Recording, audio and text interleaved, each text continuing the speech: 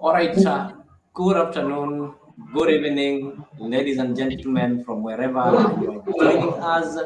Welcome to Freak 24-Hour TV. Of course, I'm glad that you're watching a Freak 24-Hour TV. These are our daily political live shows whereby we discuss matters Kenyan politics and we connect you with African stories. Of course, today is Saturday, 20th April 2024. And as usual, every Saturday we normally have what is called a Freak weekly recap, whereby we try to recap and review what has happened throughout the week in the world of politics, economy, and our social life. And today is a special one because, the country is in a mourning moment, having lost 9 gallant soldiers who passed away through a plane crash that happened 2 days ago, a day ago. And it's really a sad moment.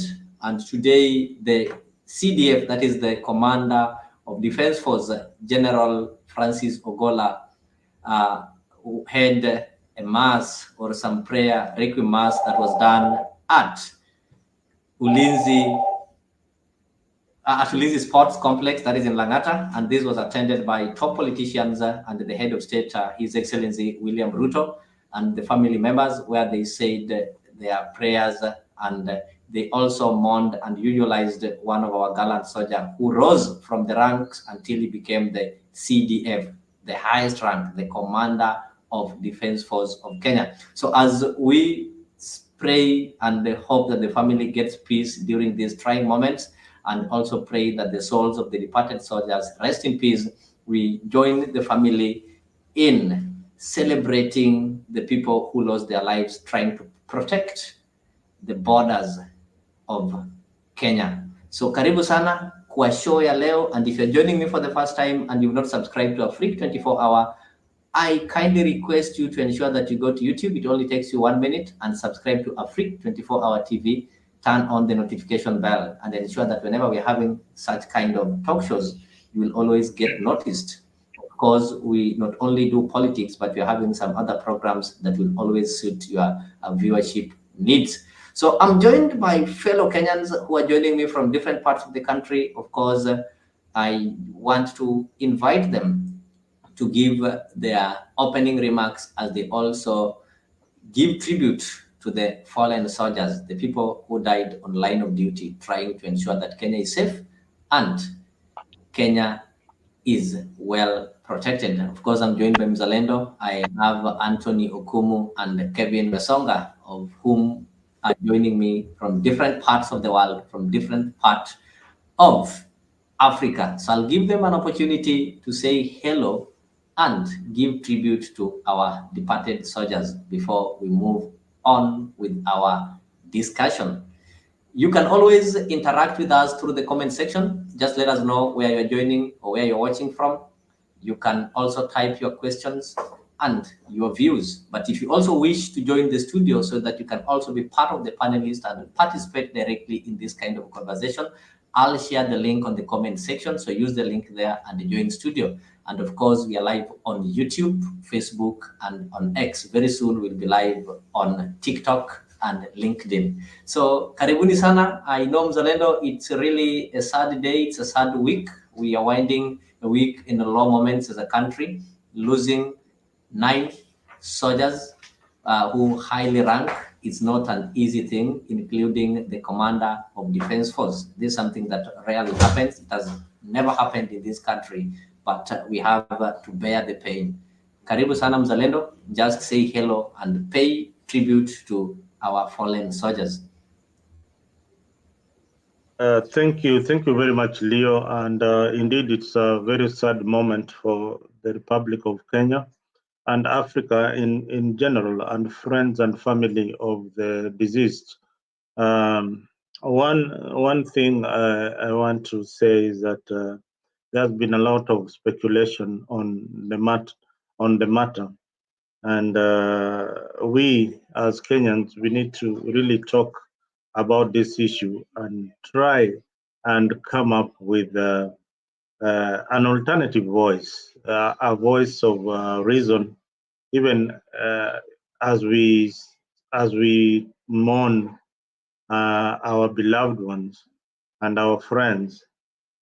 Personally, I think people have speculated a lot about the crash. People have made up stories, which I mean, it's normal in a country like Kenya, where we've had a lot of assassinations, political assassination. But the people who died were military officers. They were not very political, in my view. But I want to once again uh, call upon the government to speed up the investigation into this matter, and we find a solution, or we put the matter to rest, and probably it will address the previous incidents of plane crashes, so that we avoid this kind of speculations. Otherwise, thank you very much, Leo, for inviting me to the program.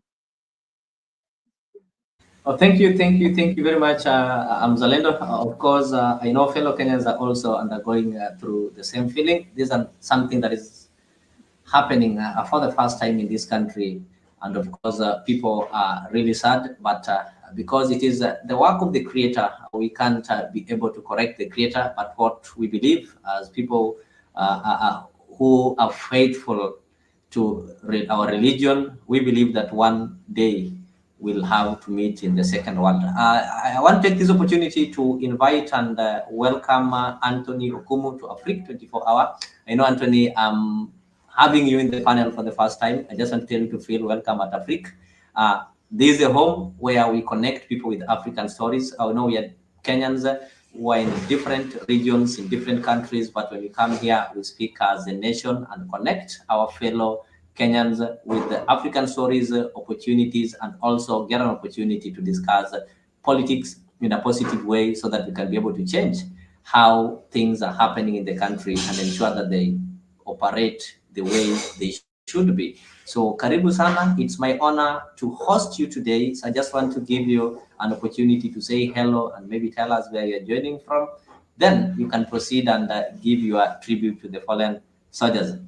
Sorry, I think Kumu has dropped. I think it's just some connection problems, but he will be back. So let me get to Kevin Wasonga. Wasonga, I know it's not your first time here. I'll give you this honor to just reintroduce yourself. We always have new viewers each and every time. So just reintroduce yourself. Tell us where you are from. Then you can pay tribute to our fallen gallant soldiers. My name is Kevin Wasonga. I come from Siaya County. That is one of the sub-counties, Rarieda sub-county. And I'm a Kenyan. In paying tribute to CFG Ogolla, who comes closer to my home state. It's a very sad day, and it has been a very sad moment for Kenyans, particularly for our CDF to die at this particular moment. It's very sad for Kenyans. And in as much as we can say death is inevitable, but at times in whatever faith that you believe in, we at times say that it may not be as natural as our religion may tell us. So it's a moment to pay tribute as we await for the burial of Chief of Defense Forces, General Ogolla, who is actually at the level of the president. So we condole together with the families, we condole together with the fellow Kenyans, Africa as a whole, and the world at large. So it's a very sad moment that we are discussing about is the miss. We are paying final tribute to him as we join fellow Kenyans and the entire world in having these particular speculations about his passing on. All we can do at the moment is to speculate. Other things will follow. And we demand for answers for the same as we speculate.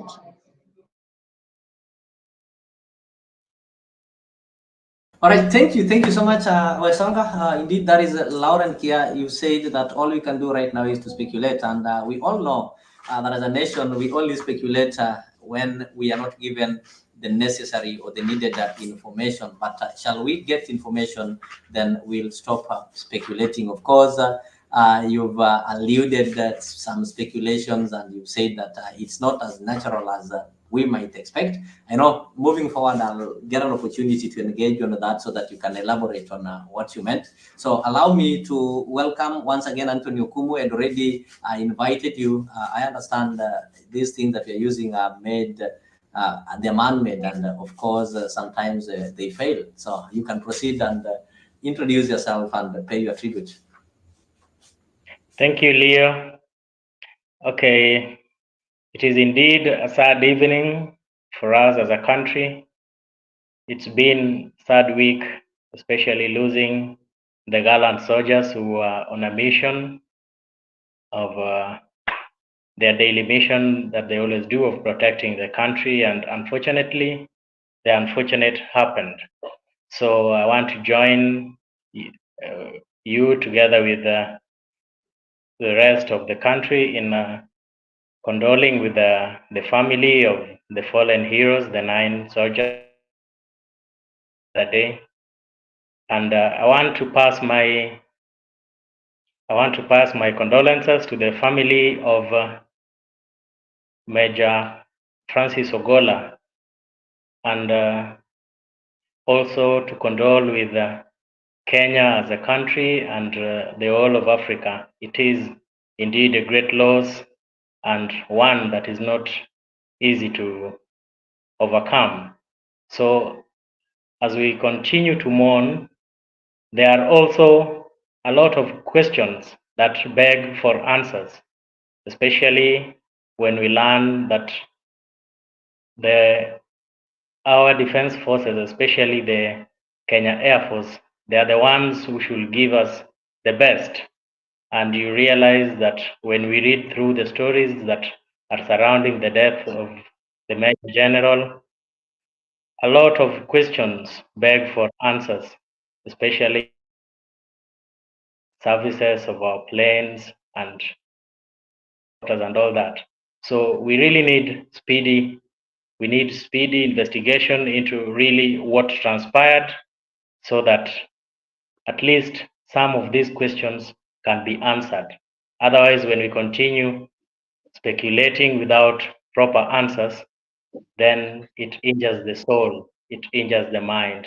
So once again, I want to thank you for having me or for hosting me in the show, and I join the rest of the country in condoling our fallen heroes. Thank you.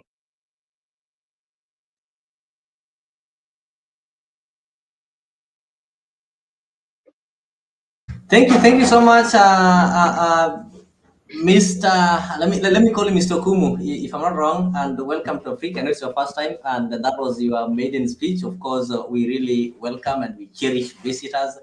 We like liberal Kenyans who discuss issues irrespective of their religious alienation, their political alienation, or their tribal background. So, of course, I'm also joined by one and only Captain. I know Captain is called Captain Keep. This is one man who was given school fee by his father to pay fee, but he decided to go abroad. So he will tell us why he did that. So Captain, karibu sana. I know una machungu. I'll give you an opportunity to pay tribute before we move on with our normal discussions. And Captain, maybe if you can turn on your camera, I'll really appreciate. Unless uko majuu pia mmepoteza stima na mumeanza kuenda chini ya maji. Okay, Nabaya, I think you can hear me without even the camera. I can hear you, though your sound is a bit low, but I understand that everybody is in a low moment right now. Yeah, of course, my sound is a bit low. And let me say hi to all of you, without mentioning any name, all of you as a panelist, and join the rest of the Kenyans who are mourning the departed soldiers, who are mourning my fellow captains who have departed, and more so in particular, such a wonderful CDF. who has no a lot of words. I'm sending my condolences to the families who lost them, the family of General Ogolla, and also wishing the quick recovery to the soldiers who are in hospitals now, 2 of them. Wish you quick recovery, comrades. It shall be well. When one of the, what do you call, they say in Swahili, nyasi moja iking'oka kwa nyumba haitavuja. So our house will not rain because of what has happened. So as per the topic, Nyabaya, I think I'll strictly be on the line of the topic that says that tribute to fallen soldiers. Captain, I know you're captain. It's okay. I just wanted you to say hello before we get into the topic. And I just want everybody to pass their greetings and pay their tribute. Then we'll go to the topic. Of course, we're just giving the general their speculations and your opinions. I cannot talk of speculations myself. I cannot talk of speculations. I cannot talk of the investigation of the air accident. They are doing their work, but I've been hearing since that when the action took place, we have been having some investigators in this panel who are the best. They are trying to be the best more than the investigators themselves who are doing air accident investigation. I cannot talk about that myself. The panelists who know those things of investigating air accidents, they are there working. I cannot join them because it is their profession. Maybe only what we will be told, I will say it later on when we come to maybe when you open another forum after this tribute. Okay. Right. Thank you, Captain Kip, for that tribute that you paid to our fallen gallant soldiers, and also saying that we need to leave the matter of investigation to the investigative departments. I now want to invite one of our own, Boniface Kimanzi, to just say hi and give his tribute before we proceed. So Boniface, I hope all is well. Nairobi is great. And as I can see your face, as long as you're mourning, things are okay. Karibu. Yeah, thank you so much, Mr. Leo. I can see Kevin there, Captain Zalendo, and the other gentleman. Good evening from Nairobi, Kenya. So thank you so much for today, giving me this opportunity to come here and try to give my opinion about what is happening in the country. Again, to mourn the departure of one of the CDF. You know that this is something that has made our country to shake, and it is raising a lot of eyebrows because the death of Captain CDF Francis Ogolla is one of the things that has really made a lot of people to question what is happening in this government. So as I mourn the death of CDF Ogolla, I will always say that our country needs to get serious when it comes to matters concerning politics, security, and health. Thank you so much. Thank you, Boniface. That is great. And ladies and gentlemen who are joining me for the first time, and even the ones who've been joining me previously and you've not subscribed to our channels, I just want to encourage you or invite you to subscribe to our Freak 24 Hour. We always have this kind of political talks each and every day, whereby we sit as Kenyans and try to look at a way forward. We try to analyze things that are happening within the country, what is done right, what is not done right, and try to give our views on how we feel things should be done. And we believe that by doing this, we are going to provide enough civic education that moving forward, we are going to have a country that is moving in the right direction, a country that can be admired by people from different countries, not a country full of mediocre, country full of problems. We want visioning a Kenya whereby people can really feel comfortable and proud that indeed we are in a progressive 21st century country. So to the panelists who joined me today, I just want to say thank you and welcome you to this candid discussion and encourage you to speak out your mind irrespective of your political affiliation, your religion, or your tribe. And of course, I want to take this opportunity maybe to play for you some of the events. I know there are so many people who maybe because of one or two reasons missed the events that took place as they were bidding a farewell or paying tribute to the fallen soldiers, specifically Major General Francis Ogolla, who will be laid to rest in his home, that is Alego, tomorrow. So I'll get you some of the speeches from keynote speakers, that is the top politicians and top leadership. Then from that, we'll be able to see, I've heard some of you talking of some controversies, some of you talking of some speculation. So I want you to bring it on. So if you're speculating something and try to convince us so that we can be able to understand what really happened. So apart from that, I just want also to remind you that in Africa, we're having several programs that will suit your viewership needs.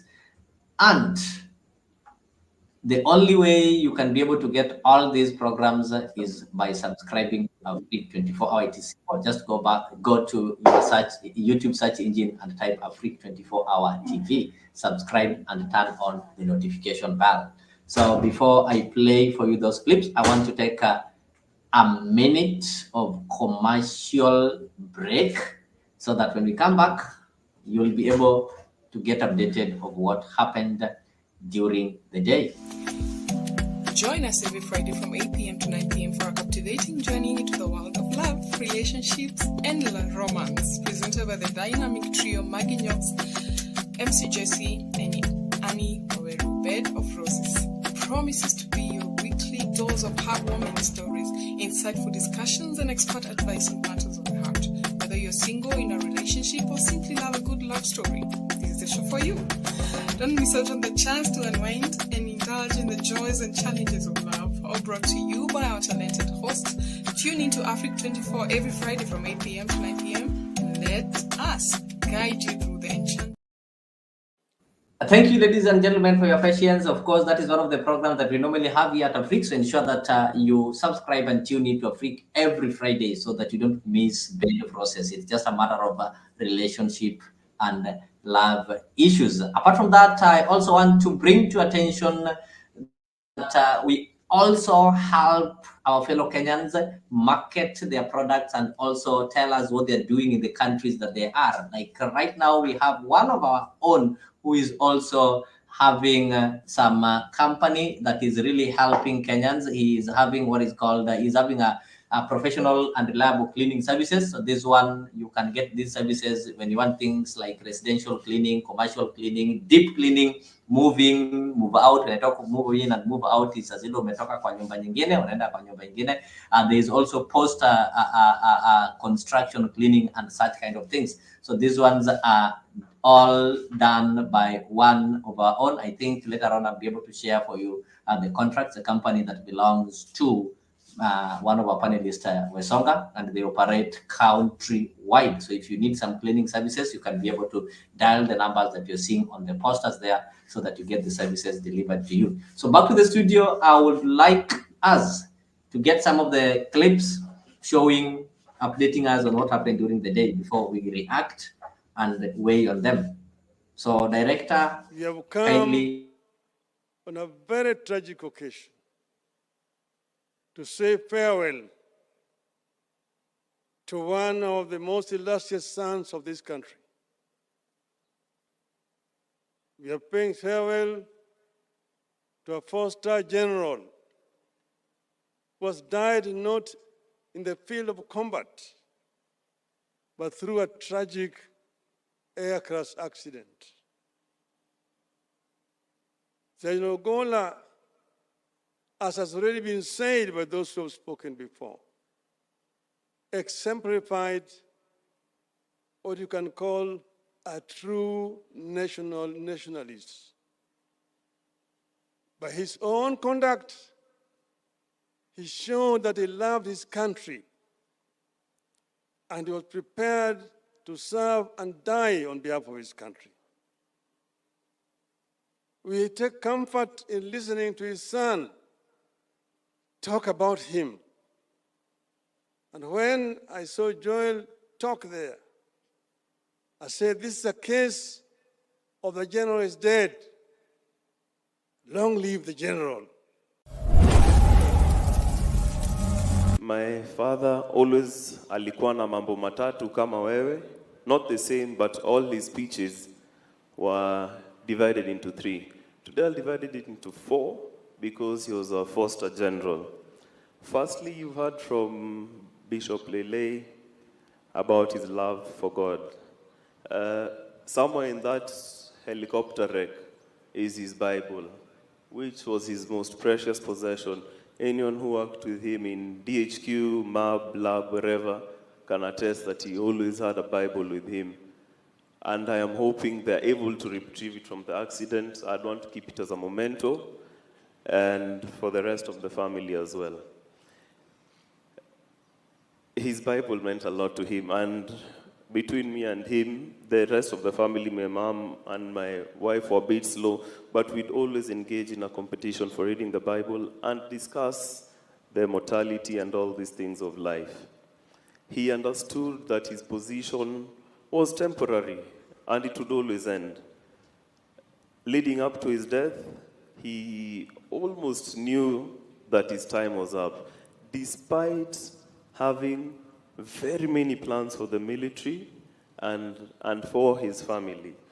But he spoke in a certain tone that would suggest that, my son, I won't always be here, and you will need to take care of my wife and my other children, which I am more than ready to do, and it will not be a problem. General Ogolla, despite being a very tough general and commander, who is celebrated for his various accomplishments, was also a very humorous man. He was full of very good jokes, and many a time in tense situations, he would make everybody feel comfortable. Many a time as we waited at the airport, Your Excellency, to welcome you or to see you off to foreign countries, the general would keep us busy with many good stories and keep us entertained. And I do remember one such day when you left and we were left there and we were in a hurry to leave as you took off. And he told me, Mr. Deputy President, it is good for me to inform you that when you are in a military facility and the Commander-in-Chief is away, I am the senior most military officer here, and all of you take orders from me, and you only leave when I tell you so. And after we stayed for a while, he said, you may now take off. I give you fallout. And that was a tradition for the days we stayed with General Ogolla. We were there with Professor Kindiki, the leader of majority, and all these politicians who are not very accustomed to orders. But the general would organize us, and only when he felt that your plane has taken off safely into the skies, he would say, Deputy President and the rest of you, you may now fall out. That was General Ogolla for you. Kusema hivi, our position as Linda Jamii is that Ogolla has been assassinated. And we have enough information to suggest that it's an assassination. It started in Bomas. Threats are very clear. Ruto said he forgave Ogolla, but he forgave him spiritually. But physically, he has executed this matter. Duale advised him to deal with KDF that tried to overturn his winning. So our position is that this is an assassination. Throughout the night, I tried to sleep with my stomach, saying it is an accident. My stomach refused. I slept with my back. My back refused to accept it. I slept on my left. It refused. My right refused.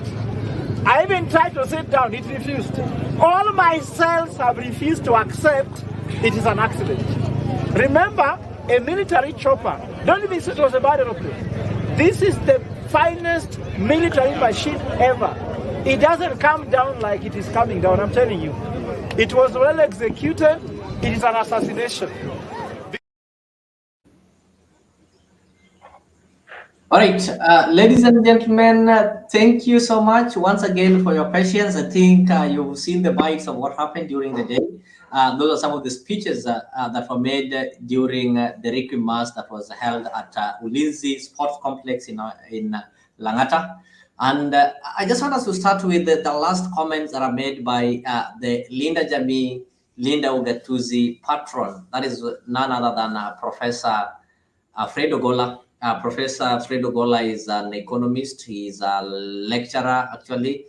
He's also a politician. And so far, he's declared that he's going to contest for presidency. And he's contesting on a slogan of Hewa Mpya, claiming that he's going to bring a new breath. I don't know how people translate that or how people will take this kind of Hewa Mpya movement by Fred Ogolla.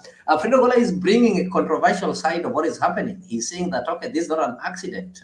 This is an assassination. So I just want us to look at this. I want to get your opinion on that. I'll start from my right. Of course, I'll move clockwise until I ensure that everybody is reached. So because of time constraint and to enable that everybody gets an equal opportunity to weigh in, I'll give each speaker 5 minutes. So Mzalendo, I'll start with you. If you listen to the comments of Professor Fred Ogolla, he's insinuating that this one might be an assassination. The question I'm asking you, is it not normal for the Chief of Defense Forces to die on plane crashes? Do you agree with Fred Ogolla, or those are just mere sentiments that should be ignored? No, thank you, Leo. My friend Fred Ogolla has the right of speech. He can say what he wants to say, but there have been accidents before, even in the most in the first world military. Personnel have been involved in accidents in choppers, even jet fighters. They have been involved in crashes before, and this is not new to our country, Kenya. Ogolla's sentiments are what is running across many Kenyans who feel that maybe there was a foul play. So he has got the right to speculate whatever he's saying. But whatever he's saying is cannot be verified as the truth. So we can just regard it as mere speculation until investigations are complete. But just on my side, I can also speculate that, maybe there was a mishap in the aircraft. Maybe there was an electrical fault. Maybe the pilot had no visibility. So many things that we can say happened to the plane. From what we read from the previous incidences, we can add one or two. We can also say it's an assassination, because that is what has happened in most countries. Remember, General Garang was assassinated in the airspace in Uganda. It was claimed that is an assassination. So some of these things, until I don't know whether the truth will ever come out, but having said that, we have not seen any truth coming out in the investigations of previous crashes. So I don't know whether the one for Ogolla will be a special one, but we need an independent body to carry out a thorough investigation into the matter. But the uniqueness of the matter is what is surprising me, because Ogolla is going to be buried in the next 72 hours. Maybe tomorrow you'll be late to rest. according to his wishes. So that could again jeopardize so many things in terms of investigation. So if there was some, if his body parts were going to be analyzed, his remains and the other soldiers. Remember, the Muslim have already buried one of their own. So this investigation might just be centered on the aircraft. So if we can center the investigation on the aircraft, then probably we'll get some answers, which is not definitely, which might not be the truth of the matter. That's what I can say for now. Okay, thank you. Think I get you. That is according to Mzalendo. Mzalendo is saying that the sentiments of Ogolla are just speculations and they need to be ignored, and we wait for some thorough investigation so that we can be able to ascertain the real cause of death. So we don't need to be directed in that direction that there was an assassination, because according to Ogolla, he says that this is a clear assassination. And of course, I'll bring in some of the people who also had a similar thought. For example, for the people who always follow social media, if you read the tweets of one Embakasi East member of parliament, Babi Owino, he asked some questions that he said that if not answered, then we are going to bleed and we are going to perceive that this was an assassination or power play or something like that. Of course, we are going to meddle on this as we proceed with our conversation. So let me go to Boniface. I think you gave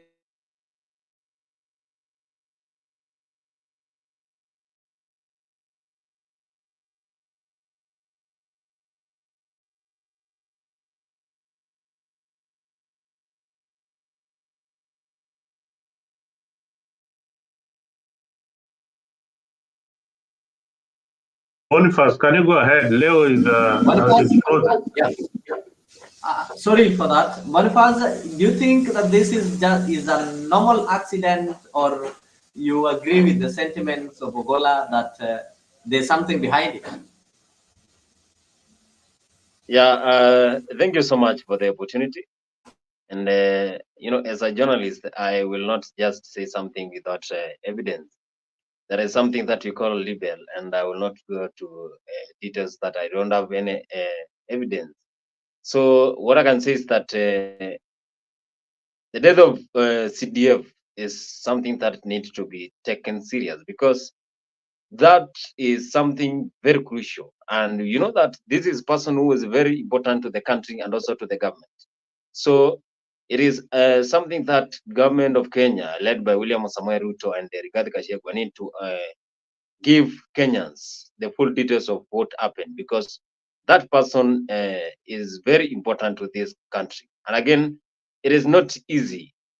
These things happen rarely for the CDF to die, because those are the people who have a lot of security. After president, we come to the CDF, because those are the people who take care of this country. So personally, I don't have any evidence of what happened, but again, as a human being, I should always ask myself questions, and those are the questions that I will always ask any Kenyans who want to get information of what happened to CDF Ogolla. And the death of Francis Ogolla has really made Kenyans to get surprised. A lot of people are asking questions, and again, the questions go unanswered because you don't have anyone to give you the explanation. So we expected the president to give us explanation, and Kenyans are ready to hear, because if you give Kenyans room to talk, then they are going to give a lot of false and also true information. And you know that Kenyans know anything that can happen. They can forecast something that can happen. I have seen people writing in social media, bloggers are raising eyebrows, people are saying a lot of things concerning the death of Francis Ogolla. But again, do they have information about it? So again, you should always be serious when saying something with your mouth, also writing or giving any information, because anything that you can write or say can haunt you. And that is what you call libel. And when it comes to libel, there is something that always captures people, and it is going to affect you. So what I can say is that we need to get explanation of what happened, because this is not real. The death of CDF, we expect other KDFs to die during the line of duty when they are fighting the bandits, and also when they are fighting with Al-Shabaabs in the forest. But again, now the plane, how did this plane took off while we have a lot of things that need to be taken into consideration? Why did this happen? Well, was there no electrician? Was no any person who can see what is happening in the helicopter? So we have a lot of things to consider, because what really happened in this plane is something that needs to be taken serious. Because why did this death come out at this time? Yet it is only 1 year and 1.5 years since he took over this leadership. So I don't have more to say, but I can say we have a lot of questions, and the questions we are asking, they will go unanswered until we get an explanation from the government. Thank you. Thank you so much, Boniface, for.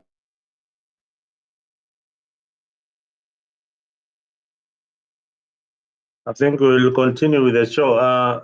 Leo seems to be having a bad network until he comes back. And let me.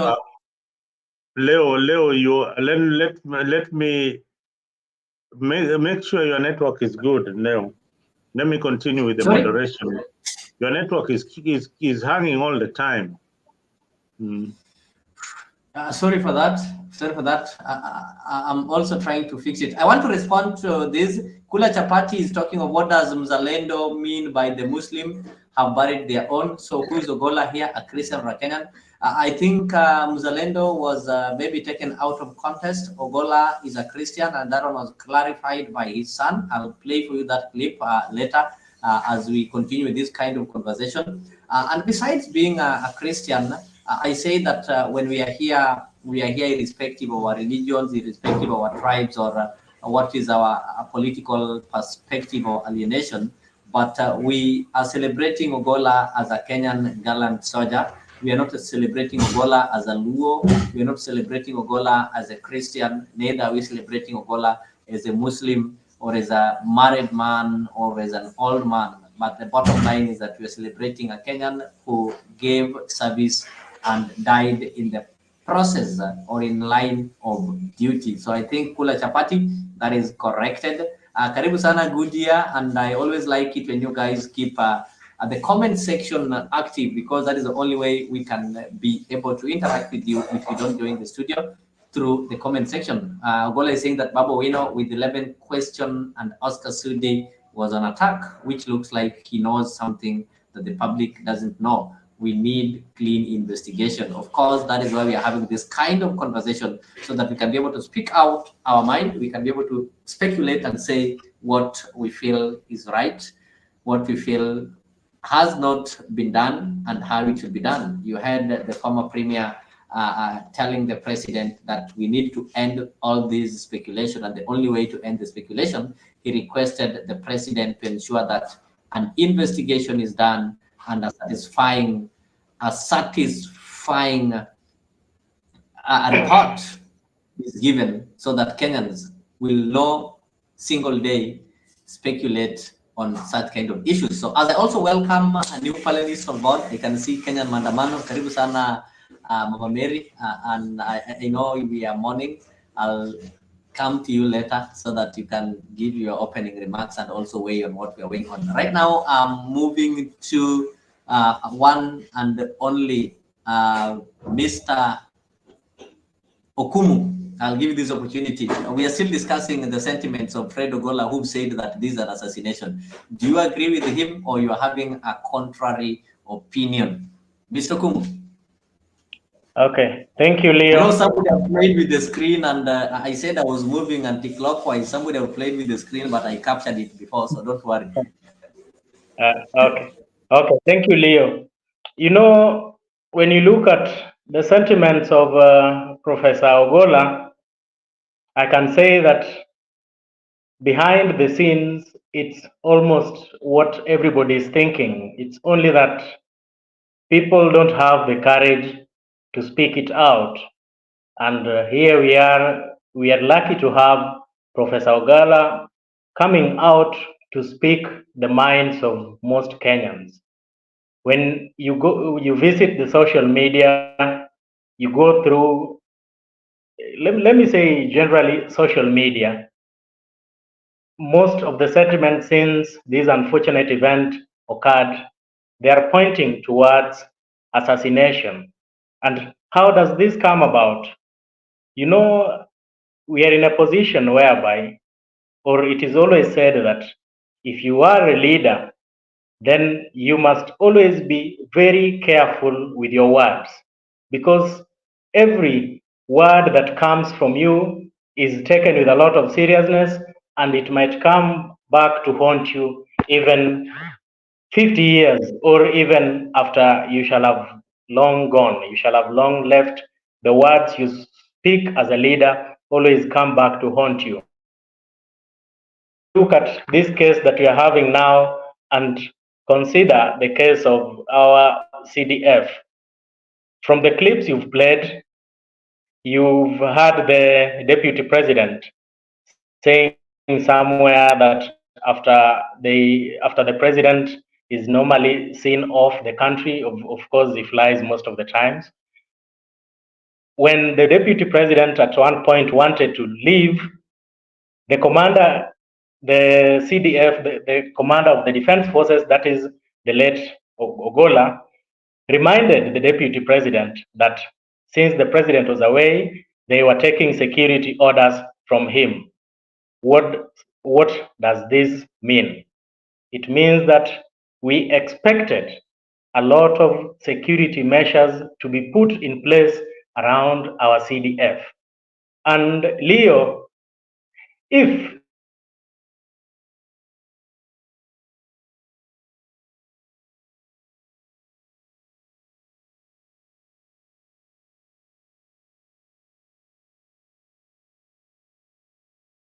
I think there's been a network, Leo, be alert.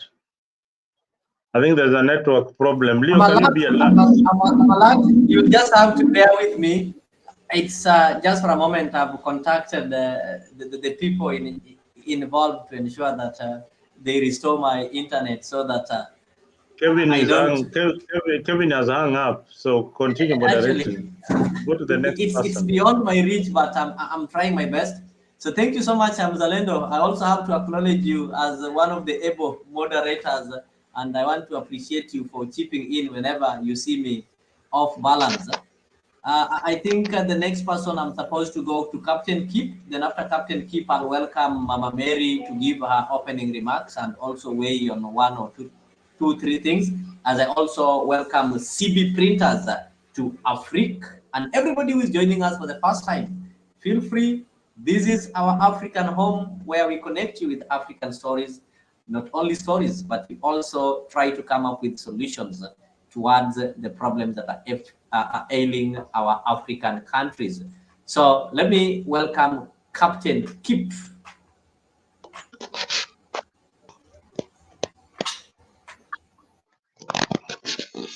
Thank you very much, Nabaya. Zalendo, I don't know the other guys, but I've been seeing them in the panel. You are talking of assassination in the platform, which I don't know how has it been confirmed. Because for me, if it is assassination, I will kindly request the president to make sure if it is assassination for real, he must not left any stone unturned. And if it is actually an assassination, where was this assassination planned? All the 12 people, when the assassination was being planned, they were not there. No one of them could have even raised a question that there is something going on that we need to be careful. Because the people who are there are they are very senior people in the government. I don't think they could have been out from where Ogolla was supposed to be, or how the planning of assassination was done. They're supposed to have been there. If there was any technicalities from the plane, we used to blame. Whoever will be blamed knows himself or herself. He must have slipped on duty, and he'll have to carry the burden. The story of this gentleman you are playing here, for me, I don't know. I can call him is just a joking person. Those are just bad jokers. They are trying to attract the public attention. They are trying to gain the ponga points from the Wananchi that, oh, this thing was done like this and that. If I may say that, if it could have been Raila Odinga who won the last election, and this accident happened, what could we have been talking right now? You know, sometimes when we say such words, we have to remember it, or we have to think of it in a different way. You see? I have heard some people saying here, it is a normal accident, which for me, I have a reservation on that because I've never heard of a normal accident. I can say maybe ordinary accident, like just by moving the way we move, like the way it's happening now for roads. I'll take it to be a normal accident, ordinary accident, not a normal. There is nothing normal like that. Because if it could have been a normal accident, you would have been hearing it each and every time that it is normal to happen like that. No. I still have a reservation on it. So, President, kila mawe ile imefunika hiyo mambo, hakikisha imefunuliwa to open the way for Kenyans to know what really happened. I may take General Ogolla as just an ordinary Kenyan like me, Mzalendo, Kimanzi, Kevin, CB Printers, Anthony Ukumu, Kenyan Maandamano. We might be differing here. But one day, one time, if you hear that Captain is no longer there, and the way he has gone is not wanting, you'll want to know. So even me as an ordinary Kenyan, I'll want to know all these deaths, what really happened, who slept on duty. The plane was flying to so many stations, and I don't know, was checking there. Are we supposed to be having a technician in the plane, or whoever is supposed to be dealing with aeronautical things? I don't know. So we want to be told as Kenyans exactly what happened. For speculations, I cannot talk about. Thank you, Kip. Thank you very much. Let me just stand in for Leo, who was, I think, having network issues. Before I invite Mheshimiwa, Mheshimiwa has been in politics for a very long time. Let me invite a lady who has been in this struggle for the longest time, Kenya Maandamano Kamili, a lady who stands for the truth and the justice for each and every Kenyan. Karibu sana Kenya Maandamano Kamili. Thank you, Mzalendo. I hope everybody can hear me. Yeah, well, very loud and clear. Nasalimia kila mtu ambaye ana maneno ya kusema katika hii forum, mambo ambayo inatuhusu. And before I go far, let me condole everybody that perished in that crash. It's my feeling that Kenyans are really mourning every corner of the country. Tumeguzwa na hii mambo ambayo ni mabaya sana kwa nchi kufanyika. Ogolla has gone. We are struggling to know the truth. And I would advise, Captain, just one thing. Even a thief will never come to tell you, I'm coming to steal from you. So I'll leave you with those words, and you know why I've said so.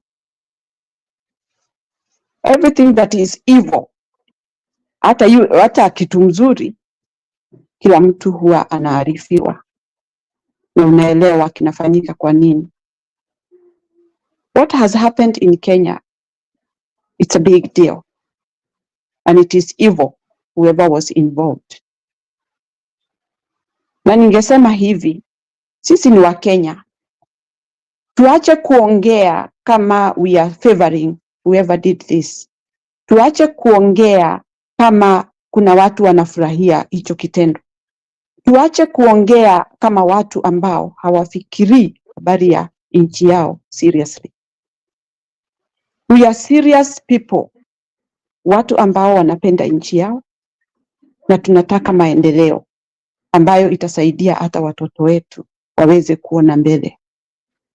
So when we come here, we need to talk the truth. Na tuongee maneno ambayo itajenga watu ambao wanalia kwa sasa. When we argue that it's a normal thing, this is not normal. Na ile kitu sio normal ni ile wanadamu wametenda. Ukichukua panga uende ukate mtu uue, that is not normal. Mtu akigonjeka awe mgonjwa akufe, that is normal. We call it normal because it's a process that has taken place. Lakini hakuna mtu ako na right ya kutoa uhai binadamu mwenzake. Kama ni mtu ametenda hiki kitendo, tunamlaani kabisa. But there are those people who stand firm on their feet, feeling that they are strong, they are superhero, they can do anything they wish to another human being.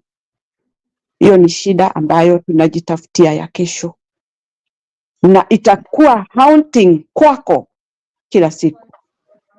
Let me point two things about the speech that I listened today. The president ambaye aliongea, ambaye mimi I don't support, amesema mambo mawili hapo ikaniweka wasiwasi na nikajiuliza maswali mengi. This is a mourning time. This is not a celebration. And I don't think it is the time of saying things that really makes it even more hurting to the wananchi. Mambo ambayo huwezi ukaleta mambo ya kusema ati ulikuwa advised ati uweke kabila lako kwa sababu is a sensitive position. Huwezi ukasema huyo binadamu ambaye ameaga alikuwa wakutane ndio waongee ile maneno ambayo waliongea, alafu anatuambia ati alisema unisamehe. Ogolla is normal. Ogolla will never defend himself, ever. For his life, it's ended. The story that we are listening, it makes it more sad and more hurting for the country. We need to talk things that really matters at this very time when people are mourning. Things that really gives people courage to continue with the life that they are living. We are mourning Ogolla because he cannot defend himself. It's so bad and so, something that really goes to your heart seriously. Kwa mtu ambaye amelala na bado watu wanaongea mambo ambayo si relevant with the situation we are in now. So for us, let's mourn Ogolla. Ogolla ameenda kwa njia isiyo halali. Lakini ni vizuri sababu tumejua tunaelekea wapi. And let me say this to the panelists. The behavior that you do all the time reflects you. Nawaombea Mungu awape rehema. Thank you for listening to me. Asanteni sana. Thank you, Kenya Maandamano, for those candid words and words of encouragement that some of these things do not just happen. Maybe there is something that happened to this particular plane. Maybe it's an assassination. So we are all speculators here, and we will continue speculating. Let me invite Honorable CB Printers. Me and Najua ni mheshimiwa. I don't know why you are calling yourself CB Printers. And my good friend, and he will also tell us briefly if he knows General Ogolla. Karibu sana, Honorable Shadow.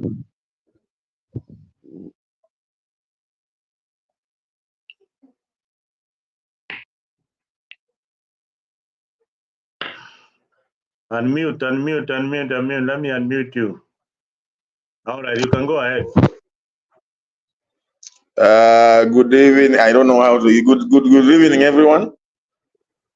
Good evening. We're here in. Good evening. We can hear you loud and clear. Okay. First, I would want to thank you for inviting me to this, and I want to condole with the Ogolla's family. It's a very unfortunate event that has happened, but I think what I have to say first is that a chief of defense force is not an ordinary person. He is nearly or more equivalent to a president of a country. So the security of such a person, even the helicopter security around it, must be really looked into. The circumstances surrounding his death certainly are suspicious, because this is also, to note, is the first time it is happening. The first chief of defense forces to have died in a crash.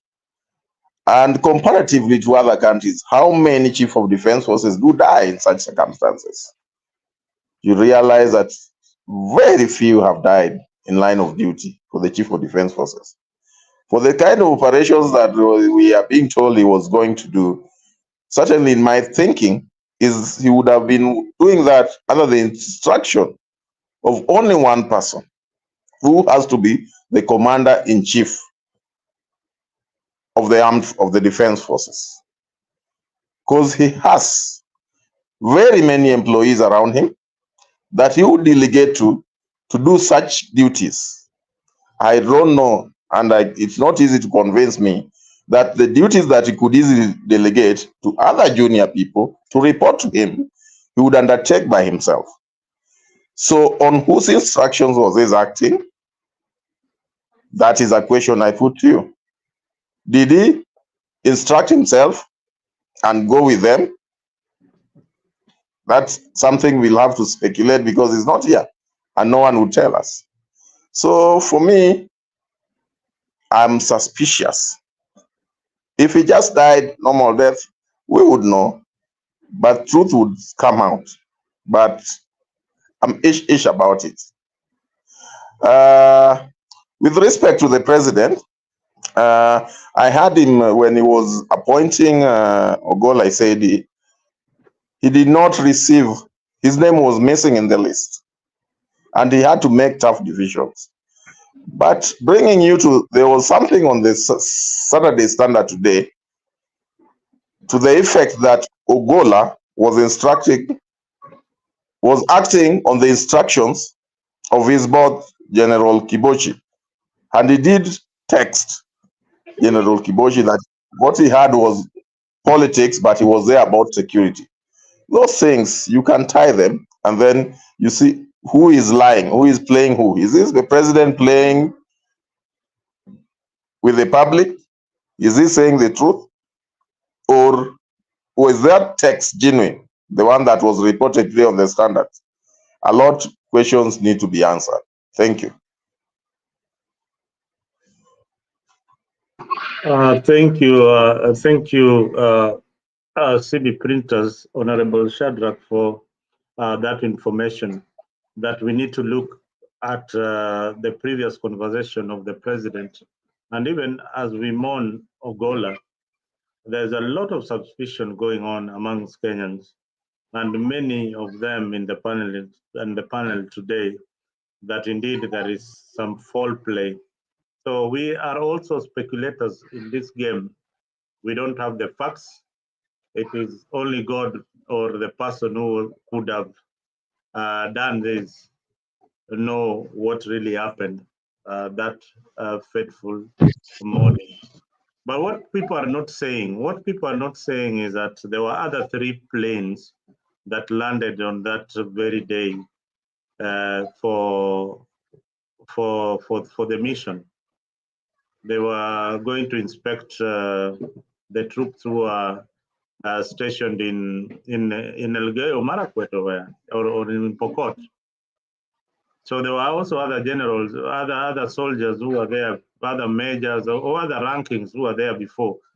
So the 2 or 3 planes took off, and Ogolla's plane was the last one. That information is not coming out very clearly. Maybe if somebody has got more information into this in the comment section, or one of the panelists can highlight what really is the message out there. I'll give this chance to Kevin to say a word or two about the same issue. And I wanted us to be brief because we are so many on the panel. We run very, very fast and we cover some good ground. Thank you. Okay, I join fellow Kenyans in the speculations. I know the investigations will be on, or it's already on, but there are a lot of questions to be answered in the investigative team. But all the same, a neutral ground is required on this. All over years, we've been calling for a neutral ground in terms of doing the investigations. And looking at the facts, it's more of a longitudinal. It's going to be longitudinal investigations, which calls for the Scotland Yard. And based on this,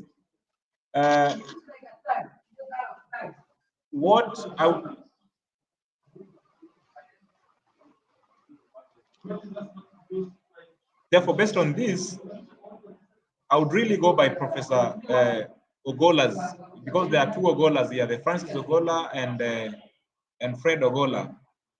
He's talking about the hypothesis. What we are doing is just to give out speculations, which later on will be aired out, and then we see whether it's null or positive, on whether it was true that our speculations are right or not. So for now, I join fellow Kenyans in having the speculations. Thank you. Thank you, Mr. I've forgotten your name again. Songa, the gentleman from Oma Bay who joined us earlier on to tell us more about this, what he thinks about, because you've been on and off. Anthony? Anthony. Yeah, Anthony. I got it right. I'm not so good with names. So Anthony, karibu sana. Asante. So just like most of the panelists have said, I would like to say that, when you're in a leadership position, the words that you utter, they come to either haunt you, or they come to have a serious impact even in future. So trying to analyze the unfortunate words that came from some of the high-ranking leaders, especially around the appointment of the general, and how the general has come to end his life, unfortunately, I can say that Professor Fred Ogolla is not wrong in trying to insinuate that this could have been an assassination, because, to the level of the CDF, Commander of the Defense Forces, that is not any is not like any ordinary Kenyan, just like one of the panelists said, because even in the clips that had been played earlier on, we've seen the deputy president saying that at one point when they were seeing the president off, when he wanted to leave the airport, the CDF reminded him that now, since the president was off, it was him, General Ogolla, that was giving commands in line with security and on when to leave the airport. So that is not just any ordinary Kenyan for you. We expect a lot of high detail security. And going by the type of death that the general has died, and looking at the past histories of like unanswered questions of people who have also perished in a similar manner, talk of the Saitoti and the Ojode, talk of the Garangs, talk of the such like deaths, they all point towards assassination. And the sad bit of it is that most of these deaths that occur in unfortunate manners, their investigations are never brought to a conclusive conclusion. And so right now, what I can request the President of the Republic is to hasten the process of investigation so that we can really know the root cause of what transpired and so that Kenyans can have satisfactory answers. Otherwise, I thank you. Very much. Inspire Women is telling us from the comment section. This is what Inspire Women is saying. Today, Zalendo, I can hear your voice loud and clear. I would have thought if there was protocol followed, the general's helicopter would have left before any other. Also, general's helicopter was changed. We've heard in the media, in the social platform, that the helicopter was changed. Inspire Women, I don't have those facts. If you have those facts, you can jump in, tell us who changed the chopper and why the chopper was actually changed the last minute. That is what is coming on the social platform. There's a lot in the social platform, a lot. But the big question I want to ask Leo, even as he comes in, is why do you think, why was he assassinated? Why was the general assassinated? If at all he was, let us just be certain that he was assassinated. Why was he assassinated, or what could have been a possible reason for his assassination? Thank you so much, Zalendo. I think can you be able to hear me? I can hear you loud and clear. All right, thank you. Even though I've not insinuated any form of assassination, but if you're somebody who's been following things to do with politics of power keenly, you'll realize that in politics, politicians, yes, it is true, politicians die because they are mortal men and death is inevitable. But they don't die controversially, or they don't just die carelessly like that.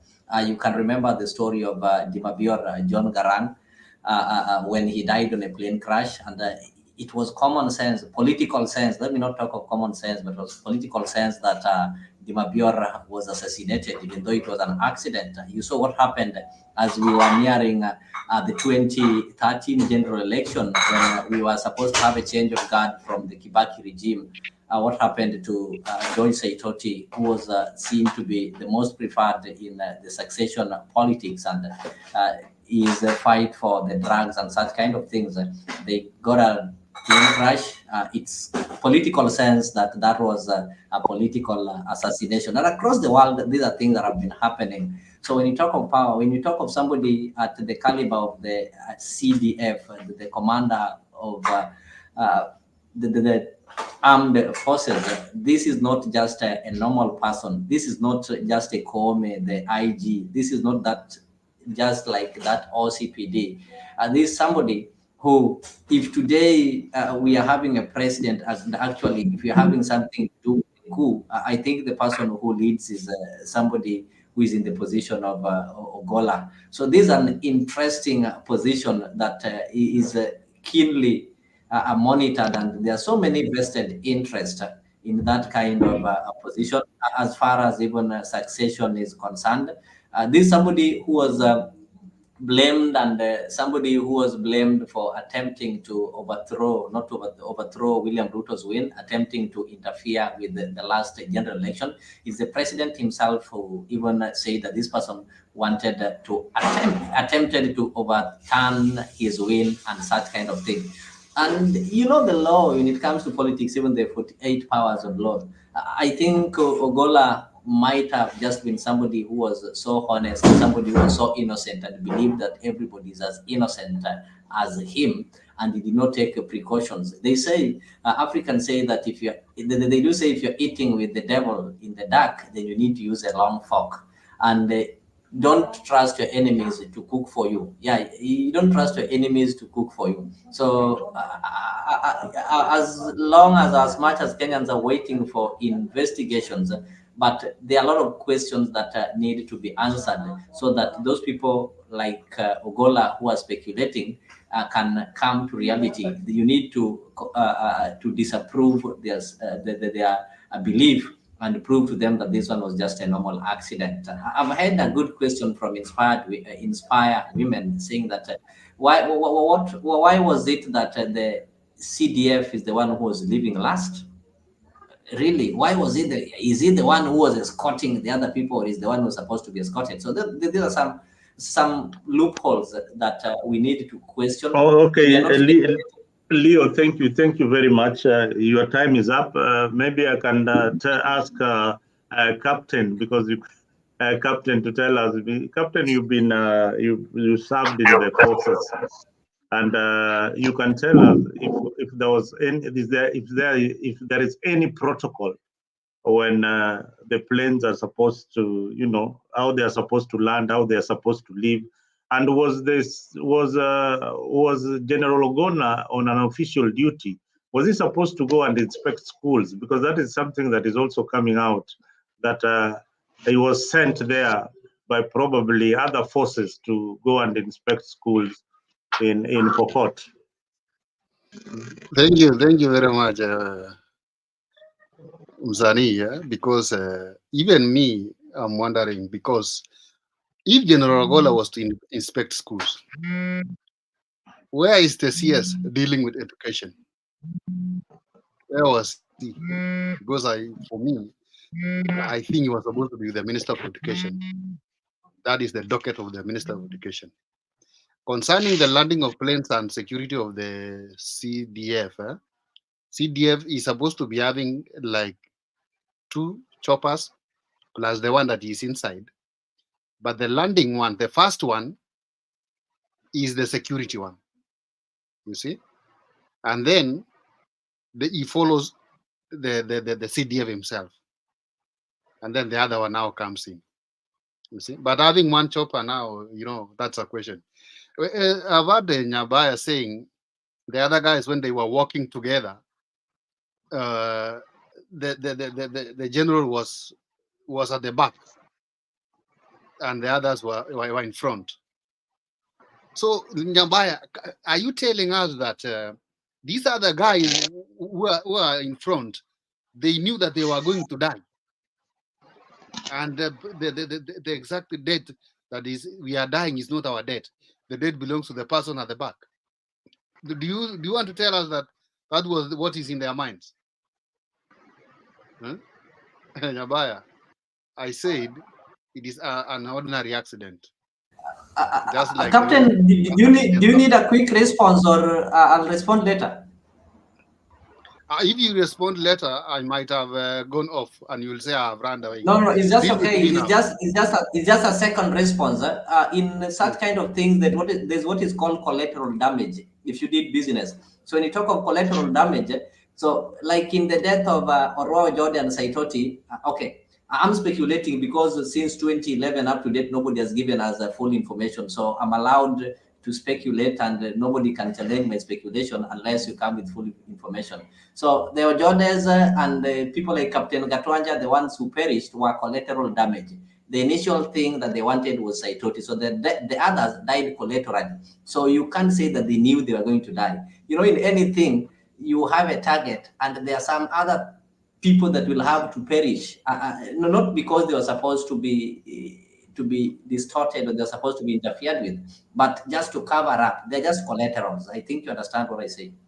I understand what you mean, but as I said before, where was the planning then? Because the people are the senior government people, whereby in everything that maybe they are planned, they are supposed to be aware.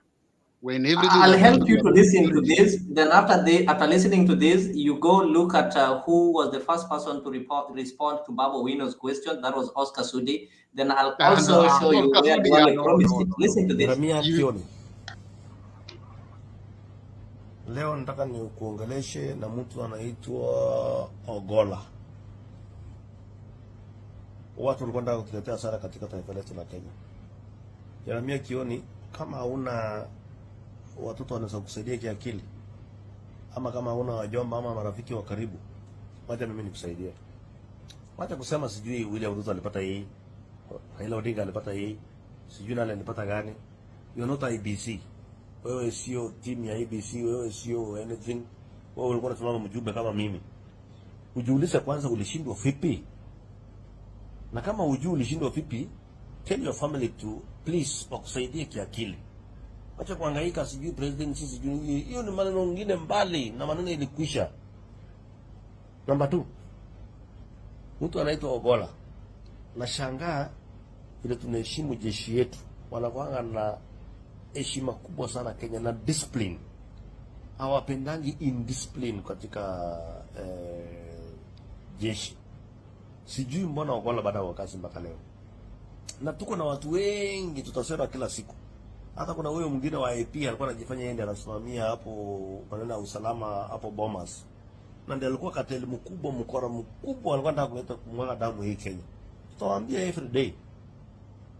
Lakini kitu tunataka tuambie wa Kenya, msikubali na tutawahi mwaga damu kwa sababu hao wajinga. Ukishindwa kura kwenda nyumbani. Wacha kwenda kuungana pale kusema unajua tukifanya hivi itafanyika hivi, tukipanga hii itafanyika ile. Mungu ni mzuri sana. 207 208 tuliona maneno ya haifai. Juzi walikuwa wamepanga sana. Sijawahi kuona kwanza president mwenye amekuwa current president alafu akaenda opposition. Hii ni maajabu. But anyway, Ogolla na Kioni, hii Kenya ni ya Wakenya milioni 50. Wacha kuhangaika, relax, mwende nyumbani. Na nyinyi jeshi mtuambie, kwenye wanasimamia jeshi, huyo Ogolla baada ya kazi kwa nini?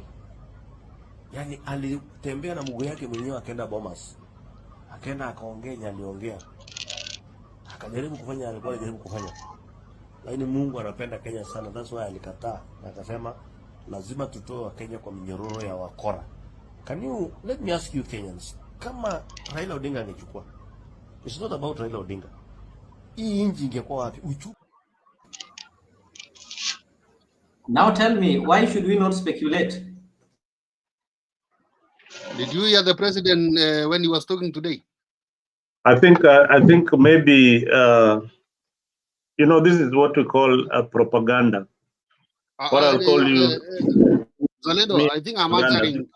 The clip was played. So first of all, before you answer Leo, when you bring in such a clip that Babu Wino put in something today and Sudi answered, that is propaganda. Don't play such a clip to create animosity and to ignite the base. That is what is called speculation. Sudi was speaking just after elections. That is Sudi speaking just after election, not today, as you are claiming. I've not said today. I said this is what happened after elections. Then when Badbu brought a claim after the crash, then he was the first person to respond. So this was after revisiting. You've been in Kenya for long. We have something called We Will Revisit. It was first pronounced by the former president, Uhuru Kenyatta, who promised to revisit judiciary. Indeed, he revisited judiciary. We've had the presidents you're going to revisit this case. And actually, why can't you tell people? How do you convince people that it wasn't a revisitation? No, Leo, I think you need to be authentic. You need to be real time in your news, even in your reporting, even in your moderation. You need to be current and stop speculation and igniting animosity for nothing. We are here and we are mourning with the family, and we don't want the family to feel. Suppose somebody actually takes that clip literally as what you are saying. You know, tomorrow unasikia kumechomeka huko Rift Valley. Yeah, utasikia kumechomeka huko Rift Valley because of such careless news items that you place on air. They can be very, very careless, and people can take advantage of the careless kind, because some people don't even know that you've edited that story, yeah, to suit your your goal, yeah. But yeah, speculation. Let's make this country a better place. Let me help Nyabaya kidogo, but I'm not helping you, Nyabaya. I'm hitting you to the head. And when Oscar Sudi was talking that he doesn't understand why Ogolla is working until to date, let me say he was speaking even yesterday. President today himself said all the names that he was given for the selection of CDF, Ogolla was not there. But he knew he was the best person for that position. Ogolla was given the position because of merits. Not That because is great. of Jaluo. Listen. You are doing an interview. I'm not in an interview. My name is not in the list of the people being proposed. Then you bring my name under the table. Should because we I know not take you the are president to qualified court? That is corruption. He wasn't among the people listed. Why did he bring somebody under the table? No, Nyabaya, listen. You are qualified I just for the want us to job, be logical. and your name is not there. That is another corruption. Then you bring me from nowhere. Why is that are one these not people bringing amounting different to names? Criminal offense? No, why these people are bringing different names? Leo, let's have some order. Let qualified. somebody Leo, speak, and then you'll be given your chance to Why are you? rebuttal. Or because you are number 3, put Mzalendo, put him number 1 there. He will be keeping quiet. I know him. Okay. Keep. No. I need to give Leo a chance because he really wants to speak his mind on this matter, and that is the reason why he's one of the panelists tonight. So I want him to speak his mind, to tell us everything that he feels about this particular incident. Maybe I can Shadrach, please. We have seen in our social platforms people saying that Ogolla grew up in Homa Bay. What do you know about Ogolla's life in Homa Bay, being that somebody who grew up also in Homa Bay, and and you've been seeing the stories going around. I tried to invite Dan, and of course alinichenga kama kawaida. So tell me, what do you really think? Actually, we've been having a conversation amongst the people who were raised in Homa Bay, and understood that Ogolla was staying with his brother at Oriang while studying in Lala Primary. And even while he was in secondary school technical, he used to come and reside in Homa Bay with the likes of Chachim Agumbi. So there was a conversation today that why did we not including amongst, because we always have one WhatsApp group for the people who live in Homa Bay from 60s to current. So there was a discussion as to why we did not have him as amongst us for the Homa Bayans. So, but I just came to realize this after his death, because that teacher taught many people at Asego Primary, at Lala Primary. So many people know the brother, but not him per se. Having said that, I think Leo and my other gentleman have been struggling to put people in place. But I think the president is also lying, because there are rules that are called Tonje rules that were set, that is a precedent that must be followed. So the appointment of a CDF is largely ceremonial. It's not that the president have an absolute authority to appoint a general. It follows the rules, is given a name, just like it's being given for the one of the Chief Justice, and his role is largely ceremonial. Whatever he's saying, like he's given 10 names and he picks from one, I don't know where that comes from. That is neither here nor there. Thank you. Thank you very much. Zalendo. Yeah, I remember. Yes, somebody has got. Yes, Kevin. I like that. Kevin, can you say something?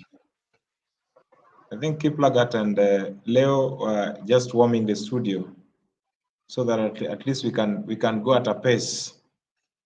But Kiplagat, it seems like you're an advocate of William Samoei Ruto, who is a pathological liar and wants to lie in front of a camera. Now he's telling us different stories, of mixed stories. He's somebody I respect in terms of being a PhD holder and all that, in terms of the academic forum. But in terms of leadership, William Ruto is a thorough liar. He's telling us now that Ogolla, the late General Ogolla, was not in the list. I've applied for jobs several years, and I've always been shortlisted. Of course, shortlisting comes from a long list. Then if William Samoei Ruto appointed somebody who was not in the long list, neither in the short list, then would we call that to be sabotage of the national constitution in such a way that you appoint somebody by the back door? You bring him because you know him on different forums. So was it corrupt deal? So that is a green light. It's really not even a green light. It's really a complete red light. Looking at the fact that we have different government agencies and ministries with different job portfolios, I don't read it anywhere in CDF, Chief of Defense Forces, having in reading his job description as a supervisor of secondary schools or primary schools or university schools, but I see him as Chief of Defense Forces, not in the Ministry of Education. So that is not there completely. So why I would speculate that these are an assassination is based on this hypothesis, which needs to be justified, and we see whether my hypothesis, because no one has come in to negate my hypothesis. No one is saying that, Kevin, you are telling a lie, unless a proof by a longitudinal research, a proof by a neutral ground. This is not something that should be done by Kenyan investigators, because they will lie to us the normal way. We've had these kind of things since 1960s. 69, we had the one for Tom Mboya, which is, we are still looking for the facts. No one has ever given us real facts that Tom Mboya died here, and what transpired, no one has ever told us. Agwin Kodek died the same things. No one has ever told us. So do you want to tell us that now the Chief of Defense Forces Ogolla, we will be told the truth? It will never be there. Chris Musando, the same thing, few days to the elections. So this is what we are calling a fabricated leadership. So if we need the hewa safi, let it be a real hewa safi, a clean air for the Kenyan democracy to move on. But as we speak, Kenyan democracy is under sabotage. Kenyan democracy is more in complete moribund. It's there, it's completely dying.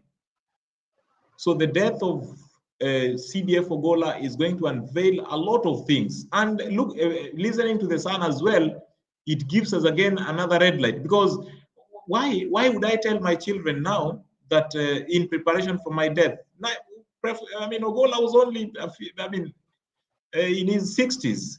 That is not an age to die. Looking at even, somebody who could still do 70 press-ups. I don't even do 40, but Ogolla could do 60, 70, 80. So he was physically fit. He had very good health. He had very good health of mind and body. again, finally, he has access to the best pilots as the CDF, as the Chief of Defense Forces.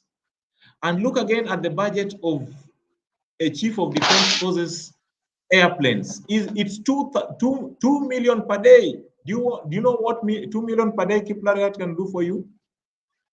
It can buy 10 millions of the shirts that you are wearing.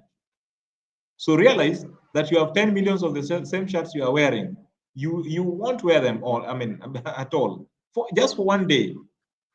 So maintenance of these aircrafts is a question to be looked into, and we don't want internal investigators. We want Scotland Yard, who will give us very empirical research, who will get down to the people, who will scrutinize the aircrafts, and if possible, very scientific research should be done on the same. I bring it back to you, Mzalendo.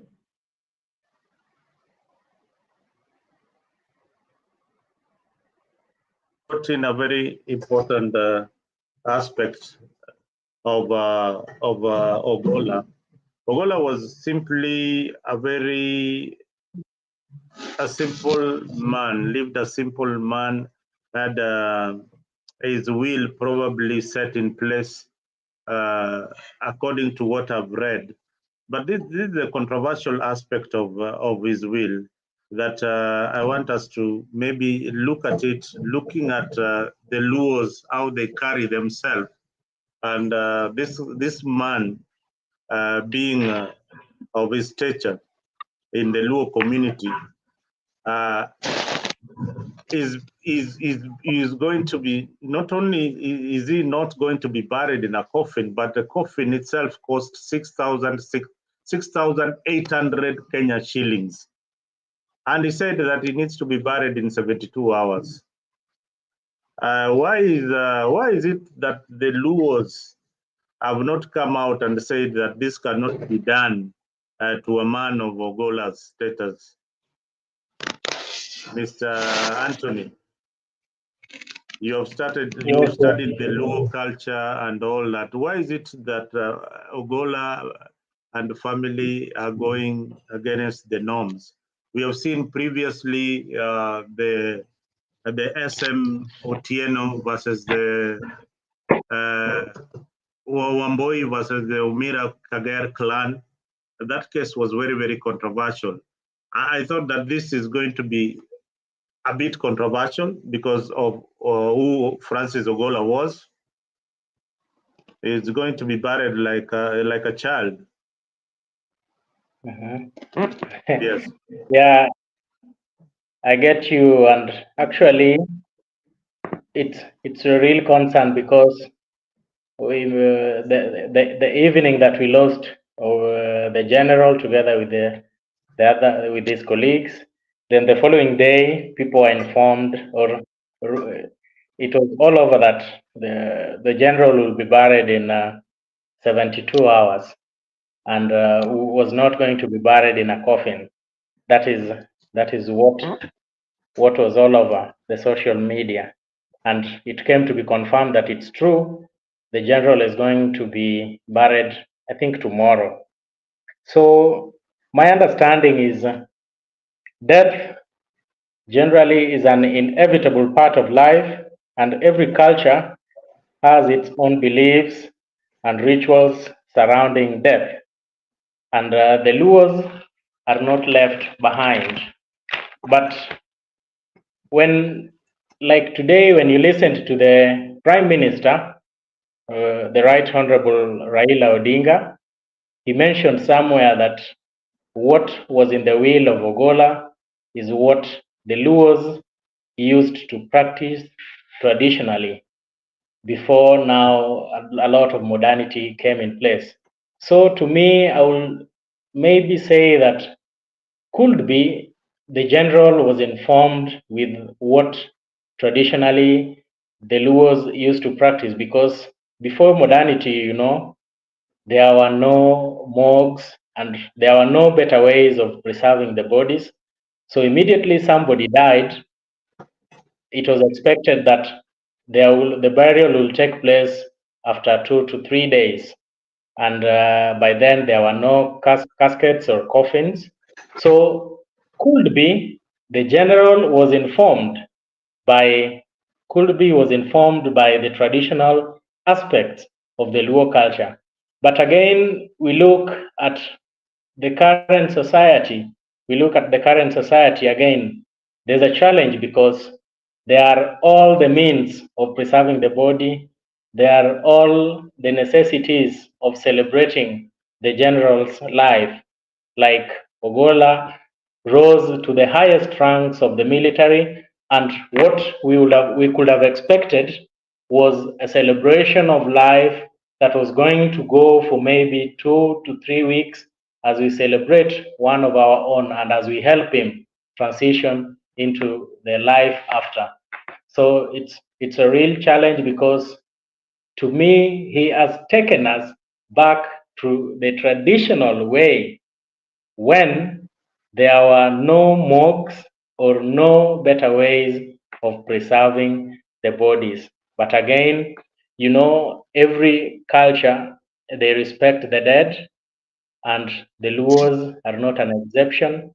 We have to go by the general's will, because wills were there. Even traditionally, you get an old man will leave the will to his sons, elder sons, and inform them where he wanted to be buried and how he wanted his burial to take place. So we have to respect what the general really proposed in his will. Yes. Well said, Anthony. I still beg to differ because of the Umira Kagere case, where they had to go through a court process because the clan felt that their son had to be buried in the Siaya, in Umira Kagere clan.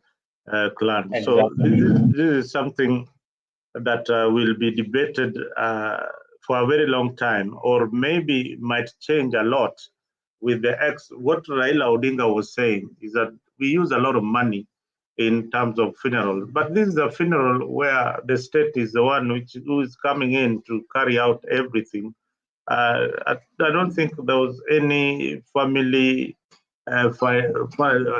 members who are going to contribute towards Francis Ogolla's funeral. But again, that tells you how unique this Francis Ogolla was. At some point, I heard the brother saying that Francis Ogolla would do the dishes back in the village. No Luo man, including my honorable friend here, Shadrach, can go in his motherland and start washing plates in front of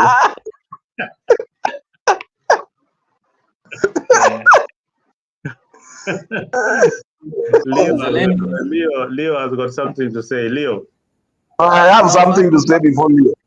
Leo, go ahead before Leo. Yes. Leo, there's an interesting, there's something that I think. Okay. There's something that was interesting that was mentioned earlier before Anthony spoke. That why was Ogolla telling his children about his demise? Could he have known something? Was he prepared for some, or he had the intelligence about something? It's a very pregnant point that he really prepared them for his demise. All we need to know, when did he start preparing them for the demise? Is it because he was a soldier, so he would die anytime in line of duty? Or is it after being appointed the general, then he saw that, okay, I'm in very hot soup? That is something that we need to debate and speculate about. Having said that, I think the aspect of Ogolla being buried after 3 days, just like Anthony has said, echoing Raila's sentiment, Luos traditionally were used to be buried within 3 days, and in that simple manner. Ogolla being a simple man, I think he wants to follow in the footsteps of the earlier tradition, and probably to inform us or educate us or direct us as Luos that we need to emulate simplicity in burials to avoid overspending in burials. I think that is his desire, that is his vision, even in his interment, I think. Thank you. Leo, you can pick up. All right, Another. Thank you so much. Yes, go ahead. Yeah. Thank you. Oh, it's like I brought a very juicy topic. Go ahead. Who is speaking? Okay, I think who is speaking? It's Anthony. Anthony, before you forget, what do you want to say? I know Leo has got a long one. No. I just want to highlight that, according to the Luo cultural practices, the burial by burying somebody within 3 days, it was not really to avoid the expenses, and we should try to omit that, avoiding the expenses, because burial to me, and according to the cultural understanding, is a celebration of life. And whether one is buried within 1 day, or whether it's buried within 3 days, or even whether it's buried after a month, there will be expenses, because the burial rites, it starts immediately one dies, and it goes like for the next 1 year, there will still be burial rites that will take place for the major. So I just want to remove that aspect of trying to avoid the expenses, somebody wanting to be buried immediately so as to avoid the expenses, because as the Luos, burial is a process, and it goes even after one is physically buried, and all those things, they involve expenses. It's only that maybe the major, according to me, wanted to practice the traditional way of burying the dead. Yes. Anyway, Leo, you can come in, but just to add and to inform you that the general was not a very traditional man. This was a Christian who practiced Christianity. Leo, can you go ahead?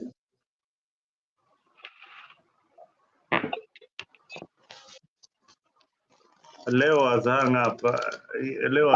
Even as Leo comes in, I just okay. Let me allow me to come in for Leo. Yes. Sorry.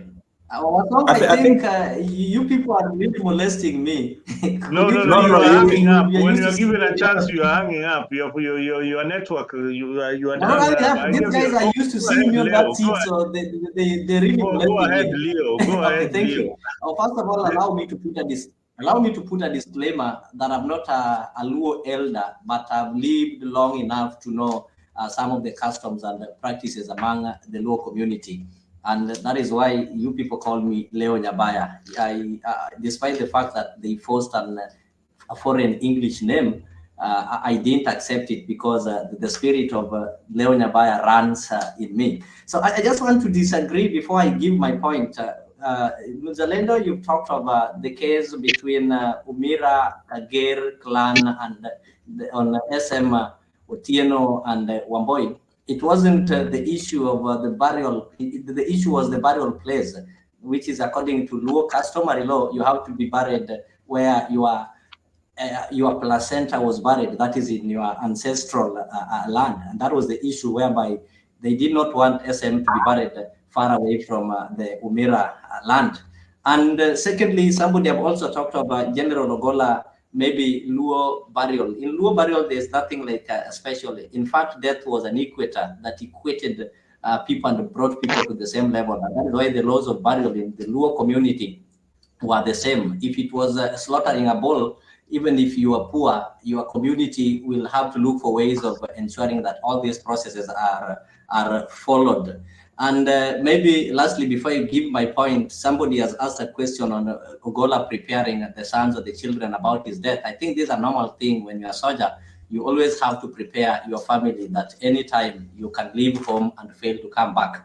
Then to take you back to the little that my grandfather shared with me about the Luo community when it comes to burial rites, you'll find that the Luo tradition has got something called the traditional burial rites. I think they're about 14. The first one is the death announcement. So when we try to look at, is Ogolla's burial according to the tradition? We need to ask these 14 questions. Number one, was the burial announced according to the Luo tradition? Of course, yes. Those people who are at Alegogia will tell you that announcement was made and the people did some wailing, something called Goyonduru or something like that. I think, Zalendo, you get me well.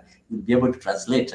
Secondly, there's something called the dead wake. The dead wake is what we call in Luo Rita. When a Luo has died, what happens before you are buried? The body will have to stay for an overnight viewing, and the people have to stay in that home.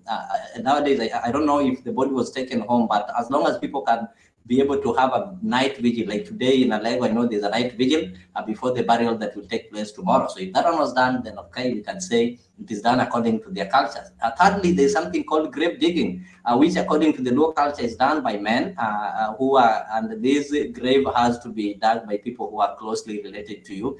And nowadays, because of interference of the Western culture and the church, they try to interfere. They have to make some Christian prayers and such kind of things before allowing people to dig grave. At the end of the day, they'll be given some drinks. We call it changa, or if you like, you can call it ugenya village. There's accompanying of the spirit of the dead. This is what Mzalendo will tell you is called teruburu. If this one will be done, of course, I know you saw it being done when Professor Magoha died in game. So if they'll do this, then of course we'll say this thing was done according to the Luo culture. After that, we have something called shaving and visiting the widow's natal home. When you lose your husband, or you lose your father, you lose your mom, after the burial, there are some days that will pass, then they'll have to shave you as a sign that you're starting a new life. So nowadays, I don't know if people practice it, but I can remember back in 1998 when I lost my dad, we had to be shaved. And of course, it was done in a certain ruthless way when you are not prepared for it. And there's meal serving, which of course, can you tell the viewers, Leo, get some meat. Then we'll say matanga haikuwa complete. Unlike my central brothers, you go for a funeral, body inazikwa, then unataka kunaenda kula hoteli. In a Luo, they have to slaughter animals and people will have to share the meal. So if these things will be fulfilled, then I think he is going to be buried according to the Luo culture, and there's nothing that somebody can maybe claim later that wasn't followed. When you talk of the 72 hours, in the olden days, people were buried immediately they die, so that is okay. Can you hear me, Leo? Yes.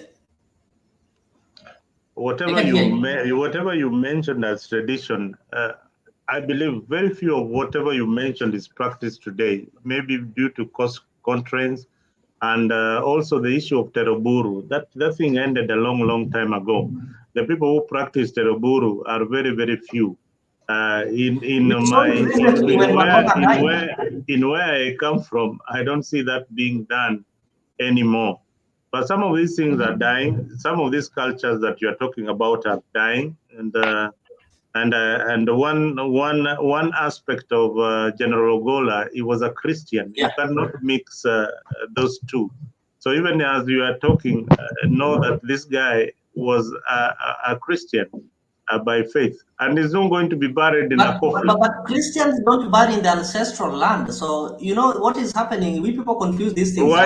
Is that part of the culture of in Luo where you are supposed to be buried just without a coffin? In the olden days, coffins were not there, Mzalendo. I think that one is the question that we don't need to ask right now. Where are coffins coming from? People are wrapped. And the secondly, there's something I showed today. We need to go back. This gentleman we need to go back. He was having a traditional wedding being presided by a pastor in church. So that is where we go wrong. So as long as we involve the church and the mosque and this foreign religion, then it ceases to be. It becomes a confused event. It ceases to be traditional because however much people sing and dance in an African way, as long as it gets presided by the churches, the Western religion and Western culture, like what is going to happen to Ogolla, the fact that you see bishops and people reading the Bible, those are not African tradition. So what I can say is that people got confused and veered away. I don't remember people who still practice the African tradition. We got brainwashed and we left our culture and of course bought the white man's religion, and we now worship in a way that the white man wants us to worship, and we've abandoned our culture. So that's a story that maybe a debate that we'll have next time. Okay, I like that. I like that conversation. You like that? Leo is taking us to the past, and he lives in the white man's way, wears a white man's suit, and again speaks the white man's language. So sometimes this conversation but he's saying the truth about us buying the white man's religion. The only part that we always tend to agree is the white man religion, but any other aspect of the white man we still embrace. Even his technology, even his way of thought, we still embrace. There's one man. There are things that we Imanzi, can you say something? You've been there for a while. Boniface. Yeah, thank you. Zalendo, what I can say is that there is this question that has been posed by one of our followers that we need to get questions from the son, because the way the son talked today is like the father gave him some details on what will happen in future. It's like the son has some secrets for their father's burial, because the way the son talked today is like the father once in a while told him that one day I'll die, and when I die, I want you to take over the family, take care of the family. Bury me in a simple coffin so that I can decompose easily. I heard the speech from the son, and it definitely what came into my mind is that the son knows some secrets that we'll never know. Even the mother, the wife, who is Eileen to late Professor Ogolla, doesn't know the secret. The way the son talked today, it's like, and I also heard him talking yesterday, it's like he has some secrets that the father disclosed them to him while he was alive. He's the only son, and Joel knows a lot of things about Francis Ogolla, who is the late CDF boss. So we need to get some questions. We need to get some answers from the son. Those who know how to convince people to talk, then they can go and get information from the son, because the son might have been knowing something that we don't know. Yeah, the father might have disclosed that some things might happen in my life, and the son knows. I think we can get information from Joel, because the way he is talking is like he knows more that Kenyans don't know about the death of his father. Thank you. Viewers, if you're joining us from anywhere, any part of the world, this is a Freak Politics show.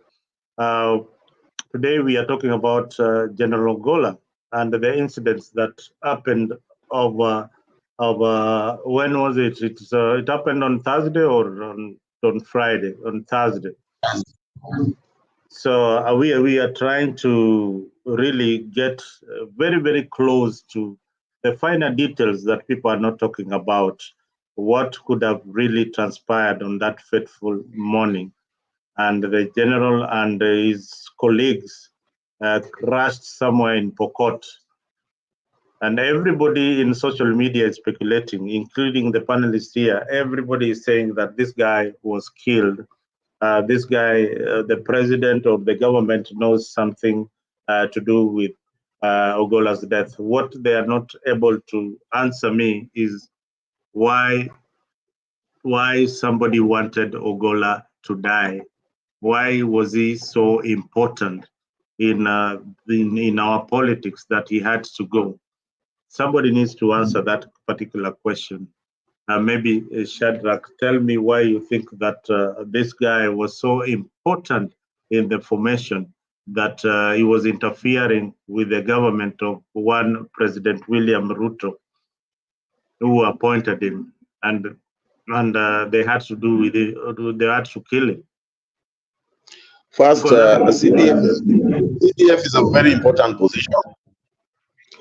And to have gifted someone you've publicly said wanted to overturn your win makes you uneasy with him. Naturally, you as a person, at the back of your mind, you always think, okay, maybe even that statement, oh, I say this on television, I didn't think about it. What is he thinking about having said it publicly? Could he be harboring things behind my statements? You know, those can inform assassination. And again, when you want to consolidate power, there are certain aspects that you may be looking at, especially in the military intelligence. You say, okay, I want to consolidate this, I'm moving from this. You really would want someone whom you are very comfortable with. So probably the powers that be were quite uncomfortable with him with respect to consolidating power. Having said this, there are also other business aspects of the military. For someone who really is after making money, they would probably want to do unprocedural things, and you know, military is a disciplined force. For someone of probably Ogolla's caliber, who runs things professionally and simply, may refuse to follow Dodge rules and follow the laid down rules as per the dictates of the military rules. And this makes certain people uncomfortable. Knowing Kenya, probably, and the way the speculation is going that even the acting would not be there, this my man syndrome can also be influencing someone who would want to be in the military. There is also word going around that, you know, the talk of the removal of term limits. It would be something that someone would want to cling to power, would want to eliminate people and entrench himself very soundly in the military. That's my take for now.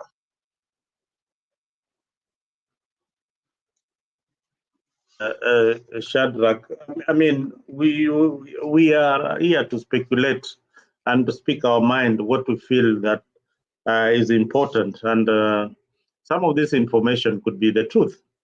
And sometimes we could say them and avoid so many other things that are going to happen in future.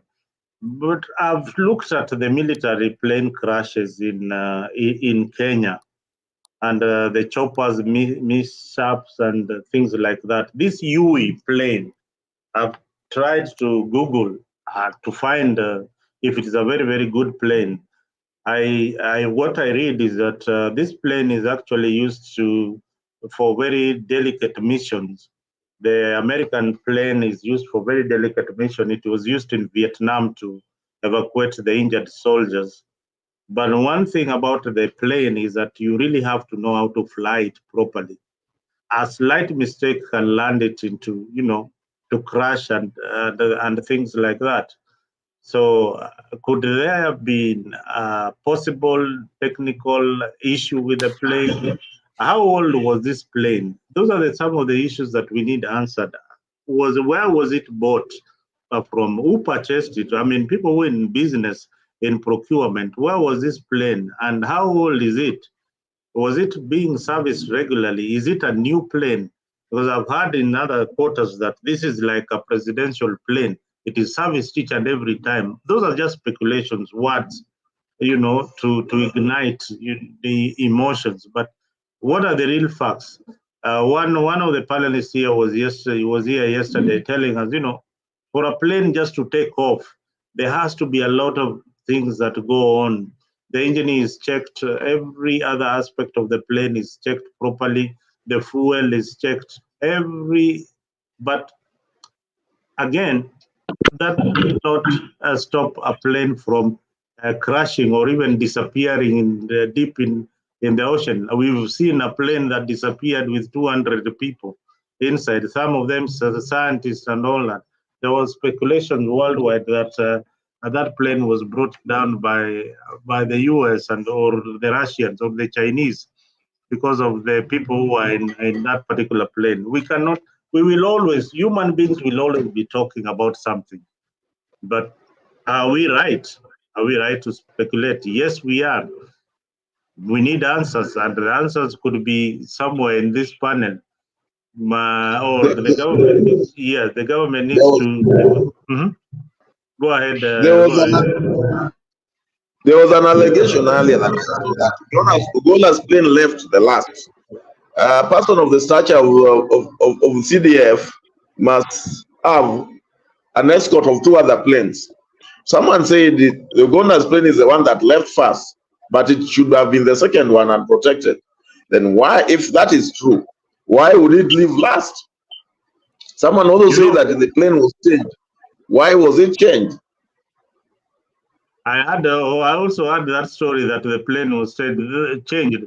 That brings up, some of these stories, are they true? First of all, Shadrach, are those stories true? Or they're just people making up stories? You've seen what Leo has brought here, Sudi answering Babu Owino. You'd look at that statement like Sudi has just spoken a few hours ago about what Babu Owino was saying. But you see, didn't get the statement well. But the captain said something to the effect before he left. Captain is still around. Captain, can you come back and clarify? Captain is still around. It's only that his camera is. That I said. Hmm? He wants clarification. What is that? Captain, you had said something else, something that Shadrach needs some clarity. What is that? Can you remind About Captain of what? Captain, did you just say that the CDF's plane was the one that left last? I'm saying, bro, that the plane was only one. There was no, the planes were no two, and there were not even three. It was only one. No? Yeah, but there should have been three. More than 3 planes with him. Are you seeing? Now you see, I'm the one who brought this story. No, Captain, I'm the one who brought this story about 3 planes from what I saw on social platform, the eyewitness account. There's a gentleman who said that he saw the first plane took off, the second one took off, the third one took off. Now, the general's plane took off last. Now, I don't know whether this clip is actually original or it is one of those speculative stories that unapata huko nje. The plane was only one, even from Nairobi all the way to Baringo, Pokot, ndio ikuje iende Moi Barracks, Eldoret. It was only one plane. Ilikuwa ndege moja tu. Moja tu, hiyo tu peke yake. Na Captain, wewe vile umekuwa mwanajeshi, hii ndege unafikiri kabla itoke barracks, nani anaangalia hizi ndege? Who really is in charge? Na hiyo ndege inaweza badilishwa? Yeah, kuna ndege inaweza badilishwa if imekuwa na maybe some technicality issues, inaweza badilishwa. But ndege ambapo ina fly CDF si ati ni ndege tu hivi inakuanga na issue ama ni hapana. Kuangaliwa tu kawaida, mambo ya mechanical problems and hiyo nayo ni kawaida. But ndege hizi zingine za kawaida inafaa hata inabadilishwa on one stop. Oh, so yeah. Ndege moja ni ndege special ile na bebaga CDF. Hii ndege ni special sana ambapo haifai ikuwe na any issue. And from the look of things, from how I had speculation vile nimesikia kuhusu hiyo ndege, sijui ni kusikia tu na sisemi kwa hii platform ati nasema hivyo, that the plane was dumped from America for Kenyans. I don't know, sielewi, but hiyo ndege hata ukiangalia movement yake ili move like 3 stops. It was going for the 4th stop, which I don't think even technician was in that plane. Na hii ndege Captain, hii ndege mbona watu waongei juu ya black box ya hii ndege? Sasa ndio air accident investigation inaendelea. Sijasikia mambo ya black box ya hii ndege. In all the conversation on the platforms, I've not heard about the black box missing or the black box being looked for, so that people can get the details of the last minute ndio ndege iende chini. Sije yet kuconfirm kama chopper inatumia black box. I'm not sure, lakini najua hizi ndege kubwa ndio iko na black box. No, ndege ile chopper ile kina Ujode ilikuwa na black box ambapo inatuma to the radar the signal. Yes. Nobody is talking about that. Kwa hii sijui mbona sijasikia ama ni hii mambo ya haraka haraka ya mazishi, sielewi mpaka hapo. Kuna mambo mingi hatujasikia, mambo ya weather. Can anybody tell us if they have heard about the weather? Well, the time the plane was flying, how was the weather? The weather was fine, even from the high witness who were there, uwe mwenye alienda kuwasaidia yule jamaa ambaye aliruka, alisema alikuwa anaiona tu inakuja vizuri, ni kama ina land, unaona. So meaning the weather was very fine. No, huyo jamaa ndiye alisema kule. Huyo jamaa ulimuona, huyo jamaa ndiye alisema aliona ndege ikikuja vizuri, but the propellers were not moving. Was not working.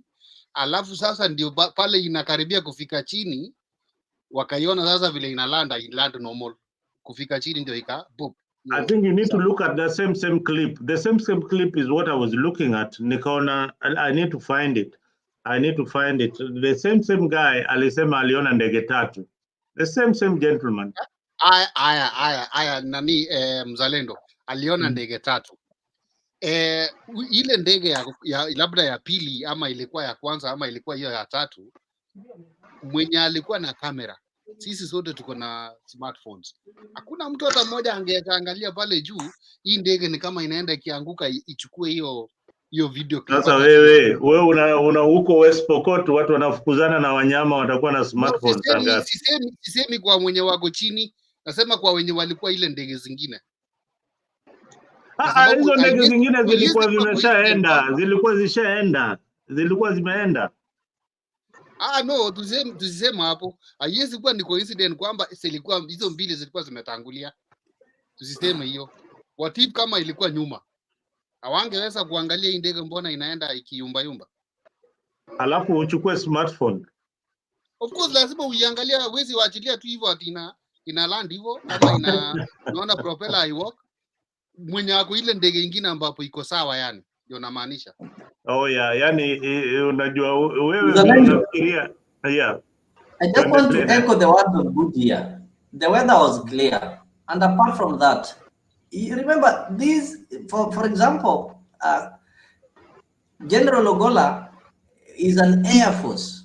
These are the people who control our air space. These are not just quacks.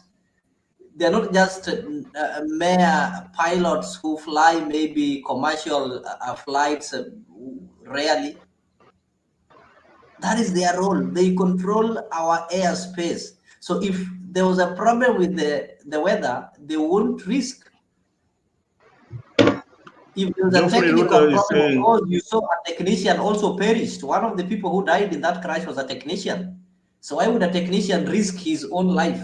It is not a Tahmid bus or a Mokina bus whereby a mechanic will have to do his things and remain without caring because he knows he's not going to be with the bus in case anything happens. The technician was in the same flight. So there's some questions that people need to ask. You know, the first time they are maybe flying, and if somebody is talking that the flight had gone several stopovers, these people, they know that this flight, how many stopovers or how many miles can it cover before it gets to rest? The people who are controlling our airspace, and I just want to maybe to say, I'm sorry, I'm used to speculating on such kind of things.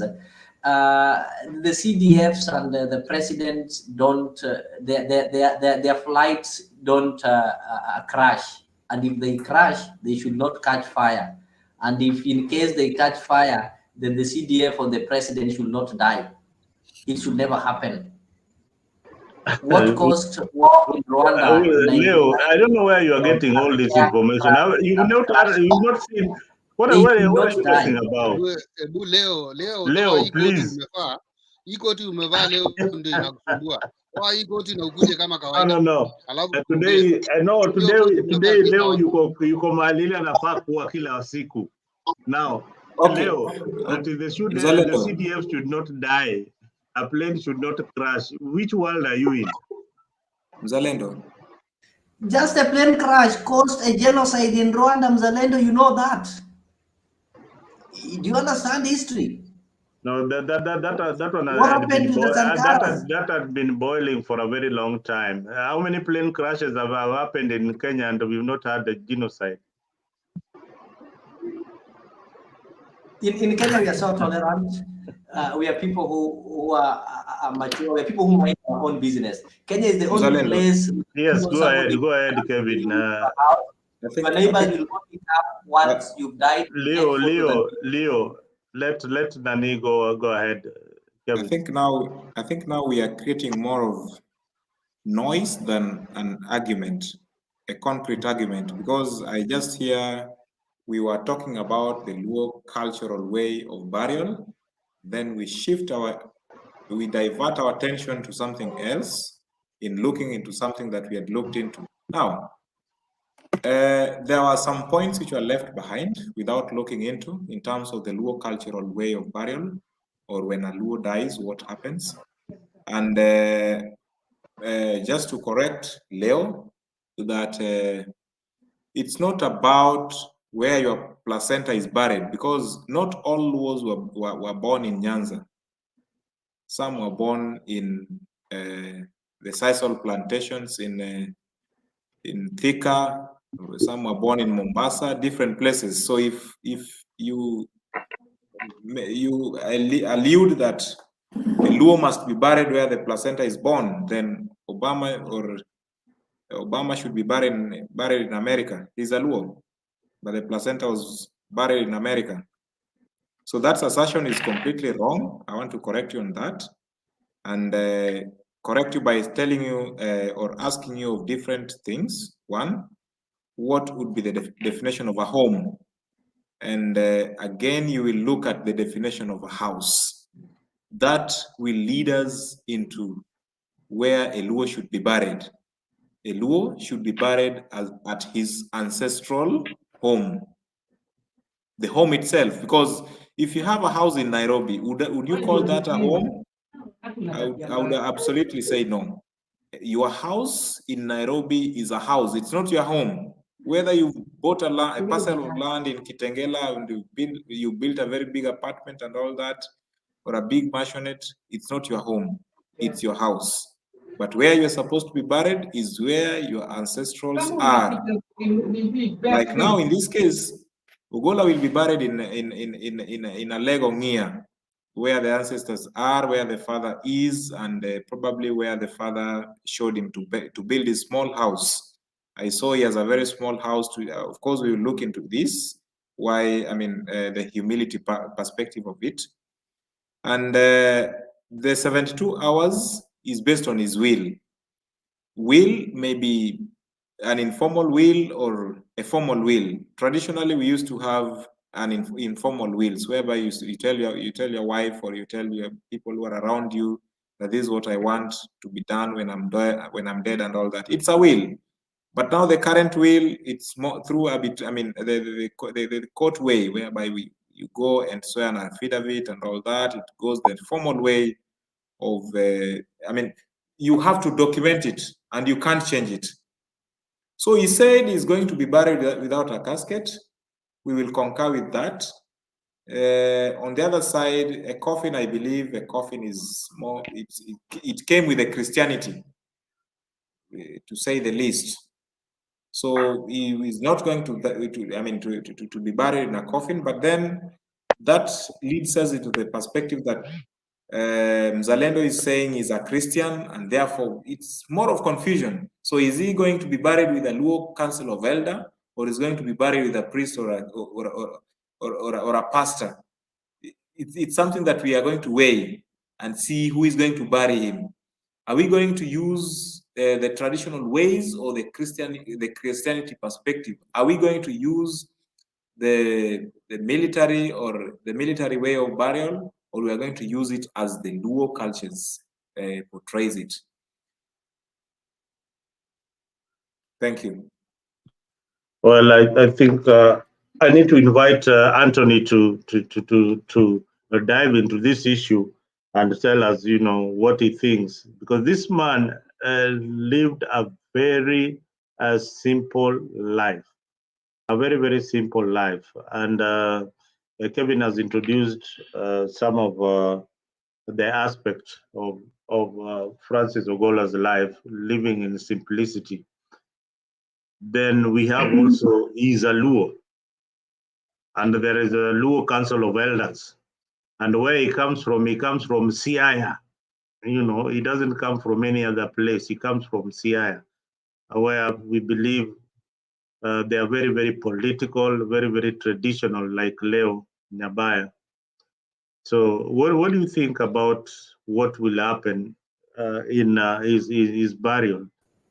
Is it going to be a Christian kind of burial? Are the Luo people going to bury their son, or it's going to be a Christian burial? Of course, my understanding is that, you know, there are this group of people who nowadays claim that they are saved or they follow Christianity, and now they don't need to be following most of these cultures. But most of them, in most occasions, we understand that it's always kind of a blanket assumption where people say that they don't follow the African cultures, or they don't follow the African traditions, they don't follow the Luo tradition. But in real sense, what I can say is that there is this aspect of enculturation where we take an aspect of Christianity and then an aspect of African culture or a Luo culture, and we try to blend it together to come up with something that is more refined, something that resonates with our Christianity, and at the same time something that resonates with our African culture. So let's take, for example, Leo was explaining to us the rites that have to take place, the rites that have to take place when a Luo dies. And topping the list was like how the death is communicated. How the death is communicated. How was death communicated within the Luo? How was so, like in the case of the general, you get that in as much as the daughter Lorna the Luo tradition had written it somewhere in her social media. What's happening? Oh, you have got I think Okumu is joined using two gadgets. Maybe he can. Let me kick him out on one. Yeah, go I ahead. have disabled the other one. I was saying that when you look at it was Lorna who first of all posted in her social media platform, but then according to the Luo culture, death was to be communicated with an elder or somebody of the highest office. So you realize that most people waited for the president to make the communication, and that is when now everybody was satisfied that it is true, the general has gone. So even when it comes to the burial that is going to take place in Alego, I want to believe that there is going to be a blend of the African culture and Christianity, what now we call the enculturation.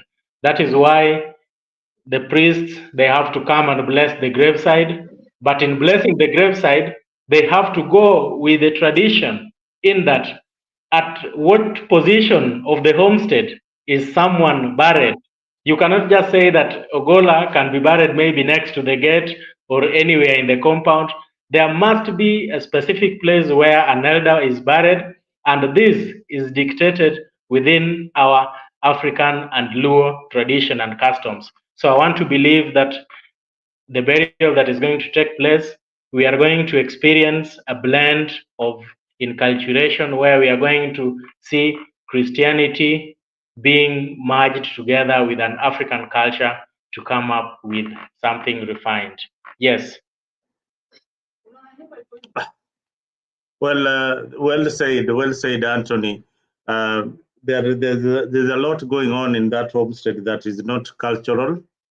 I can tell you for free that even the announcement that was done by the daughter, one thing you must appreciate is that we have social media, and social media is very, very important.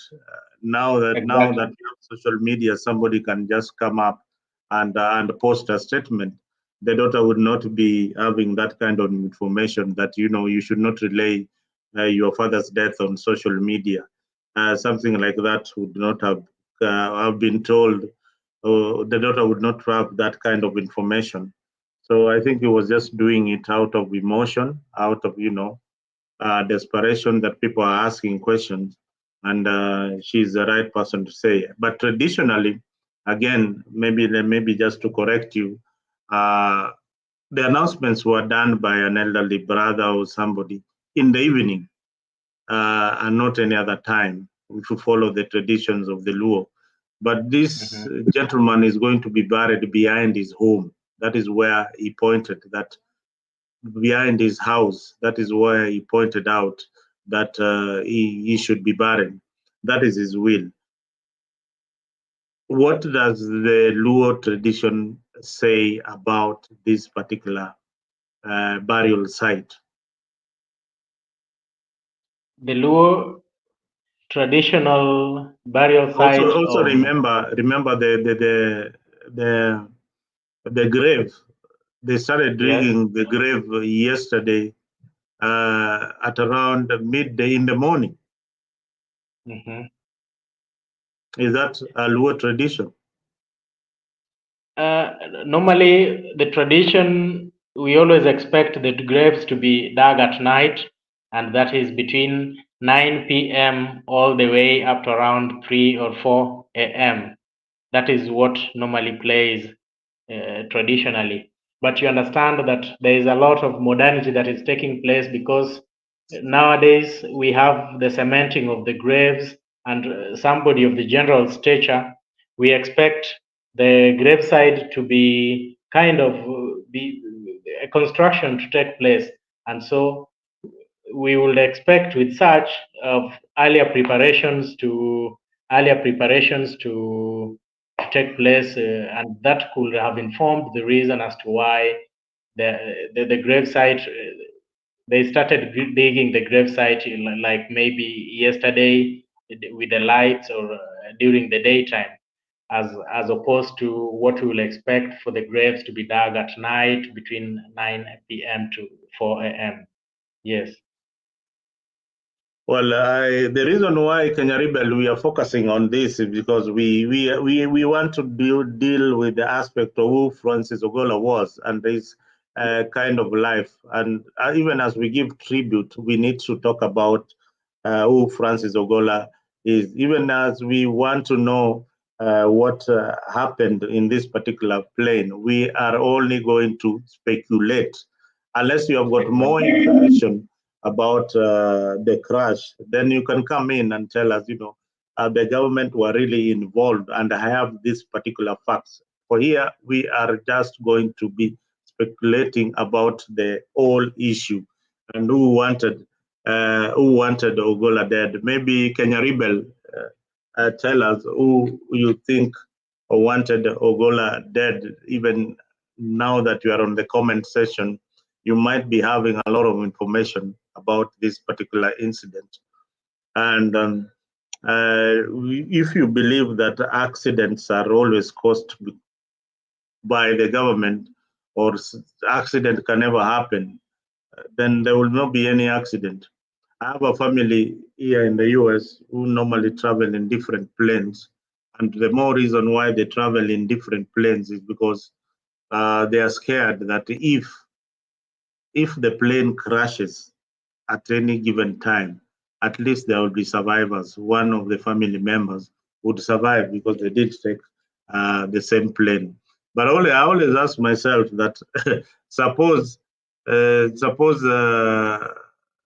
the other one, okay, the plane will crash and maybe a daughter or a son dies, then you'll also be thinking like, suppose we took another plane, we took it all of us, maybe we would have been alive. So sometimes death is something inevitable. We can't avoid death. It is, we Christians believe that it's a chapter in life. You are born, and at one point you will die. Each and every paragraph of your life is written that you will be on this particular plane on this particular day, and you will perish this particular way. So Ogolla has finished his journey. We are here to celebrate the life of the general. Maybe it was ended by people who didn't want him at that particular position. But maybe Kimanzi, can you please find out how many years was Ogolla left with for service? Maybe somebody can try and tell us, how many years was Ogolla left with to serve as the CDF? Maybe Leo or Kimanzi or anybody else can please tell me why they had to end this guy's life. How many years was he left with to serve in the military? Allow Kimazi to come in, then maybe I'll come after Kimazi. You've been alienated for so long. He's not that noisy. He can't make noisy. He's humble. Allow him to proceed. Well, Kimanzi, tafadhali karibu. Come in. Thank you so much, Mzalendo and the whole panel. So, Francis Ogolla took over the leadership for the KDF in April 24th. I think it is April 24th or 28th last year, that is 2023. So I think he has served for 1.5 years. And again, that was a short period of time that a general can serve. So the question is whether the accident was planned or it just happened the way the other accident took place.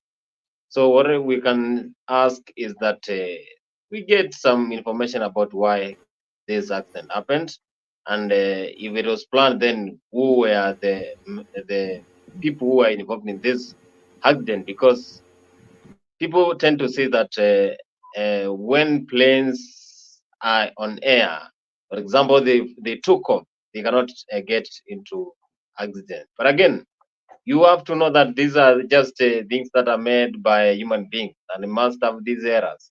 And when they have this problem, then definitely they are going to cause accidents.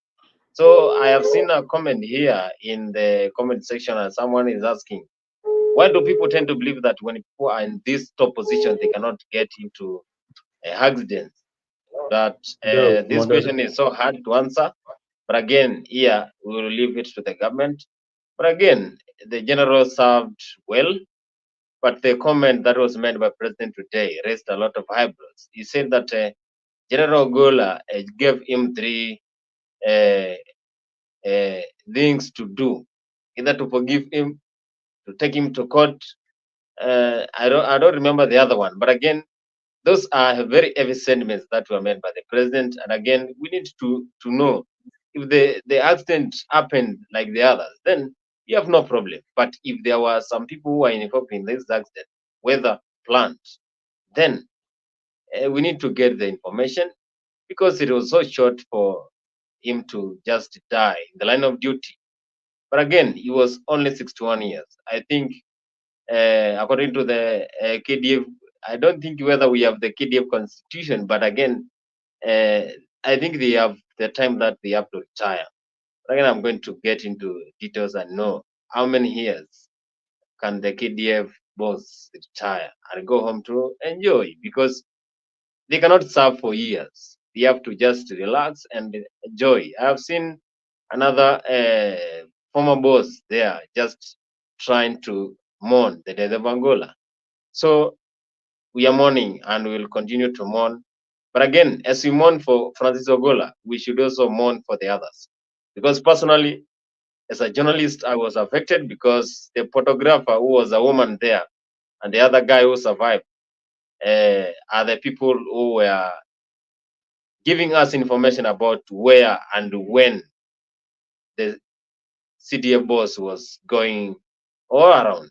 So we are mourning, and we should also neutralize the ground. As we mourn Ogolla, we should also mourn the others, because Nyawira was there and she was a brave woman. We also have the other sergeant there who was dancing. I saw the video on the TikTok who was dancing.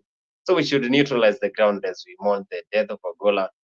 We mourn the others because they were in the line of duty together with the CDF. Thank you, Mzalendo.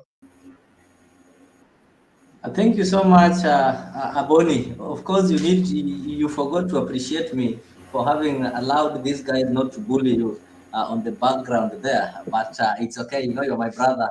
I know and understand you. I know your strengths and weaknesses. Like if you have to serve a meal, I'll ensure that everybody is given a plate. If it is put on a bowl so that we all scramble for it, of course, you will not get anything. I just respond to the question that Mzalendo asked when it comes to retirement and such kind of thing. Generally, in military, a full general, the CDF retires at the age of 62, and lieutenant general should be retiring at 61, and the major general at 59, and a brigadier at 57. But that in place, if you are put at the position of the CDF, you're supposed to serve a full term of 4 years. So Ogolla, I think, is 61 or 62. By the time he was being appointed, he was 61, of which if he was not appointed, then basically he would have retired at 62. And the fact that he was appointed maybe at 61 before reaching retirement, I'm not a lawyer, I'm not a legal expert, but I think I'll engage some interpretation from Stella, who will join us later. Stella is an advocate of the High Court. She'll be able to explain that one better. But I know what happens when they normally look at your age by the time you assume the office. So if you assume the office before reaching the retirement, so I don't know which one will supersede the other one. Maybe in my own thinking, I think he would have had to complete his 4 year to finish a complete term, because this one will override his retirement age. But if maybe he reached retirement age before appointment, that is why at the time he was supposed to be appointed. If I just had to agree with some previous speakers who even spoke yesterday, responding to the Tonje rules, the people who are supposed to be next to replace the retiring General Kibochi, who was exiting the scene, by then the senior most was Ogolla.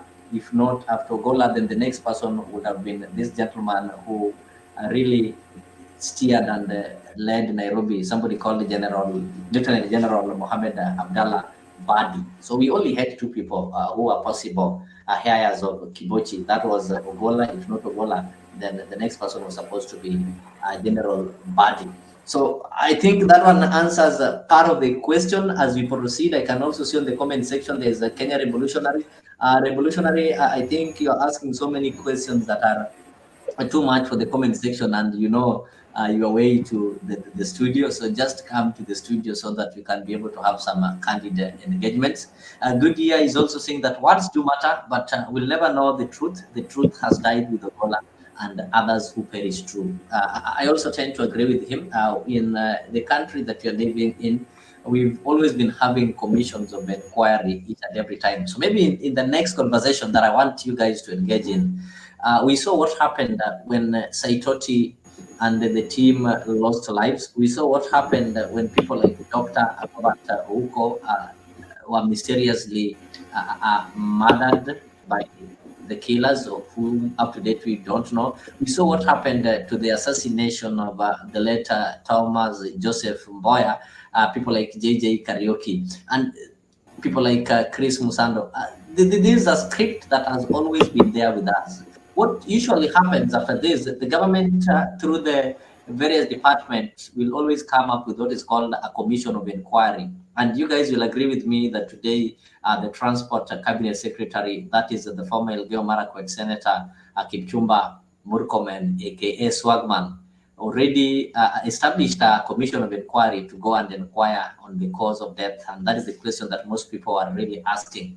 So do you as a Kenyan believe that this commission of inquiry that has been composed is going to deliver, or it is just like any other commissions of inquiries we've been having, earning taxpayers' money? At the end of the day, they don't come up with reports. And if they come up with the reports are never implemented. So we've had so many commissions of inquiries whose reports have never been taken into action. So that is the next point that I want us to engage in, even as I bring in Black.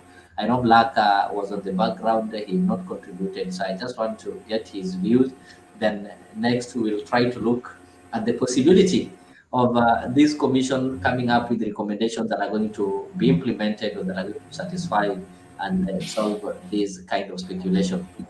Black, karibu sana. Kindly don't respond to some of the issues from Kenya Revolutionary. I know him as a catalyst. He's just trying to incite you into a war that you might not manage to finish. So Black, karibu.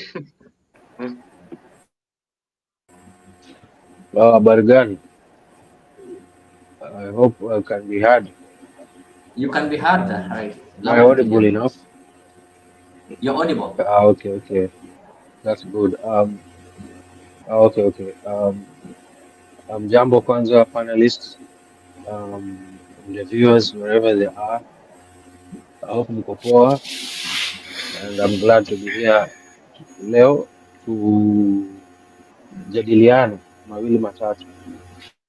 And again nataka tu kutoa risala zangu za rambirambi to the family, friends and the KDF fraternity and Kenyans as a whole, because the soldiers that we lost, they were working for us, for the safety and security of us Kenyans. So I just want to mourn with them and pray that God rests their souls in eternal peace. Going on, I want to reiterate the same like one of the panelists had said earlier on. I can't remember his name. That I think ni poa pia tukipatia hawa wanajeshi wengine ambao walituaga akiwa pamoja na CDF, because I found it like the way it's been made to seem, it's like it's more of the CDF, as much as his rank was high up there, that it has overshadowed the deaths of the other gallant soldiers that passed along with him in that fateful flight. I think it would only be fair that we also accord similar effort to also just as much look into the lives of the others that were in that fateful flight. Like someone here in the panelists made an effort to do the same in regards to the two journalists that were in that plane, and their lives were unfortunately cut short at a very young age, except one survived. So we ought also to commemorate the lives of the other soldiers. But nevertheless, Bwana Mzalendo, kuhusu jamaa kupanda ndege na familia yake, kama amepanda ndege tofauti tofauti, that's a very smart choice. Actually, even when ukienda kupanda ndege, kukata tikiti ya ndege, if you're gonna be in a large family of your own, nuclear family, they hardly agree kukatia tikiti in the same flight.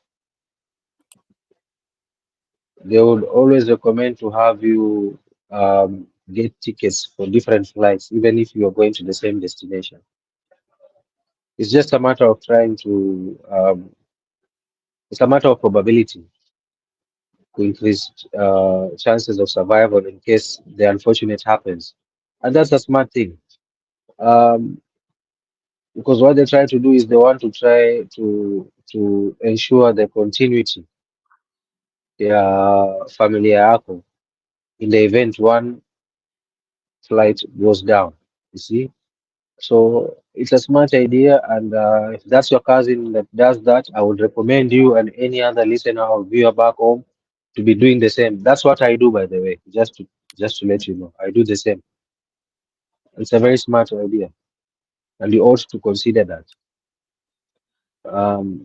Moving forward, in matters to do with investigations, which you've just asked, Manalio, you know, one thing we fail to understand, or maybe tumechukulia, not fail to understand. I'm trying to find out better word, which we fail to take stock, is that this is a military chopper. Being a military chopper, ilianguka, it means it's a military incident which will have to be taken care of by the military themselves, and the report will only be shared amongst the military. So you see, if it was a civilian chopper that went down, then that would be a different story. So don't expect that the report that will be made by the military to be made public. That will never happen. It's just best you know right now. And in issues to do with Murkomen, I think that's a joke. Like I just mentioned, he issue a military. So him being a CS of transport, he has no jurisdiction whatsoever in military matters. So sijui ni inquiry gani atafanya, but I'm yet to see. It will be. I think I can just call it a joke. It don't make sense. The only people or institution away from the military that are in line to have any sort of investigation to do with that accident are only the makers of that plane, kampuni ya kutengeneza hiyo ndege. Like if it was Boeing, then Boeing would be in a position to be allowed to perform their own investigation. But now, as a CSU transport, I think that's a joke. In my view, it's just a joke. It's joking. It matters to do with, I heard someone say or asking or speculating that, I don't know, the CDF alikuwa kwa ndege moja, I don't know which one left first, which one left second, he left last. You know, at the end of the day, he's the CDF, right? Being there, you never know. He might have said, we tangulia, we tangulia, we tangulia. Because there's no way that any of those pilots flying those choppers would have made any move without the order from the Kupeaneo go ahead, CDF. So for those choppers to have even taken off the ground, lazima yeye mwenyewe pale ndo alipeana hiyo order. It's okay, wewe tangulia, mimi nitakuja na hii. He must have. So let's not speculate on that. And hata yenyewe inasemekana venye accident ilifanyika, if the other choppers that had taken off that came back down to come and take them, kuchukua wale manusura wapeleka kwa airlift, sio? So he did not just fly there alone. He was in the company of other choppers. Now, like the son just mentioned in his speech, that his dad was very simple. He may have just wanted to, like the son just said, venye alikuwanga mtu simple, hata venye anaenda kuzikwa, venye alisema alitamani tu pengine kusema wacha nipande ndege na wanajeshi wengine. He never took anyone as being small or anybody as seeming to be less just by the virtue of their ranks. No. So let's just try and reason out together and try to look more into the circumstances of which the flight may have fallen as a result of what factors. Like someone just mentioned about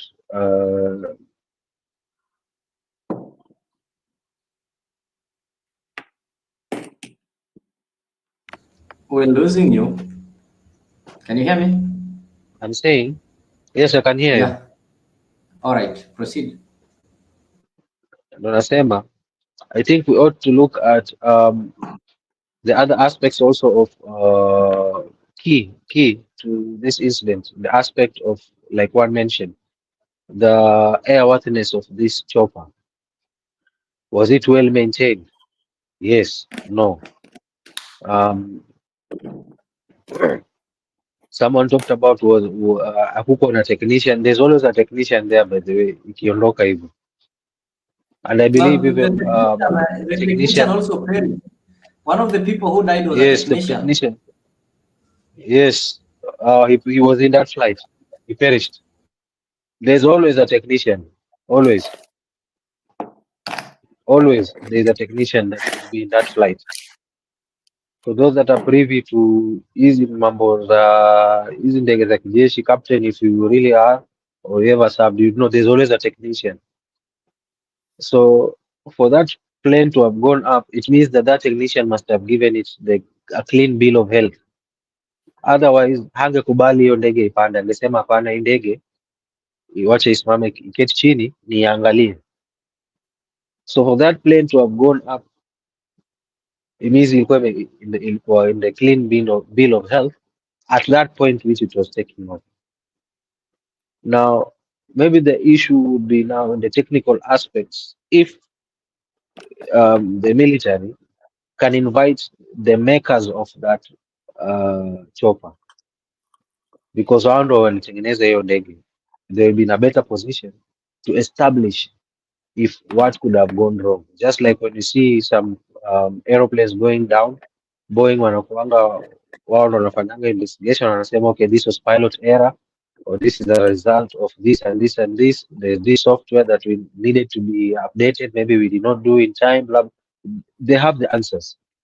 So I believe we being a Bell company aircraft, they would be best if they could be invited to do those investigations. And that's how I look at it. And to finish it off, to finish my submission off, I would like to say that I wish to borrow a leaf from the way the late Ogolla has managed his passing on. Like alikuwa amepanga mambo yake in advance, and you see, this is a wake-up call. It's very unfortunate that sisi kama Africa we always find it like a taboo. Chini tunaanza kusema ile siku utafariki, ingependelea kwa hivi na hivi na hivi. I think it's always best to plan ahead, because this is something that is inevitable. None of us will live forever. You see now things zimeenda too smoothly na yeye because he had already planned for it. So I looked at and I listened to what the son was saying, and I was like, wow, this gentleman must have thought ahead. And maybe that is something that we ought to do as Africans. Let's be planning ahead too. Ile siku utaondoka, how would you like things being done? How would you like to leave your people? Vitu kama hivyo, you organize them in advance while you're still alive. You make it easy for them when you're gone. Thank you, and nitaachia hapo, nipatie watu wenzangu waendelee. Asante. Thank you, Black. Thank you so much. And of course, maybe just to echo this, and the Boniface also echoed, of course, in paying tribute, you're paying tribute to all the fallen soldiers. So maybe Ogolla has just been brought on limelight because he's getting buried tomorrow. The other soldiers, I think the arrangements and plans are still underway. And shall the right time come for their burial, then Kenyans will have an opportunity to delve into their life and their contribution to this great nation. So it's not that because CDF Ogolla was their senior, that he's been given so much attention, but it's because he's getting buried tomorrow. And also, before I bring Captain, I do believe I had some panelists. We were discussing something. We have a program here called Dr. Shamba, and I learned that this thing called will is not something that came with Europeans. It is not something new. The will used to be there even in our African tradition. That is why our grandparents, even before they died, they would say that this piece of land should be given to so and so. This thing should be given to so and so. The will was there. So the only difference is that currently the wills are documented, but in the olden days they were verbal. And these verbal instructions that were given before somebody dies were dearly adhered to, and nobody would dare change. And I'm told if somebody who lived their life so well and deserved to rest before they died, they would call their families next to their deathbed to give a will, to give you the last instructions on how things should be done. So we can't say that the will wasn't there. It used to be there. And what we need to encourage people is to avoid the disputes that arises once somebody has died. It is good that you have a will. A will is not only for the people who are heavily loaded. I think people call them the rich. We don't have the rich. Everybody, even you, that small acre of land that you are holding, that jerrycan or that chair in your house, you need to plan how it is going to be inherited so that you avoid some conflicts that come up once you are deceased. So let me give this opportunity to, I think, Leo. Anthony. Yes. Leo, what you're talking about is inheritance. We are not talking about, we are talking about, not even, we are talking about how you want to organize your people in the event you pass on, like how you'd like to be buried, how you'd like the event Yes. to be handled. Where would you like to be buried, and in which manner?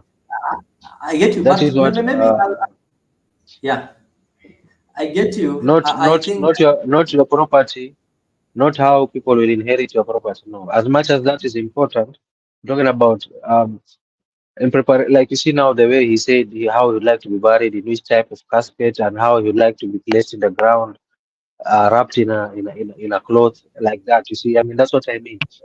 The way he would like to have I get his you. I funeral get you well, managed. and thank Yeah, you for elaborating yeah. that. Maybe I wanted to welcome Anthony. Is dropping and coming back. Before I welcome Anthony, I think Calvin Wasonga can best maybe give us more explanation as far as this is concerned.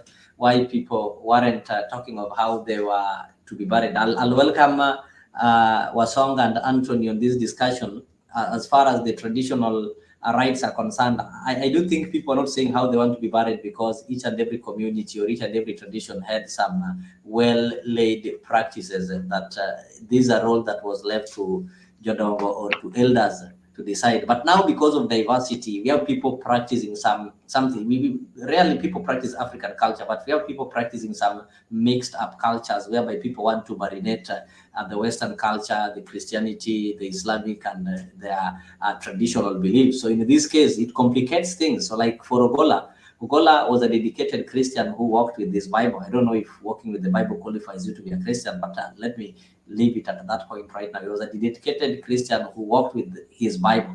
But now there are also older men from Alego who believe in their tradition. So if Ogolla had died without laying out how he wants himself to be buried, then there would be a conflict between the church that he used to attend, who believed that this is a born-again Christ who is going to rise and needs to be buried according to the Jewish or according to the Christian practices, and the African traditionalists who also want to practice those traditions in Africa. So because of that, to avoid that conflict, the will and such kind of things are important. So Anthony, I'll bring you first before I go to Calvin. Calvin, you'll have to forgive me. Your internet is stable, so I know even if what happens, I'll still have to get you. So let me bring Anthony first. Is when I come to you. Actually, I wanted Kevin to come first. To come first so that I'm trying to gain some stability a bit here.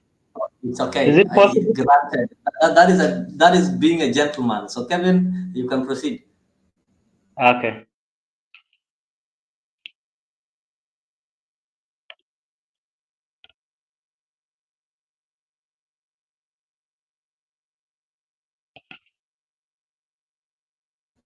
Wasonga, we can't hear you. Kindly unmute.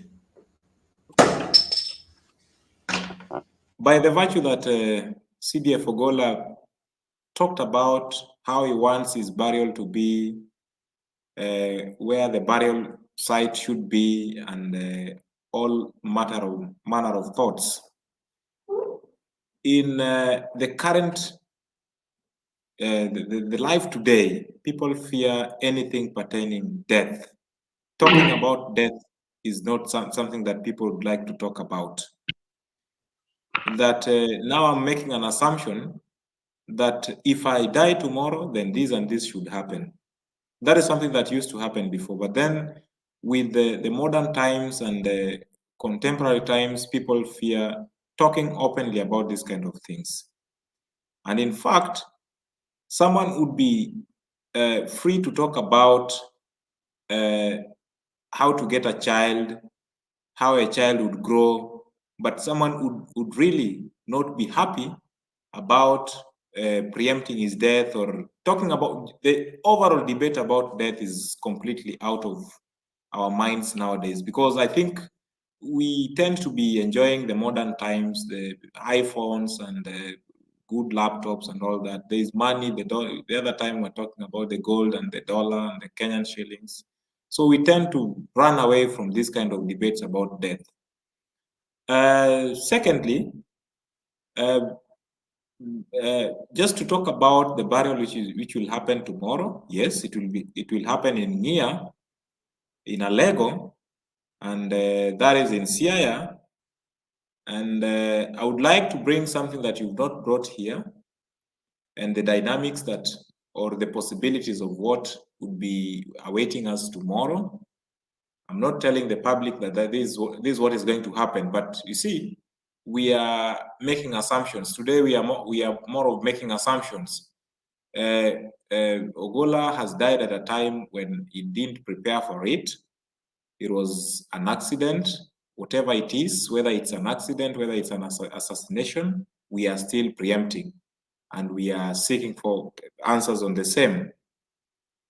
So tomorrow, you see, Jubilee and ODM has been making a kind of party registrations. There is that political vitality and all that. The UDA is trying to get grounds, and ODM is doing the same.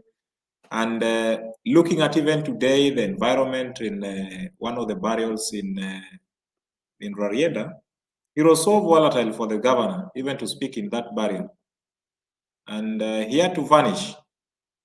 And looking at some of the videos, it's very funny that even the MP, the area MP, could not speak in front of the UDA general there, who is Gumbo, Engineer Nicholas Gumbo. So we are trying to look at tomorrow. We are saying, we are debating about Ogolla being a Christian, Ogolla being a Luo, following the Luo culture, but we are not talking about the adventures or what would possibly come up in the burial, in his cultural burial or his Christianity burial tomorrow. Maybe it would be barred by a lot of politics and all that, the Jubilee politics, or mad with a lot of emotions, because looking at the nature of his death as well. That aside, I think generally the life of CDF Ogolla is something that we really need to emulate. A simple life. If indeed he was generous, I can't attest to this because he has never helped somebody I know, or even me as an individual. So I don't have an affirmation of the same, but I would just make a comment based on what, based on the predicaments that we got from the Sun, that it was so generous to the general public and all that. If indeed that is the kind of life that this guy lived, then that is a very human life, a very sociable, Ujamaa life that we need our Africans to live in the life now and the life tomorrow. Thank you. Thank you so much, Songa. I know you share the same county with the general, and sometimes it's always good also to meddle on the it's not even a county as such, because his home is not far away from my home. So when Where's your home? When I condole with the family, my home is in Dori, which is not far away. I can walk. So from Dori to Ngea is a 6 minutes drive. I know it's around, it's less than 10 kilometers. Yeah, so I can walk. I can just walk Dori, 30 minutes or 45 minutes. So if I would be around, I would really be there and to see how the general is going down. So it will be a very interesting thing to see. But I will send representatives.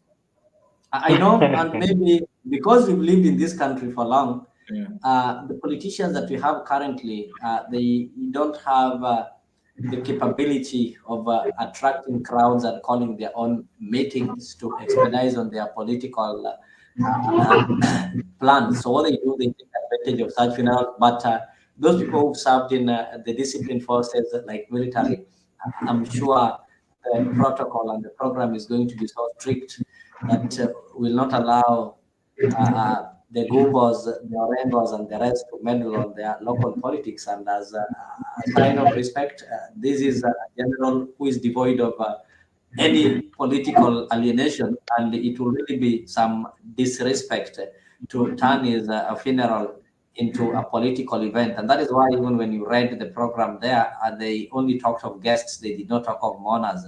Even though your kinsmen might want to argue that when they talk of guests, they include the Luo mourners, but they've invited mourners, not mourners, but the guests who will be given limited time Leo, to condole. Leo, can I say something? You know, Kevin has brought in. Kevin has brought in a very important topic. A very important topic there, and he has sneaked it in to say that one James Orengo is not very popular indirectly in Siaya, and you are trying to ignore that particular aspect of the conversation. This funeral, there will be a lot of politics, but that politics will be taken as somewhere else, not in the general's compound, because I think the general, from the way he has conducted himself and the will that he wrote, the wishes that he had for his burial, I think politics will be the last wish that he would want in his funeral. So politicians, I think they will be barred from even making any statement at his home. So what is likely to happen is that if the family agrees for the body to be viewed in a ground in Ndori Primary or somewhere else, then politicians can come there and say whatever they want to say. But just as Kevin has said, Siaya is politically very unstable right now with the current governor, James Orengo. To be precise, amekula pesa mingi sana ya watu wa Siaya with no development at all. And this funeral is coming in his backyard. Being a governor, he must be able to be given a chance to speak in this particular funeral. That is what normally happens in Luo's funeral, the ones that have attended, especially for prominent people. But for this one, I think maybe I don't know if that is allowed, but when we profile, we use and say what happens in Luo. I think we have funerals in the entire country, and politicians are politicians, whether they're in Luo funerals or in Kamba or in Kikuyu or in Giriama or Digo funerals. We've seen this kind of things happening. So I think the point is your people are notorious with funerals. That is where they make the political statements. I don't know why are you placing me? All right, I know that is Mzalendo, you know him. Okay, I don't want to go that way. Wasonga has brought something, and Mzalendo, it's good you've also noted that politicians normally take an opportunity. They're an opportunist because they cannot attract the crowd, so they use the funerals to go and maybe settle their political scores. And according to the schedule that was sent out, like tomorrow, the service will be held, of course, at Senator Obama Ogolla Primary School. That is just next to Ndori. Senator Ogolla Obama Primary School is just 5 kilometers from where Wasonga comes from. But it is good that only leaders who've been invited will have to speak. Politicians will not speak. So the people will speak like the governor, that is a leader, and maybe the politicians will not be able to speak, and the people who normally spoil this kind of meetings are politicians, the ones who are not leaders. They are not elected to represent anybody. They don't have any responsibility at any capacity, and they just want to use any opportunity to campaign for the next general election. So that one will not, we pray that it doesn't happen in Siaya. I don't want to see former aspirants and the current aspirants, and even Wasonga is a current aspirant. He wants to vie for Senate position in Siaya, and his main opponent is Oburu Oginga. So I'm wondering why he concentrates too much in Orengo instead of concentrating in Oburu. No, you see, allow me to interject maybe before Black and Kimazi comes in, and maybe Anthony. As it is, let's speak reality. We are here to speak reality about the death of CDF Ogolla, but of course we have to speak about where he's going to be buried. Now we are done with the Nairobi issues. We are done with the Marakwet issues. What is remaining is just to unveil the investigations, and then, as Black says, we may not get the reports. Definitely, these are an army report which may not be available to the general public. Siaya, as it is very volatile. We have two wings. We have Gumbo, who is saying that he is now the strongest candidate in Siaya County as the governor. But Orengo again has been moving around with the ill thought that he has always been there in the government, but doing nothing for the citizens of Siaya. But of course, with very fun reports about very expensive chairs and very expensive suits. So the tomorrow's case is for the public. The public will be there. The public being there, what do you expect from a politician? A politician will always wish to say his mind in front of the public. He can't say it when only 2 or 3 people are there. So the UDA people will definitely be there. If the President William Samoei Ruto will be there, then definitely all the cars, all the CS, all the PSS will be there. And the center stage of this politics is how can we unite the Luo nation? But then how do you, leave alone even uniting the Luo nation, how can we make Luo nation our stronghold using the case of Ogolla? So Ruto will try and play that kind of politics, and that's why you see him very active in Ogolla's case, despite the fact that we are trying to make acclamations here and there. Orengo will be on the side, but then looking at the fact that Raila Odinga has become very silent and very tactical about the current affairs. Look at the fact that Raila, he did not even read the speech during the press conference. He gave it to Martha Karua. Read it for us. And then he remained silent. Why? He's trying to play cool because the AU issue is also still hanging on. So the likes of Babu Owino and Martha Karua, you speak, but I will only speak a word in 1 second, but not debate on the negative things that the government is doing. He's not challenging this Ogolla's death directly, but he's only calling for an investigations, which is not even saying it strongly as before. Other deaths he has been saying, okay, let's call the Scotland Yard. But now this time around, there's nothing like that. All we need is investigations. Is that enough?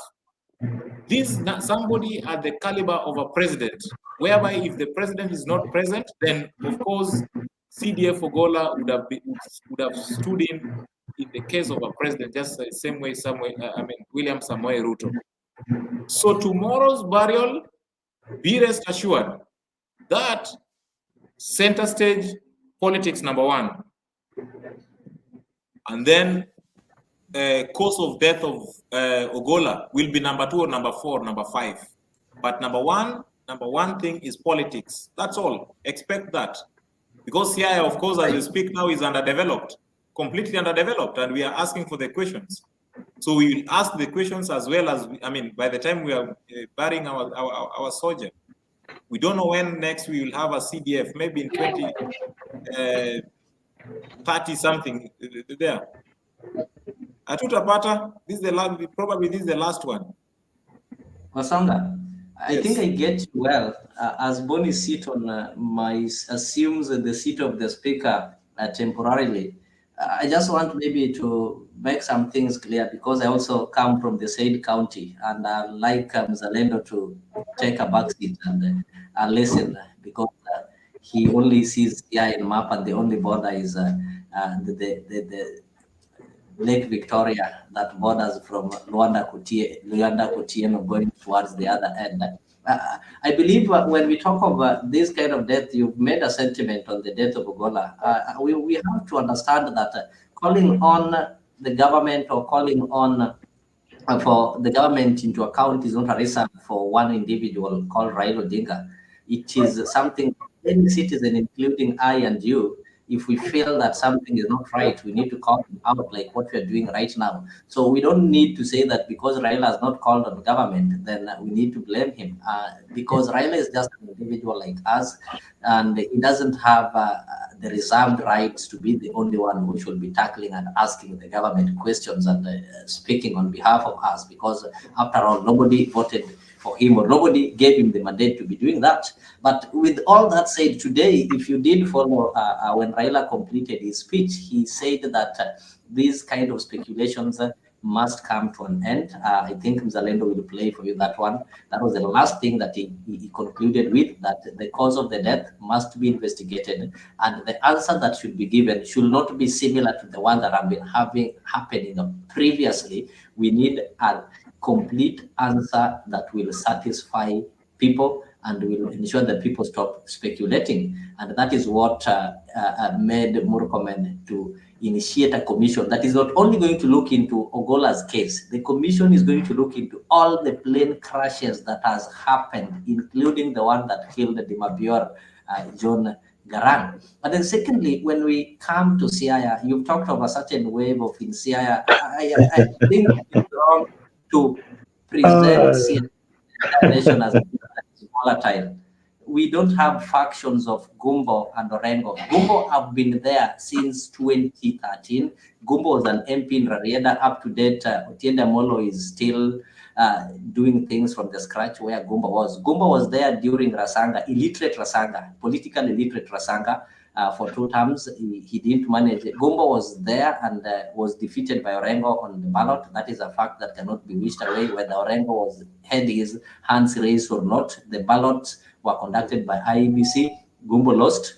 I don't know if he went to court. And in any case, I don't think he will still come. And if in any case, I'm sorry to say this, having been somebody who comes from the greater Ugenya, in any case, Gumbo wants to become an MP. He cannot become an MP by destroying other people, but he can become an MP by telling people, this is what I want to do to you, and this is how I can do it, and this is how I've done it before. And not until he will brand himself like that, we'll still be having even another politically illiterate and clueless people worse than Cornel Rasanga becoming governors in Siaya if I don't step in maybe to challenge James Orengo in 2027, of which if I don't challenge him, then in 2032 is when he will leave the office. So there's nothing like Siaya is being volatile. Of course, that is a Lego. A Lego is the stronghold of senior counsel James Orengo that is having his point man, who is the first MP to be re-elected in Alego Usonga since the creation of that constituency. Something that even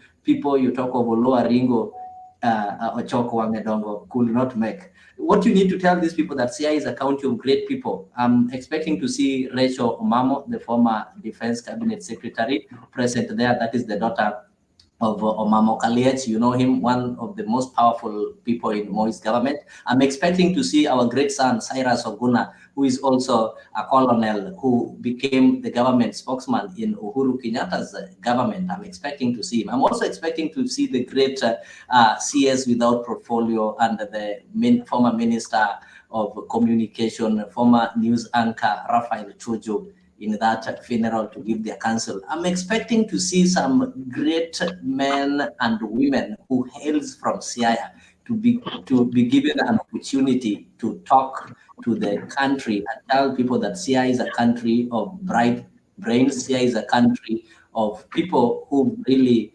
mattered in this country. Tell them that that primary school is where the late Obama Senior, the father to Barack Obama, was born, and the the event is going to happen at Barack Obama Primary School. Those are the things that I expect you to tell these people. And lastly, also, I don't expect the political hecklers like the ones you talked of, so-called Gumbo, and their politicians. Actually, they've not been given a mandate by citizens, but they are hovering around, following the government-appointed officials like the CS, our very able son, Udoado. So there are people who hang on Owalo's coat just to try and create a problem to be relevant. So right now in Siaya, the people of Siaya don't need politics. We just need some mature conversation, like what is going to happen tomorrow. And tomorrow, Siaya is going to tell the entire nation that we don't meddle in these kind of politics. So thank you so much. And thank you, Bonnie, for sitting on that seat. I think you can give it to the next person. And Mzalendo, I know he's having a word, but you can give it to Black. Then you can take it back to Mzalendo. You know, that was precisely a sycophant speaking. 100% sycophancy in whatever he said. And he's not even looking at the plight of the CIA people. He's looking at his political side, the way he's leaning towards. I believe what Kevin told you something that is very, very important. If you read the body language of one Raila Odinga, tells you a lot. And his statement in that particular function also tells you a lot, that this is a man who is under siege, he's under captivity. He has got no voice for that he used to represent.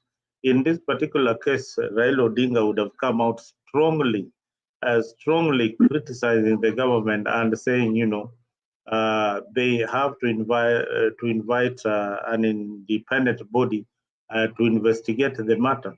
And no leader in Azimio has called upon any private investigative body to come and carry the investigation of the helicopter crash. That also tells you a lot. I told you that these politicians, you should not follow them blindly the way Mr. Leo is following them. You need to be careful. Unafunga macho moja unaweka unafungua macho moja unaweka chonjo. Precisely, kaa chonjo when you talk about politics.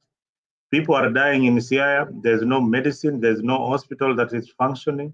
There are no proper roads. There are no proper schools in Siaya. Yet you are very proud of the governance that is happening in Siaya County. That is pathetic and brings the topic for another day, how these counties are being run. These counties are, I should have played for you a video of this pastor who was saying, you know, how children are dying in hospital, how somebody died saw his mother dying because doctors have gone on strike. Perhaps you need to look into that video and come to your senses that these guys are really squandering a lot of taxpayers' money for nothing. So we need to put it on check. The other thing I mentioned for you that the other day is that there's no way Kajwang can start investigating James Orengo. James Orengo is senior even in the political party and Baba's advisor in the political movement called ODM. So how does a junior person like Senator Kajwang start questioning a governor or like Gladys Wanga or even James Orengo? So we need to look at the evolution, whether it is working or it's just a means of eating our tax money. For me, it is not working. Before we even forget, I want to pass my condolences to the family, somebody we worked with for a very long time. This guy called Michael Oyer. He is forgotten because of the General. General is too big, but Michael passed on today at around 2:30 p.m. at Nairobi Hospital. I had the opportunity of working with Michael Oyer. He's a very hard-working journalist. He used to work for KTN, and he formed his own company. and many journalists have passed through his hands. He's also a trainer and a psychologist by profession. So to the family of Michael Oyet, poleni sana. Tuko pamoja nanyi katika hii wakati wa huzuni. Heri Mwenyezi Mungu awafariji na wapatie hekima popote pale mlipo. That's something that I wanted to pass because Michael was such a great friend. And indeed, if you want to talk about humility, there are people who are very, very humble in this world. Michael Oyer was one of them. So back to Siaya, my brother from another mother, Leo. Siaya watu wanakula pesa. And it's in all the counties. I think, Mzalendo, we need to look at this thing. Nairobi. Look at I Nairobi. want us to look at this thing. I want you to organize for a show. Of course, we are going to organize for some county watch so that we look at these counties in entirety. The problem that we're having, why we cannot solve the issue of corruption in these counties, is that we single out these counties and forget that what is happening in Siaya is happening in each and every county. I want to tell Wasonga one thing. Zalendo, you'll agree with me. I know you come from Homa Bay, but I want to tell you, as a matter of fact, the county government of Homa Bay is doing nothing. The projects that are done in Homa Bay, like opening the piers and those roads that you see, are done by the national government. So the only thing that makes Wasonga and I get convinced that Gladys Wanga is working is because Gladys Wanga has invested a lot in PR. So he's running a county under PR. The same thing happened to Machakos.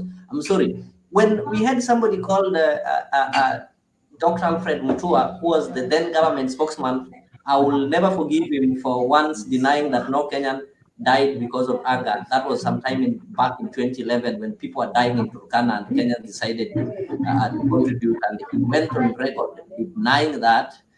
He ruled or he operated in Machakos with PR. Mutua is somebody who will go put a water tank, put pipes, and say he's launching water.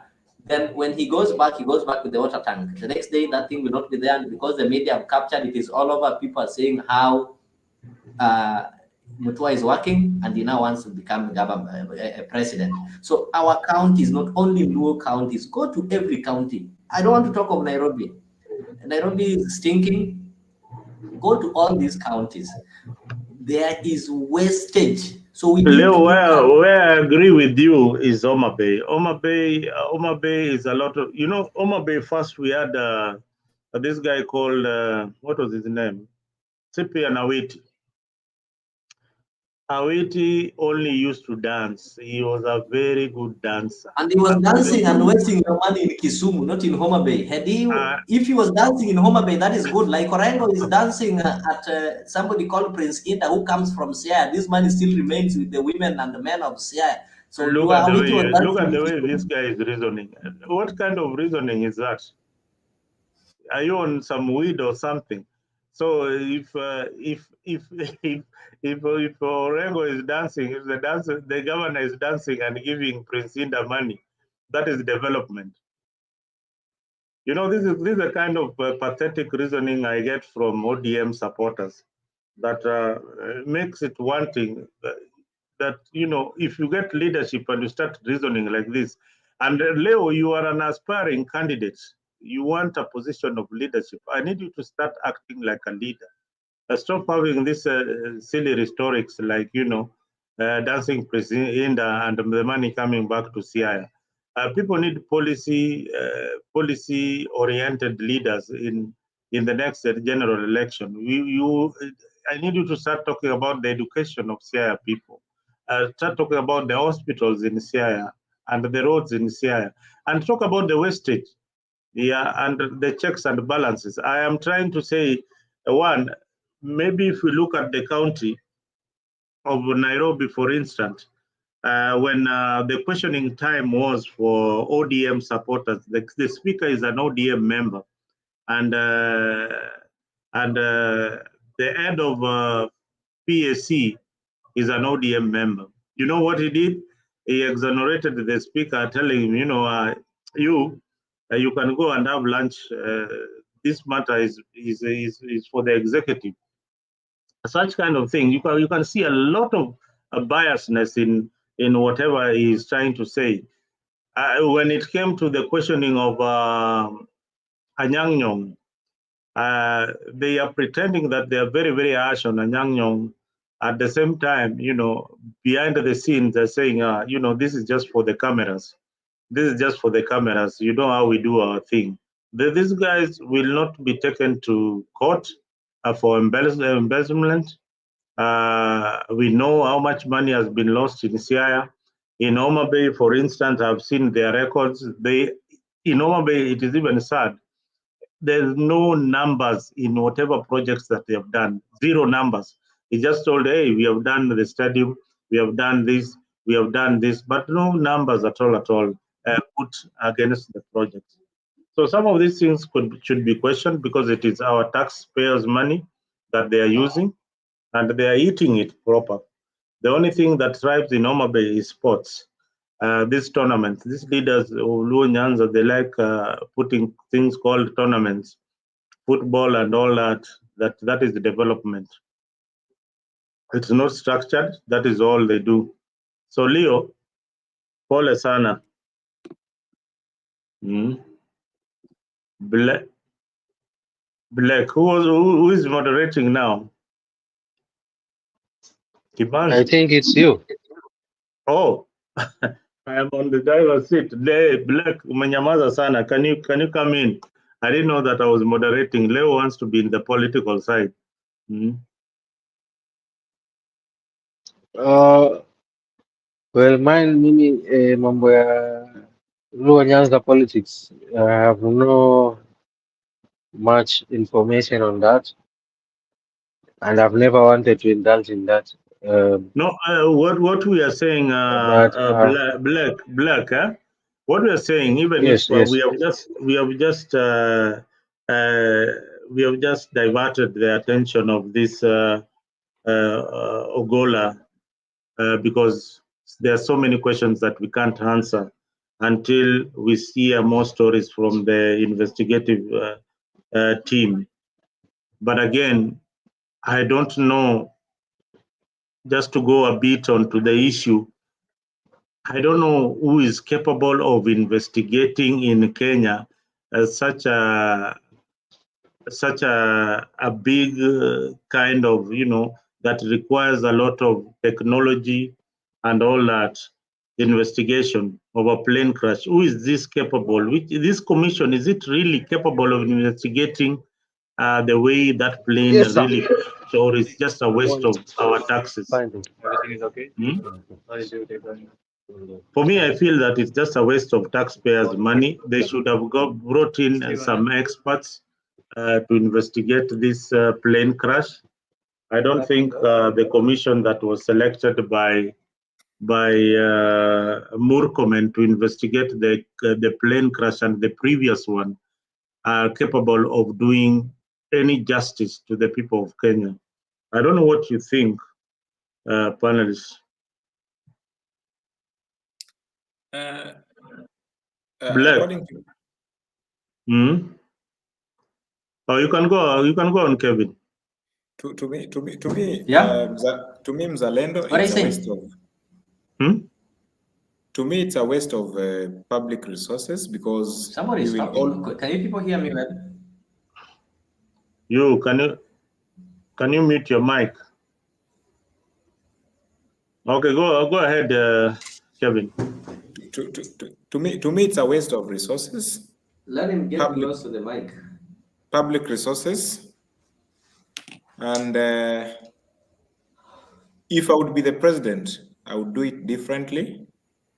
Or if I would be a CS from that region, the Kenyan, the Nyanza region, Raymond Omolo is there, as well as CS Owalo is there. The politicians are also there.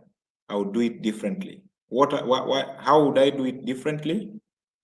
General Ogolla has died a very painful death, but I would look at what really made him happy.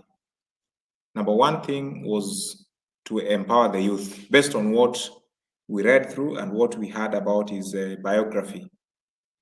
So I would do it this way, being that he was in love with youth empowerment, empowering communities, helping people and all that, helping his society. I would possibly create a youth hub, because around Nia and Sia as a whole, there is no youth hub.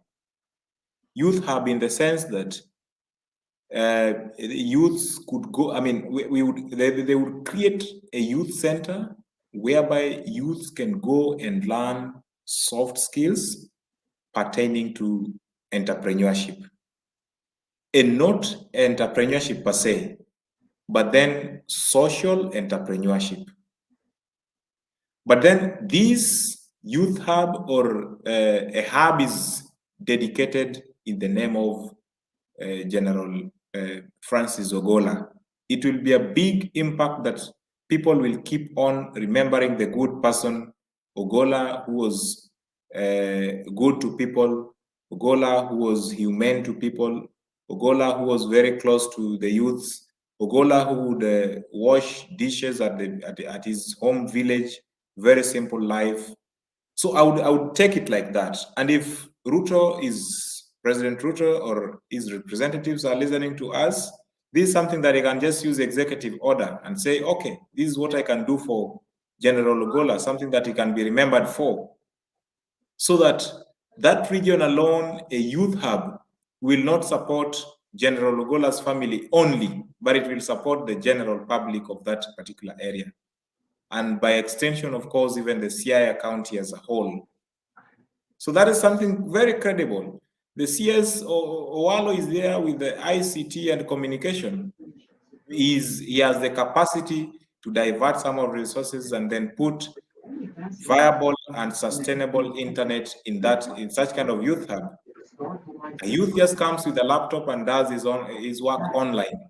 In the name of, this was built when General Ogolla passed on, and that is what we remember him for. So if we are to remember something good that happened when General Ogolla died, now we have a youth hub. It's a very good thing, because of course. I just have a question to you. I'm not interrupting you, but I just want to ask you a question. Yes. I'm a youth, of course. I'm not 35 years old. If you give a youth today a laptop and internet, the first thing they'll go to Sports Space and Betika. They want to bet. So this thing called the youth hub, I do think it is something that is not going to change our youth. It is going to make our youth be slaves in betting and such. We need to, I don't know. We do coding here. Zalendo brings experts here who teach coding, but youths are not interested in that. They want to bet. Number two, you heard from the eulogy, and there's an event that was supposed to take place tomorrow in Alego. General Francis Ogolla built a church. He did not build a school. He did not build an industry. What are our priorities? If Mzalendo gets money today, Mzalendo will contribute thousands to build a Catholic or an SDA or whatever church in his village, but he will not contribute money to build, even to repair doors in his former primary school.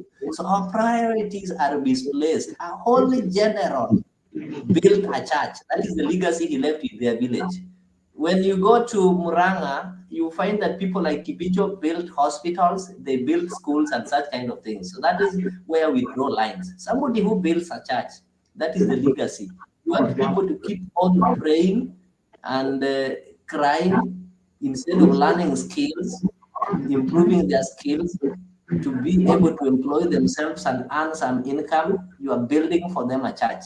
Yet, he did not even build a school that could be named after him. We need to start thinking about our priorities. The people who lived before us never thought of that. You see, Leo, you see, I will not take much time, but Leo, I think somebody's voice is, was not muted. Yeah. Leo, I don't like your idea that this guy did not do anything in his village. You are focusing on the development agenda of General Ogolla now. But when it comes to James Orengo, who is doing nothing for the county with a lot of county budget, instead of doing works for the county, now you are with him. So I don't know whether you joined him in the corruption deals that Oduol was talking about. That is a big question for me. This is somebody who was there to protect the country, the borders, and to make safety for the country. I can tell you, my brother, if you have a problem today, if you fall sick tonight, the first thing you will think of is your God. And if indeed you are a Christian, you will read a Bible. And if you are a Muslim, you will read a Quran. If you are a Christian, you will go to church. If you are a Muslim, you will go to the mosque and pray. This makes sense. And actually, if particularly if you are a Catholic, in Catholic we believe in catechism. We believe in catechism. And the first thing that you are taught in the Catholic catechism is to know God. Who is God? And what does God want you to do for him? God wants me to work for him. So whether you are working for God in terms of building a church, you've worked for him. Protecting the nation, being a Kenyan army, you are working for God. Being a governor who steals public resources at the expense of doing development, bringing development to the people, you are not working for God, but you're working for Satan. So I would put you on the periphery and say that you, together with Orengo, you are working for Satan, and General Ogolla, may his soul rest in peace, was working for God, building the church.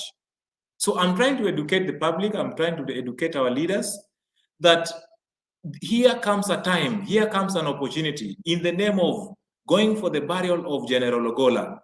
If there is anything that they feel like General Ogolla did not fully do to the people of Nia, do to the people of Siaya, then this is the time.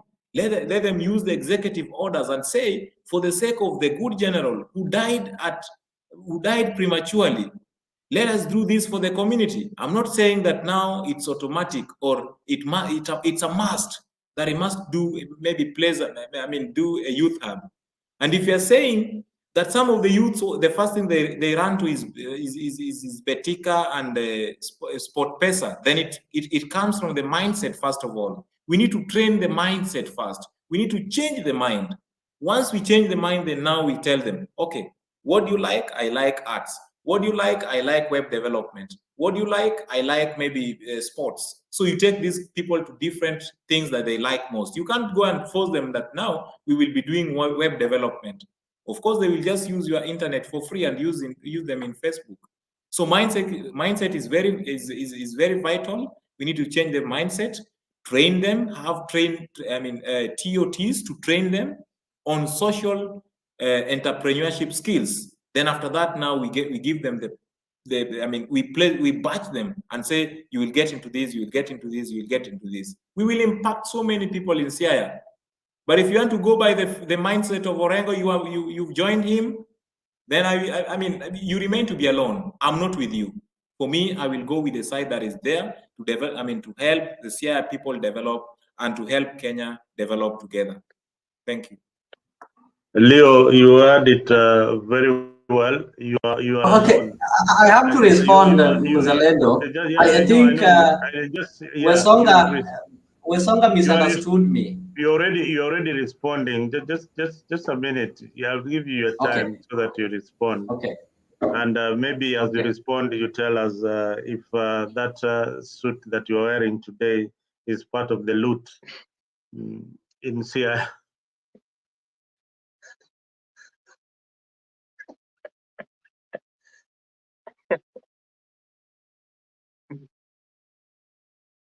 Go ahead, Leo. Go ahead. All right. I wanted to say this. Wesonga did not get me well. Actually, I don't support any misuse of public funds, and that one I've always been in record. And that is why when I discuss the person of, for example, I want to start with the person I've stood with for long, people did not believe in. Somebody called Professor Anyang' Nyong'o, when he wanted to become a governor. People who say you don't have development records. People who are, so many people against him, but I'm one of the few people who believe that Nyong'o was elected as an MP for Seme, and the role of MP is not to manage CDF. The role of MP is to legislate, and I could point out some of the laws and legislations under his name. Right now, I know some people might not agree with me, but anybody who is thinking for the future will tell you that despite all these media, whatever you see, Nyong'o should be rated the best governor that we ever had in this country. Secondly, when I go to Jim Orengo, somebody I do believe in, I've been following his politics since he started politics. Number one, I can tell you, when he was elected as an MP, he did his role. The role of MP is not to distribute CDF. CDF has got a committee that is having a chairman. The MP is a patron. So if you see the CDF is building schools and everything, the credit should not go to MP. The credit should go to the CDF management board. A good example in Kibra, Ken Okoth was elected as an MP, took almost 3 years in a hospital. The person who was managing the CDF was somebody called Imran Okoth, who was managing the CDF, and Kibera really grew. And people thought that the role of an MP is to manage CDF, and they decided to give it to Imran. Imran is not the MP right now. We have Mwalimu Morero there. Back to Jim Orengo. Jim Orengo as an MP did exemplary, above expectations as an MP. If you go to the parliament, Hansard, it speaks for itself. He served as a senator for 2 terms. It speaks for himself. Somebody is telling you about Orengo putting on expensive suits. Mzalendo was in ODM Pentagon. Mzalendo knows Miguna. When Miguna was advisor of Raila, he was a good diehard of Raila by that time. So when I talk of him, he knows the inner things that were happening in ODM when Miguna was writing a book, Peeling Back the Mask. And he described how Orengo used to buy expensive suits in Dubai, up to 200, 300,000 Kenyan shillings. By that time, he was not a governor. So coming to tell us that Orengo is putting on expensive suits simply because he's a governor, that is malice and it is misplaced. This is somebody who is having one of the best law firms, one of the highly rated lawyers that you cannot afford if you have less than $1 million. You cannot afford to have Orengo represent you unless he gives you a pro bono services. Orengo has never been involved in any misappropriation of public funds. That is a fact. The only thing that he did was to help lawyers, Luos and Kisis own plots in Nairobi by telling them ile ujanja kina mwenje walikuwa wanatumianga kupata plots Nairobi. So he's somebody we need to blame our MCAs who pass these wastage budgets in the county assembly. The problem that we have in our counties, Mzalendo, Wasonga, Black, Goodyear, and Kenya Revolutionary, is not the governors. The governors are not the problem.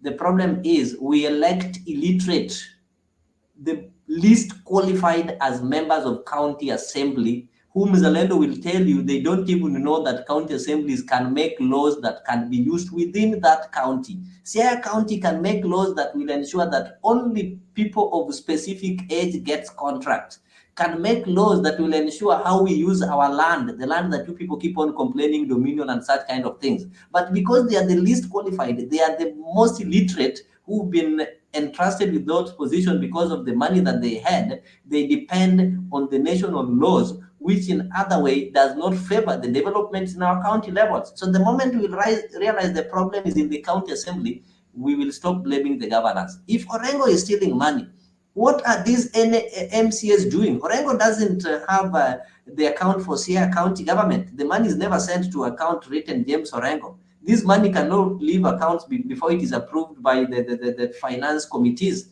Who sits in these finance committees? The members of county assembly. So the moment you elect people who are so illiterate, people who don't understand how things operate, somebody who dropped out of school in class 7 when they're doing addition up to millions, you want these people to start counting tens of millions and billions. That is where the problem comes in. So you get a brighter chap like Gombo, who will now take advantage of the illiterate MCAs and steal money from the coffers. Unless you have an illiterate governor like Cyprian Awiti, then these counties will keep on complaining and blaming the governors. I rest my case. But Black has been quiet for some time. Black, can you say something about this?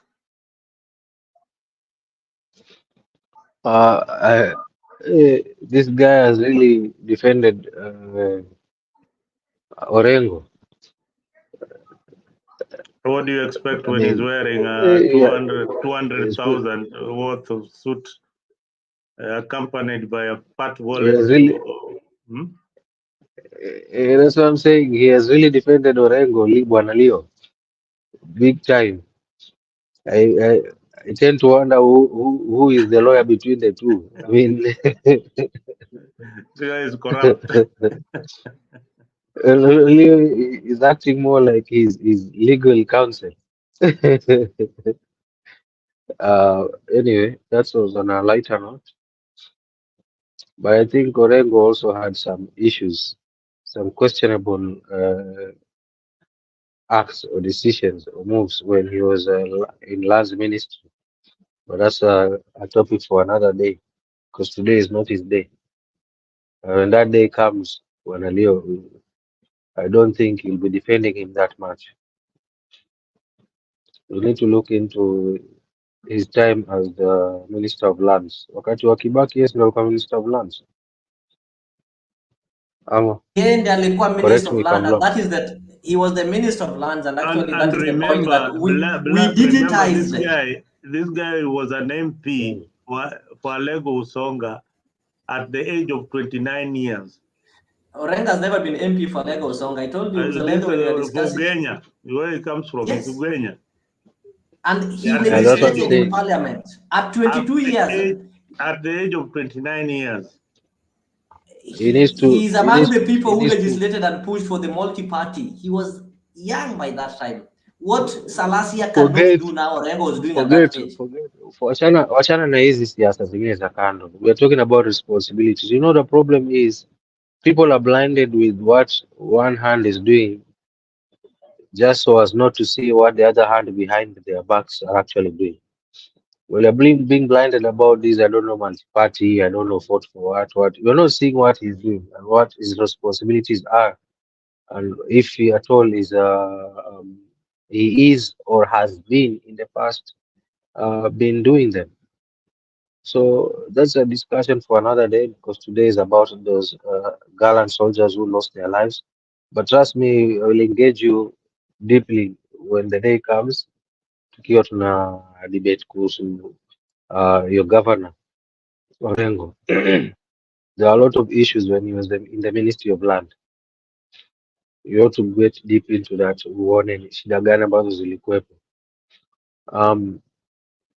But to go back to the late CDF Ogolla, I think it will be an opportunity kwa Wakenya wengi upande wa huko Siaya to get to view his body, because they said as part of the program that kuna mahali ambapo watalanda na ndege, then they will go by road all the way to his place, and that takes about 4 to 5 hours. I don't know how true that is, because I've never been to that part of Kenya. Maybe those who have been to Siaya will tell us that and confirm to us if that is the case. And if it is the case, then I guess along the road, a lot of Kenyans from the Siaya County will have an opportunity to bid their farewell as the courage and the remains of the good general passes through. So, you know, I was trying to imagine a case of like ni kama anapatiana ni msafara wake wa mwisho, and if they could have chosen to take him by plane or by an aircraft all the way to his home yard, or to the church, and from the church to his home. But just the fact that they decided to call him journey by road, then that is in itself is an opportunity for the Siaya people that they ought to take advantage of, to bid their farewell to son of their land. That's one aspect that I also wanted to bring across. I don't know what my fellow panelists can say about that. Thank you.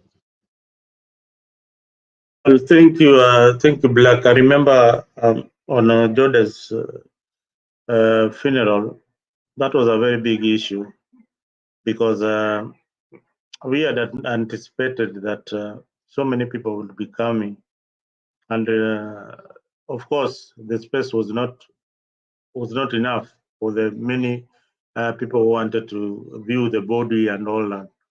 So the reason why they've decided to go on road is for probably other members of the community to have an opportunity to say the last goodbye for somebody they knew. So this is maybe the arrangement with the family, because I don't think that compound, from what I've seen in the media, can hold the many residents from Siaya who are going to come for that funeral. They need to look for more space. Maybe Kevin knows the exact home where it is situated. If there is a primary school that is around or a secondary school that they can conduct the last viewing of the body before it's laid to rest. Is there a place like that? Definitely, there is a near primary school, there is a near Girls National School, and all these are public. All these are public facilities, and if they were private facilities, they are within the jurisdiction of the Kenyan government. So, viewing places, I've not seen the itinerary, but truly I can tell you that there will be quite a number of people who would wish to see this humble General Ogolla getting laid to rest in his final place of rest. So we expect to see so many people coming in. And of course, what we would call for is just for peace and for his soul to rest in peace, of course, in a very peaceful environment. And even the politicians around, just to have that modesty of laying this noble man to rest in peace. I think, there will be a lot of politics in that particular funeral. I hope there will be no fights between the factions in ODM and the other faction who rebelling against Leo and his team. I know Leo will be attending that particular funeral. Leo, usikose kwenda hiyo matanga. Actually, no, the funeral is okay. These are soldiers. They are people who are always neutral, and they are dictates that they serve the government in power. Even if he is your brother and he is a soldier, he will always have to respect and obey the crown. So me, I totally don't expect politics. Of course, politics normally take center stage when a politician is being buried. So there will be no reason that a politician will give as to why they have to make political sentiments. If Ogolla was a politician, that they would say, there's a funeral, we are sending off a politician and we have to cover it well with some politics. But this is somebody who was not a politician, and the procedures of the military. There'll be lots of activities. I don't think there will be enough time for politics to take center stage. And one thing that I have to give the people of Siaya, that there are a lot of things that brings us together compared to things that divide us. That is a matter of fact. And even when you come to Siaya, these are places that you'll find that they elect people outside ODM, but that one doesn't divide them. For example, I come from a certain rich constituency called Ugenya. For the last 2 terms, my MP have not been from ODM, and that one doesn't stop Ugenya from having the majority who are registered in ODM. So it tells you that Siaya is more mature politically. Anybody will tell you Siaya is more mature politically. When Kibaki disagreed with Raila sometime in 2007, elections, I think the first place, no, not 2007, but after 2005 referendum, and the first place that Kibaki visited was Siaya, and he was received at a place called Awelo Primary School. I was in high school. By that time, I was in Form 1. I went to see Kibaki and Mama Lucy Kibaki. And by that time, there was a big difference between Raila, who was now leading the ODM, the one that voted for no, and Kibaki, who was the leader of NAC and had people like Raila had been sent out of the government. There were ministers of the cabinet secretaries, and they've been sacked, and people replaced them. And he was received well, something that doesn't happen in some regions. And even William Ruto can freely go to Siaya any day, any time, and nothing will happen. It's not like the other part of Migori where you see shoes are being thrown, like what happened to Uhuru Kenyatta and such kind of things. So Siaya people are people who are civilized. That is a matter of fact. So it is, I just need to tell people that you people who want to pay their tribute to the fallen son of the soil, you people are most welcome, so that you can see the county of heroes. That is the cradle land of Luoland, the county of Barack Obama, the county of Arguings Odek, the county of Grace Ogot, a county whereby if you throw stones, you'd have to be careful. You might hit a graduate. So let me welcome Kenya Revolutionary. He's been making noise on the Gambia Leo, that's a very interesting statement. I always hear it from Siaya people that if you throw a stone, then it will hit another graduate. Same if you throw here in Africa, it might hit Leo or Kevin on the other end. These are all graduates who are trying to, to praise where they come from. But unfortunately, one of them is anti-development. The other one is pro-development. No, Mzalendo, there's something that I want you to explain it very well to our viewers. You know, when we talk of development, somebody who've gone to school, development is a wider term. We have different perspectives of development. So what you believe to be development, according to your perception, is what I believe. For example, I just want to give you a stupid belief. There are people who believe that a place is developed when they can see story buildings. In my place, they call them Gorofa. That is their mentality. If they can't see a story building, when they come to a place like you come from Homa Bay, you go to Sori, you know the amount of money that is collected in Sori, where there is not even a single story building called Gorofa, is more than the amount of money that is collected in a certain town with several Gorofas, simply because of the business activities that are taking the money that is exchanging hands in Sori. This gentleman here will tell me, when we talk of development, actually, guys, we need to make our viewers understand what is development. Somebody like in my place, Ugenya, they believe that an MP who built so many schools have developed the region, and that is the only thing they believe, that kama hujajenga mashule, and that is what has made David Ochieng to be re-elected. He really knew the weak point of the voters of Uganda. These people liked schools. So when he came, he ensured that every primary school that was around had a secondary school attached to it. He brought the teachers training college, the agricultural camps, and such kind of things. But when you go to other regions, the people who need markets.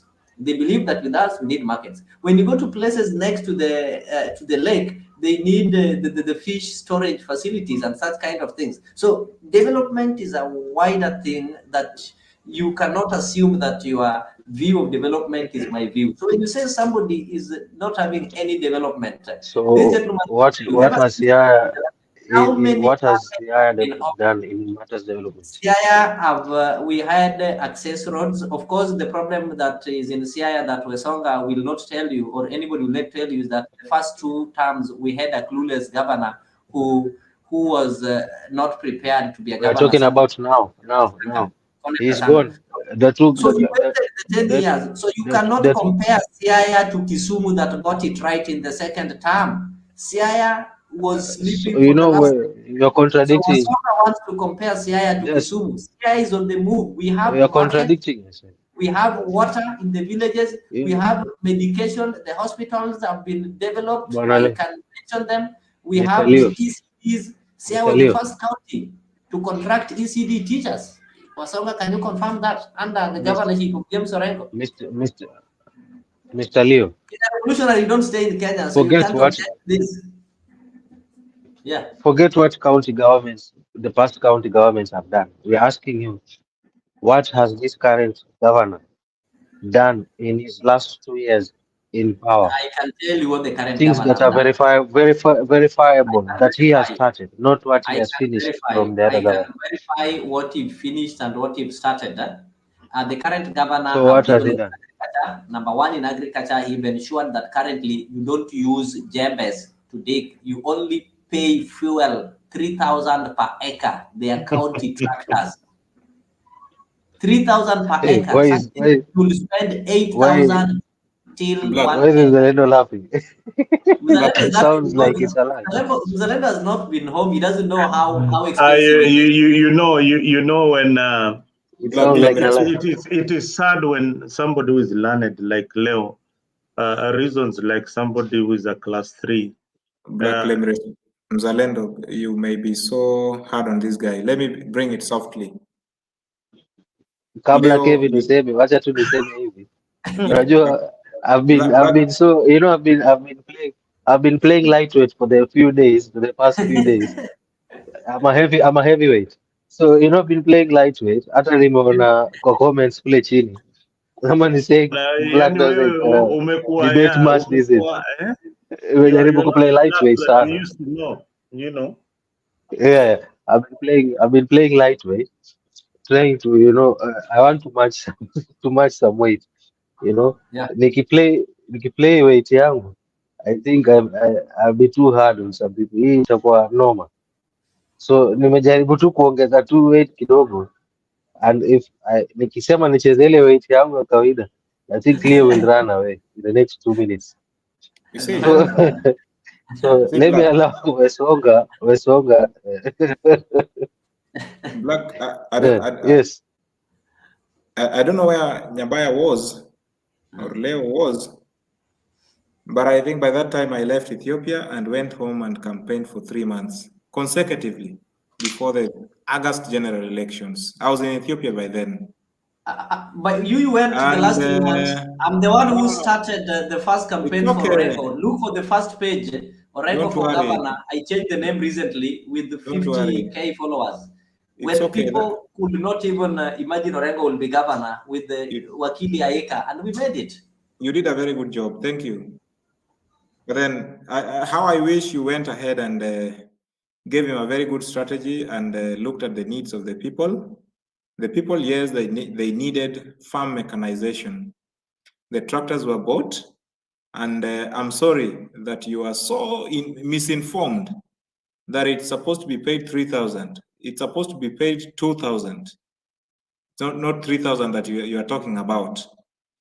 But I may not. That may make you more happy that the people are supposed to pay very little amount of money than the one that you've quoted. But I can tell you for a fact that how many people use the county tractors, including myself. I can afford to pay 2,000. But then I don't use them. Why? Because they are not used by the normal Mwananchi. Me and you, particularly, I doubt if you're using them. And if you're using them, then you're using them in corrupt deals. No, I can confirm. Even today, if you want, just tell me your region. It's my time. It's my time. So let me respond to your question. And give me time to respond to your question, please. So these kind of things, just maybe because you are controlling his Facebook platform and all that, I was on the ground for him. And I can count for you so many leaders whom we campaigned for, and they really got it right. James Orengo being one of them. But we divert in terms of his development ideologies, because for him, he's not for the common Mwananchi. For him, he's an elite. He wants to dance with the ones who are up there without considering those who are down here. So these county tractors that you're trying to talk about are not for the common Mwananchi in Siaya.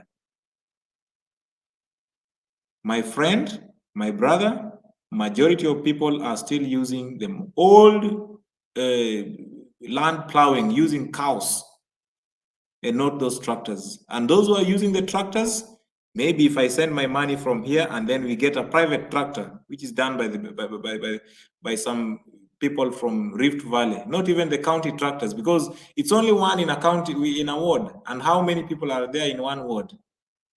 And with the corrupt deals within the CI county, you can't even get it. By the time you get access to it, the rains are almost ending. So you will keep on waiting and waiting and waiting until the rains ends and you want food.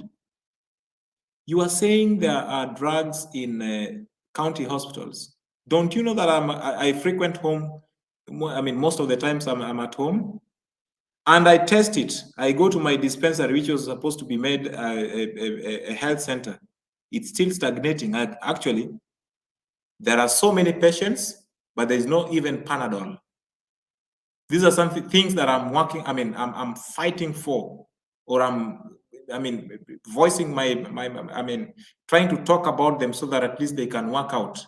But nothing is working out completely. The only things that we see is the strategies which were used by Governor Mutua in Machakos. If so, that is what you want to affirm, then that is exactly what is happening in Siaya. We get a lot of photos, but then when you try to trace what is happening on the ground, you don't see them. The expectation was that Orengo would be the best governor. Okay, he's a senior counsel. Maybe people would fear doing corrupt deals in front of him. But he has become the most corrupt governor. And comparing Siaya and Homa Bay, which one is closer than, if you compare Siaya and Homa Bay, or Siaya, Kakamega, or Siaya and Busia, I believe Busia is closer to Siaya. You should not even mention Homa Bay, which is far away, by the virtue that its borders. It's the Lake Victoria makes it on the other side, and then this one is on this other side. All these counties surrounding Siaya is doing worse than them. Kakamega, Busia, Kisumu, all of them, and Homa Bay, which you don't want me to mention. Look at where you come from, your town. Where is your town? Your town is in Siaya town. Actually, Bondo is now doing better because of the Bondo University. No, I'm not from Bondo, and I can tell you, I work, actually, when I go home, I not only work within my sub-county. I come from Ugenya sub-county. When you talk of Busia, I know the places. And me, when I go, I normally, how do I assess development? Where was I yesterday? Where am I today? So what I do is this. If yesterday, my county, sub-county, I want to give you an example, just listen. If yesterday my sub-county wasn't having a dispensary, but today I have a dispensary, I'll not say that, okay, we ought to have a level 3. At least we've started from somewhere. You've said very well, each and every ward can afford to have a tractor. Before, they were not even having a single tractor. Is that one not development? Do you want things to be done on the same day, really? So for me, that's not development. Development is guided by, the sustainable development goals. The development and the surplus. You need to know that. And the sustainable development goals, if we look at the Kenyan context, we are looking at the Vision 2030. I may not have exact data at the moment about which number is Siaya, but my mind of thought tells me that Siaya would be number 46 or number 47. So development is this. The Sustainable Development Goals has how many goals? There are 17. But number 7, the last one, number 17, talks about partnerships for the goals. All the 16 goals, we do partnerships here and there. Do we have good sustainable partnerships? What we always see from Orengo is going to help the governor of Homa Bay to proceed his development agendas. He is opening the stadium, Orengo goes there. He is opening a fish bar, the Orengo goes there. The president is coming, Orengo is there.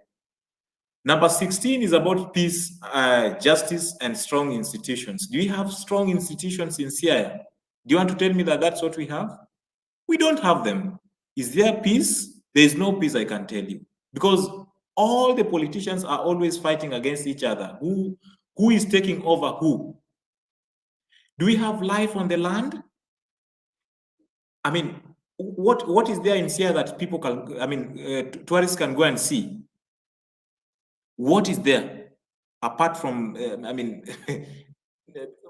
completely apart from dogs maybe in our homes? Nothing is there completely. Life below water. You saw the other day, Lake Kanyaboli was getting out of order just because of poor governance. It has never happened like that. Wasonga, So, I think we need to be factual. Look what moment. happened 3 days ago. I don't take you far away. Siaya County government had some partnership with Safaricom Foundation to our mothers who will be giving birth in all the sub-county and county hospitals. They came up with something called Mama Packs. If you give birth in Siaya Referral Hospital, the Safaricom Foundation, together with the county government of Siaya, is giving a package to this Wamama. So that one tells us that I just wanted to take you to the one that happened 3 days ago, so that if you look at the 17th sustainable goals in Kenyan context, there is partnerships. I can list for you several partnerships that we've entered with. There is one for the dairy farm, and you saw some dairy cattle were given. That is 2 months ago. The problem that is in Siaya is one. Why do people believe Homa Bay is ahead of Siaya? Because Homa Bay invested in PR, and there's somebody called Charles Odhiambo who was working with Royal Media who is really perfecting his job. In Siaya, Orengo failed to hire people who will do the PR and the media who will be taking the photos and showing his live. Gladys Wanga will go live when he's taking a bath. She will go live when she's visiting, just passing through the market, and people think Gladys is working. Orengo doesn't work with cameras. He recently acquired services of one Steve. Steve Odhiambo is not an experienced journalist. Ni mtu tu wa mkono venye alitoka shule anakaa nyumbani. So he doesn't have the PR techniques to make things appear that they are happening. That's the only problem. The problem in Siaya, we don't have good cameras to show people what is happening, but there's work there. So somebody who is far away, it will take you time. Me, I took time. Last month when I was home, it's really kilometers to drive from somewhere called Nyadorera. I went up to somewhere called Missouri Beach. You know where Missouri is? Yeah, I think came back up to when I was going to Kisumu. I went to Kisian, came back through Maseno, went to Rangala, went to Sigombre. So when you walk through these place, though we are not at that faster pace, but it's not time that I can start saying that Jim is not doing anything. The only thing that I cannot say, I cannot give them a clean bill when it comes to corruption. Even recently, you saw people who are suspended in the revenue. We are having guys there who are having issues. So the problem is that all our counties, there is wastage that is taking place. And I don't know, Mzalendo, maybe can you've been in governance for so long. I don't know how this one happens, whereby there are people who are stealing money, but people are silent. Like what is happening in Nairobi? Somebody will ask you. Majority in the county assembly are from ODM and Mio. In Siaya, majority know what is happening, but they can't take action. Does it mean there's a godfather somewhere who protects the corrupt? Yes. Leo. Let Black. Yes. Yes, Black. Leo, it's very unfortunate. You're taking a lot of energy, which you have good energy, but you're using it negatively. I mean, you can't defend the undefendable. I mean, Alice just came out the other day, right? It talks about how money has been squandered, how money has been stolen, and there you are. I just want to ask you one you question. know, number one. List came, yes. If the list has come, what is supposed to be done? Who do we blame? Siaya is top 8, if I recall well. I mean, it's up there in top 8. Or if I can just try to make it seem good, why top can't 10. you see these people going to jail? That is the question. That is where the problem No, is. listen. Yes. listen. You know, the fact that you see there is some pilferage of money, it means then there is no way there can be development. It's impossible, right? Exactly. Because so there is no way you can be telling us that there is a lot of development that has been happening when there has not been the money that's supposed to be used for development is not there. It's not being used to do that, right? And like you said earlier on, for money to come out, unajua lazima government wana sign. At the end of the day, did you know that? That is not true. Or do you think it's an account? That is It not true. is true. It is not the governor. Governor is just among the signatories. So listen, I'm explaining. Do you know if he doesn't sign, then there's nothing can come out? Exactly. His role is just to sign. So that being the case, do you think there's money that ever gets out that he doesn't know where it's going? If you've ever been a CEO in a company, when the Okay, accountants and people Leo, working there bring a budget to approve. I have a clip here from one Let me just from let you continue. Just a clip. That's why I just said I just want to play to hit light. A clip from? That's why I just said I just want to hit light. To just punch light. Because if I punch hard, Leo will run.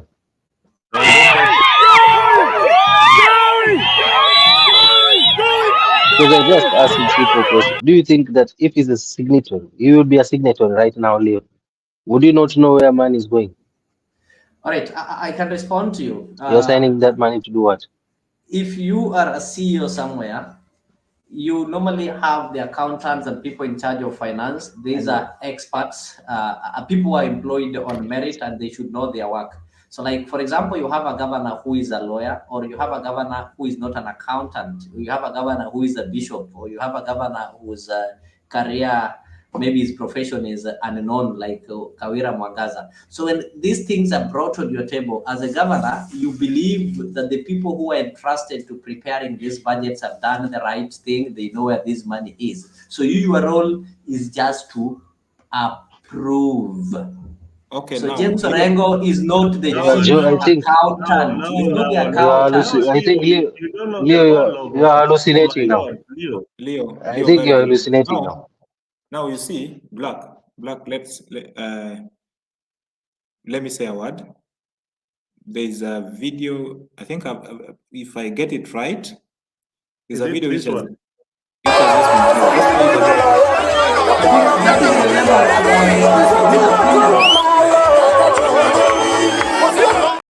Is it that one or this one? I think that is relevant to the land. Twanikeja wachunu kama jothurwa kata di changa to mana jokiyanye dalagi mano makosa to bende samwa wueni wach siasa ni oserumo 2020 kama MCO biro ka to giwacho ne jomia ndara makama nyewa loso kama watere pi hospital kama nyewa kele yath Ethiopia mwasemio CDF mwasemio basari romo kama idonje ya nikech gigi duto mosetimo timre na nyocha ne ane liel ka omia kacha awa bet gutiende ka tapenyo to tiende ka moloni ang'o momiyo ndara mawuok nyandiwa kadhi kamito to chopo ka Elija pokorumo to wacho ni ndara ok nyal rumo nikech oja ODM Ruto tuone pesa tapenyo to nyikal motieko maseme oja ODM koso oja ODM Sano tiende koni na yanye. Kipenjo MP gimomiyo kogero ndari yanye. Gumbo gituju manogero yo macha notiko koso kotieko. Emo miyanyisu jothurwa.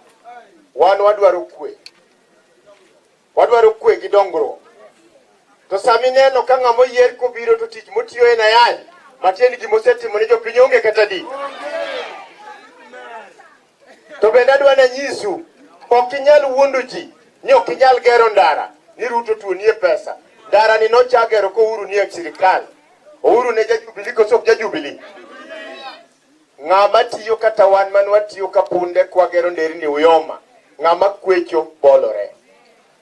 Tipo wuondre uru jothurwa Adiera mantie en ni wan kaka jasembo jorarieda josia joluo nokwago kura ne Ruto. Adier koso kadieri. Tadiera mantie ni president ma Kenya masani en ng'ama iluongo ni William Samoei Ruto. Okinyal wacho ni dwa gero ndara to kiduogo koni tiyanyo Ruto iluonge gi nying moko winjre. Adier koso kadieri. Pinyni ni I think, Mzalendo, it is sad that I'll give a translation. And before I give a I translation, want to give a translation of that. I'll Because I help think you give a translation. You can too much, Leo. No, Leo, not too much. just Leo, be quiet. And tell them that Gumbo was an MP in the same constituency and did not build those roads that is asking his predecessor to build. I mean, it was my clip that I played, Leo. Can you just allow me to translate it? What is happening in that particular clip, viewers, is that the former Ariada MP went to a function and Otiende Amolo happens to be the MP of that particular area. So what Engineer Gumbo is asking is that you can't complain that the roads are not there, that Ruto has refused to give you money. You can't complain that you don't have good schools. You can't complain that you don't have water. And you can't complain that our children are not getting the CDF money, yet the government is giving you all that money. Well, I was there as the MP. I was doing all that and I was not in the government. So that is what former Ariada MP, Engineer Gumbo, is saying. You can't pretend that you like Ruto on national TV, but when you come to the backyard, you are abusing him. So that is exactly what is happening in that clip. And that is, viewers, that is what we have been talking about Siaya and the development in that particular area. And Mzalendo, there's one thing I want you to be fair. Gumbo was an MP in that area. If Gumbo was doing these things, what happened? If you are an MP, you made road and you become a former MP, let me explain to you. Let me explain to you why. Because he did not bring the road. That's why those roads are not there. You don't need to explain. It is a fact. Why he's not there? How many roads are there? How many did he make? Why are we not having roads for all those times? Can I explain to you why he's not there? It's not an explanation. Do you need an explanation for that? Umekaa kwa nyumba na hujanunua kiti, unakuja kuuliza mwingine mbona hakuna kiti, na wewe mbona hukununua kiti? You are staying there before. So Gumbo, I think Gumbo is shooting on his feet and he expects to run. And let me leave it for Kevin, because you seem not to want to hear from me. Kevin, can you say something? Leo, Dr. Otiende Amolo is an advocate. Engineer Gumbo is an engineer by profession. But Kevin is a teacher and a development-oriented individual who is currently doing a PhD in community development. So when it comes to matters community development, call me. I'm available. So when I give a forum for you to know what is exactly happening in Rarieda and Siaya at large in matters development, I'm telling you in practicality as well as theoretically, both of them conjoined together. I can use so many theories to bring to your understanding that things are not working well in Siaya County. The first video where Orengo goes to CDF's office, Chief General Ogolla's home, is after he has been ousted by the public. There is nothing you are telling us here. We are complaining about roads, they are not there. We are complaining about scarcity of drugs in the hospitals, they are not there. We are complaining about water connectivity, it's not there. 0 miles electrification is not there. All the things that you had in your manifesto, they are not working. When you're asking for the tractors, we are always given meanders, all here and there. The tractors we have are in the county, in the ward offices, stuck there, not working. We can see it, but it's not working. It's not functional. Look at the type of governance system that we have. There's an acclamation that these people are drunk. Yes, look at the video, the first video, which was, there's another video, I think it's going viral, where Otiende Amolo is completely drunk. And you saw even giving a slap to a voter. That's the kind of leadership. Why is this volatility coming in? It's because people are asking them of what they were supposed to do, but they have not Your done. video, bring that video, bring that video. You understand? So all these things are coming in because the public are asking them Wasonga, yes? Just from your word, do you know that what you call last mile electrification is not the role of the county government? That is the role of the national government. So that's why the problem is, number one, the people that you are talking of, which I think I can call them so illiterate, they don't know the difference between the devolved services and the services that they need to ask from the national government. So if you don't have electricity, you can't go to the county government and start asking them for electricity. When it comes to water, Siaya has got what is called Siaya Bonda Water and Sewerage Company, SIBO, which I think from the last 2 years, we've seen more connections. Places like Bondo used to have challenges. Recently, the people of Bondo will tell you that they're now paying the meter bills. Go to SIBO office in Siaya or in Bondo, you'll find that people are paying bills. Why do they pay bills? Because they have water on their taps. And when you want to, the problem is that you need to first of all explain to people, we are having roles of the national government and the roles of the county government. When you go to office of the governor and you are telling governor that your son have not been able to join Form 1, that is not the role of the county government. You need to tell the governor that in our ward, we don't have an ECD classroom. We don't have ECD teachers.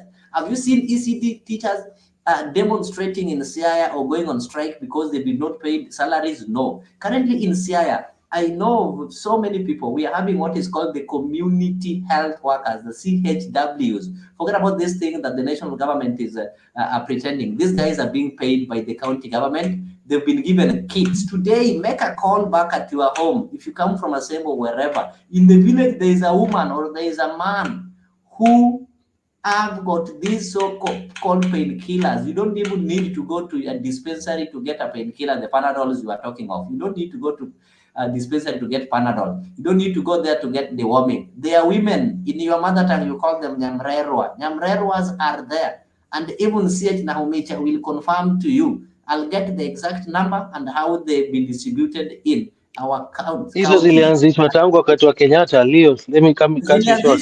Hizo zilianzishwa tangu wakati wa Uhuru. My mom worked as a CHW. So you're not telling us, you know, I just listen. I just sometimes listen. I'm telling you. I'm telling you. I'm giving you direct information. It is really sad. They began during Uhuru's time. To see a former MP asking the current MP to do that thing that he himself did not manage to do.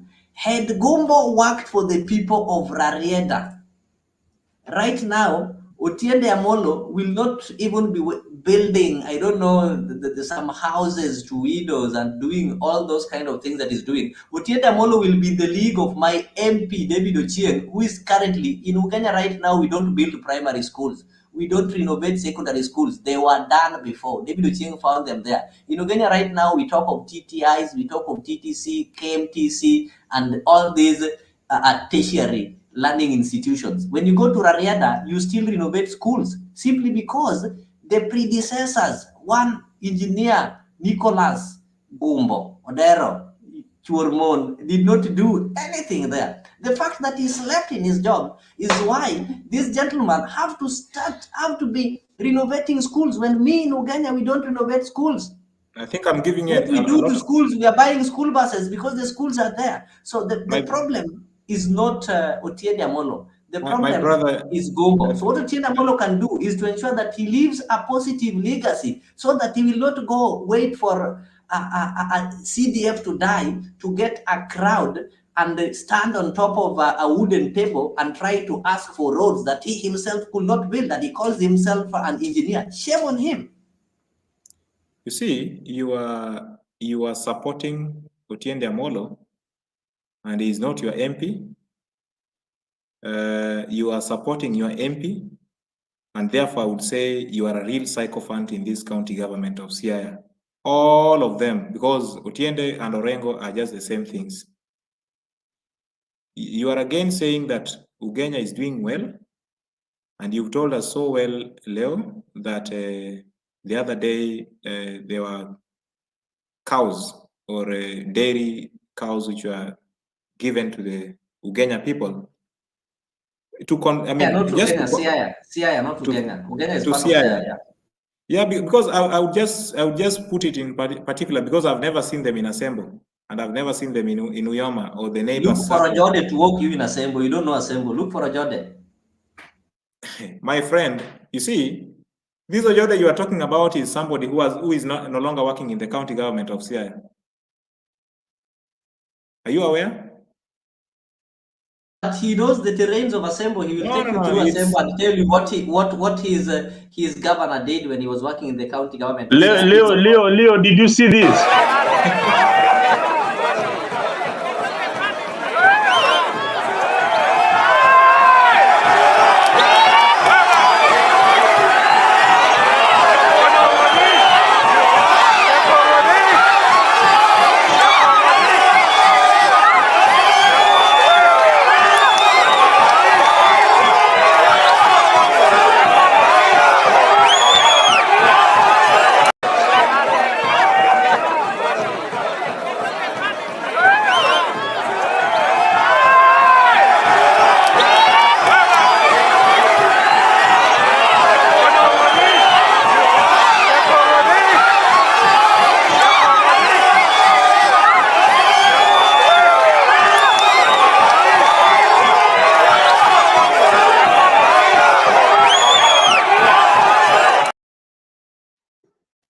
Hiyo ni ishara ya kuonyesha hiyo ni ishara.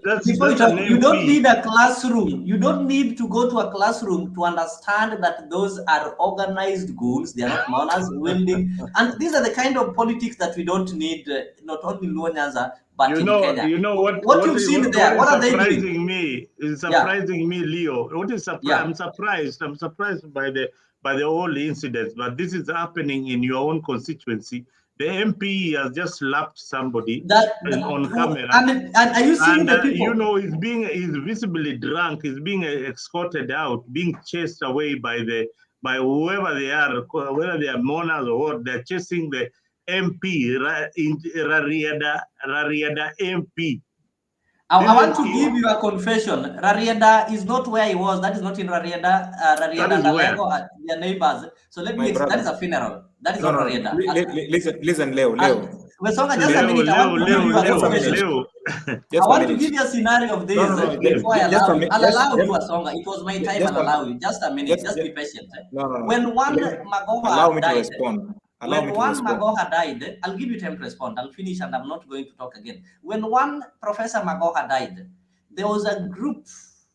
By that time, you know, is when their politics was still hot. There was a fallout between Elisha and James Orengo. Magoha comes from Game. Game is a constituency of somebody called Elisha Odhiambo. He's a teacher, actually, somebody I respect and I still respect him. Also a drunkard like Otiende Amolo and Orengo and anybody. When it comes to drinking, that is somebody's personal life. And people drink as long as they can do their mandate. Elisha planted some goons and he planned to disrupt and even to heckle Raila in that funeral. This is something that I'm sorry I'm sharing it here, and there are people who know what we did will tell you. Do you know what we did? I'll not mention the names.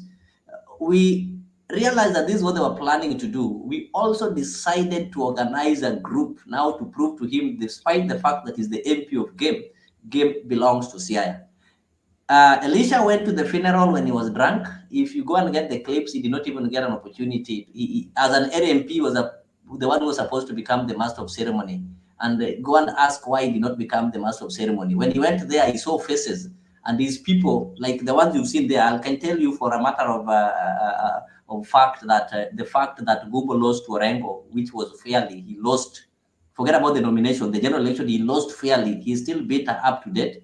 he's also having his followers, and majority of his followers comes from Rarieda, that is number one, and Bondo. He has followers in 2 constituencies. And you cannot become a governor in Siaya if you don't have the support of Greater Ogenya and Alego. We say that leadership of Karl Woroya, that river, you know it. So that is the mistake that Gogo is doing, the same mistake that he did when he was campaigning against Cornel Rasaka. And that is why I can tell you, as a matter of fact, not even a single day till he dies will Odero Gomo become governor in Siaya. That one I can tell you. Unless the next governor will be David Ochieng from Ogenya, if we will not get somebody from Alego. So he can just prepare his followers earlier enough. So anyway, this happened in Leo doesn't know this because he's so he has become a real sycophant who doesn't want to listen to the people, who doesn't want to listen to the opinion of what those who knows what is happening on the ground has, but he has a fixated mind that things are working well in Siaya is not right. These 3 videos tells us very well that the people are charged. They are demanding for, they are doing manifesto watch. They are asking the leaders, you promised us this, but you've not done A, B, C, D. In fact, maybe what you are seeing is just 5%. The 95% is what the people are asking about. And Otiende goes into this kind of meeting where Gumbo is also there, Orengo is also there, and Orengo is demanded, people goes against him and says, you are not talking in this burial. To be precise, this is in Omia Mwalo, which is in East Asembo ward, where the MCA there choreographed ousting of Oduol. And now he wants to turn against the Gumbo who supported him to become the MCA. And now the people are so agitated about it and says, okay, now this is what you are trying to do. We will also pull you out together with your Orengo. We will also pull you out again together with who? Together with Otiende Amolo. And that's why Otiende is becoming very, very arrogant, and he slaps even somebody from the public, a voter, probably somebody who voted for him. After that, now they try to find another consolation at Ogolla's place in the name of going to console with the people, having been flushed out of East Asembo and Rarieda as a whole. And of course, this is just a case scenario. It's a representation of what the Sia people are feeling. And if you're saying Ugenya or Sia or Alego Usonga is not feeling this, you're just lying to us in this television. But in reality, on the ground, people are doing this. Such kind of things that are happening. Tell me, did your neighbor, immediate neighbor, or even in your home receive even one single cow? I come from the same place. I didn't get. I'm not a millionaire. I'm not a billionaire. But then why was I skipped out? Because these things are not there.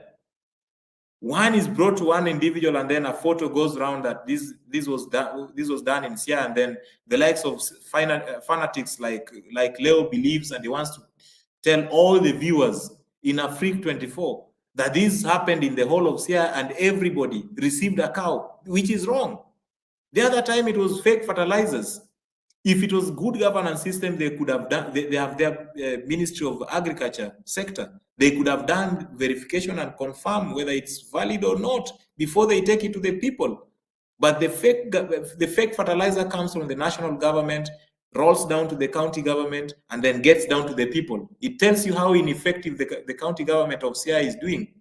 You are talking about the tractors, which are there but just a display, with a lot of mechanical issues. They are not working. The few which are working are used in plowing leaders' farms. So the common mwananchi are left to suffer until 2027 when the elections will come in, and then the tips, normal tips will be there, and then with your Ochieng thing, then you say, this is the person to elect. Leaving alone the Gumbo who is agitating for a change, agitating for real development, agitating for social transformation for Siaya County as a whole and Kenya as a country.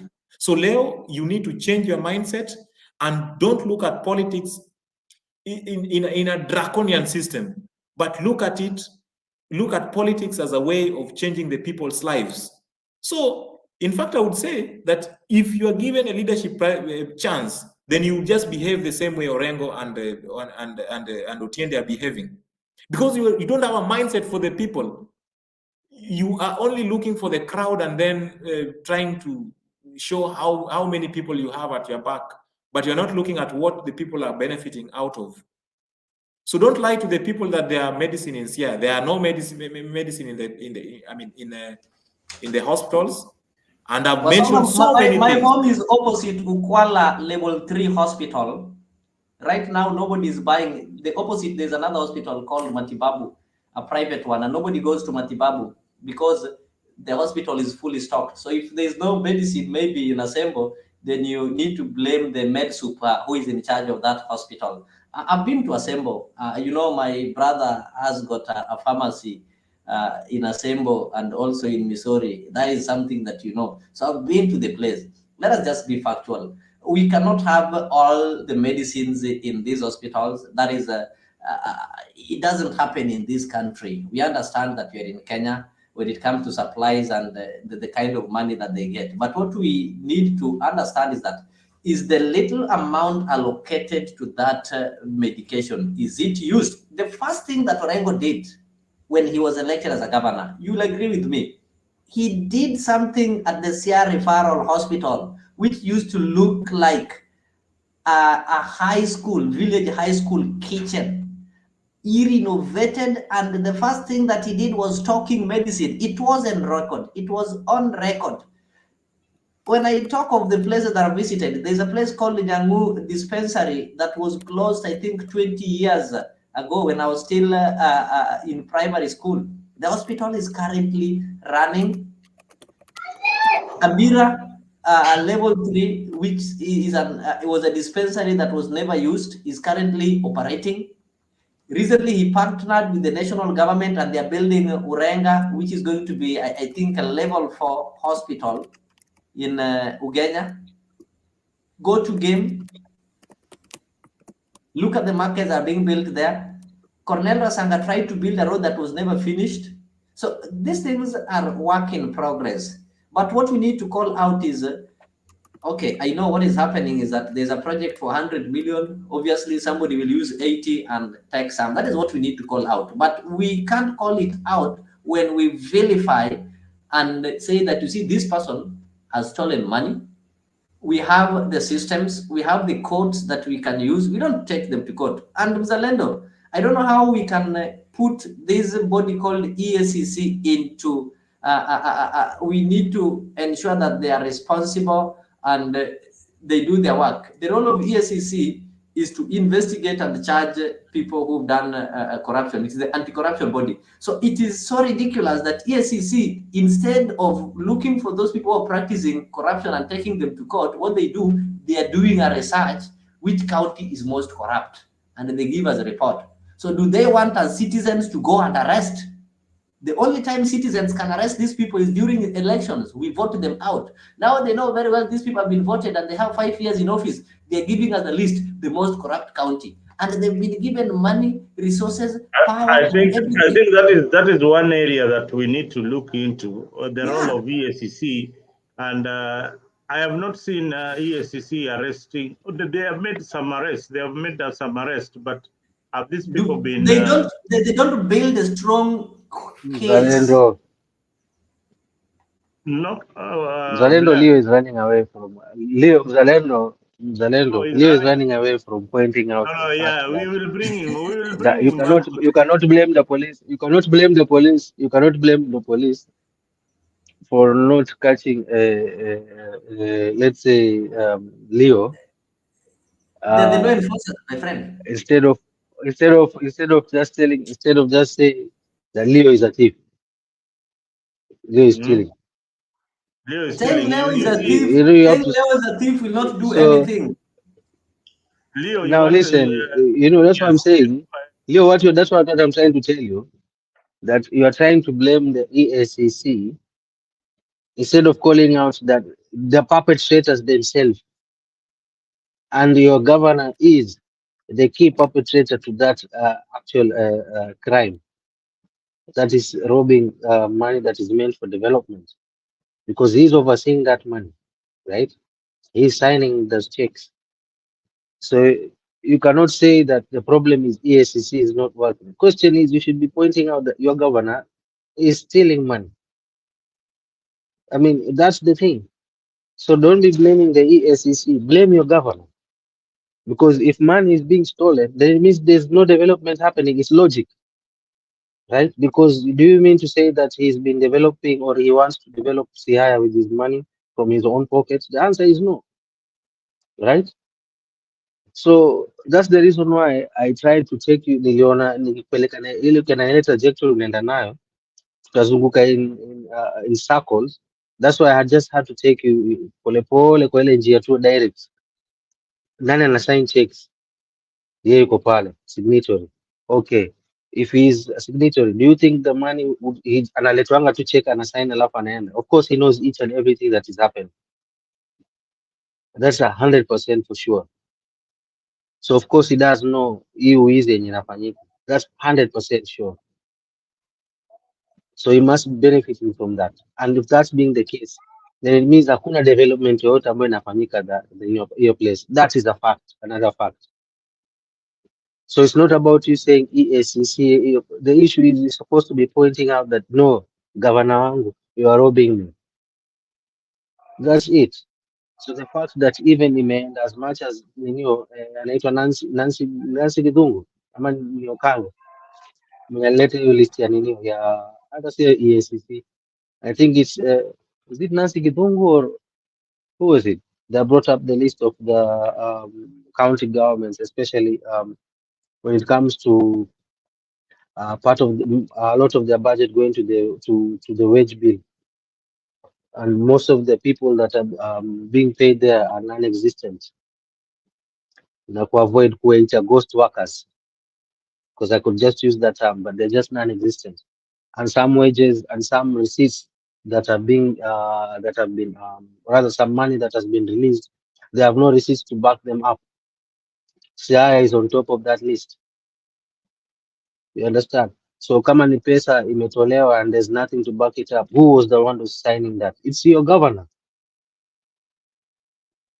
So that's what I was telling you before when the Bali, because I was looking at you, you are spending a lot of good energy in the wrong way.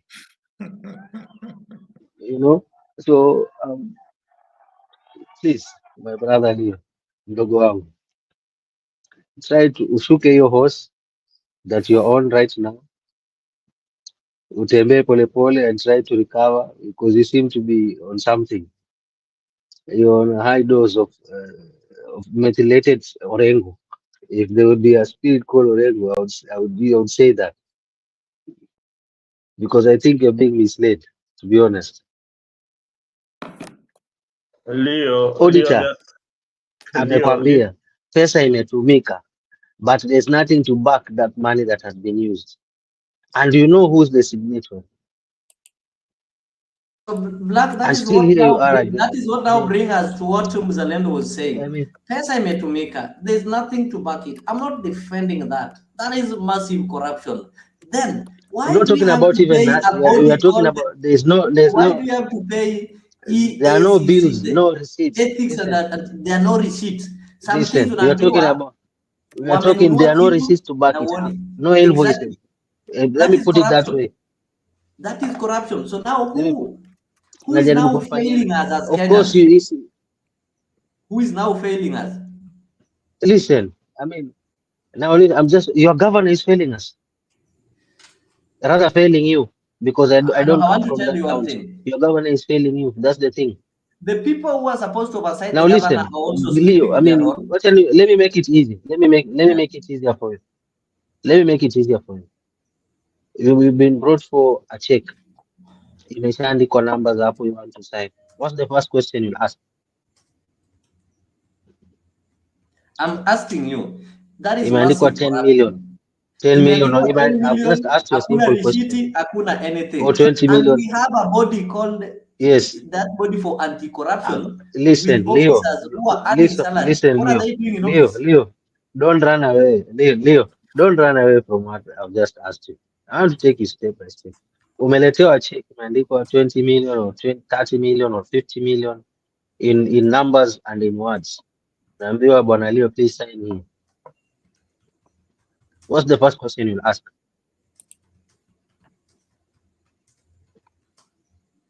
Where did the money go to? Before you sign that, what?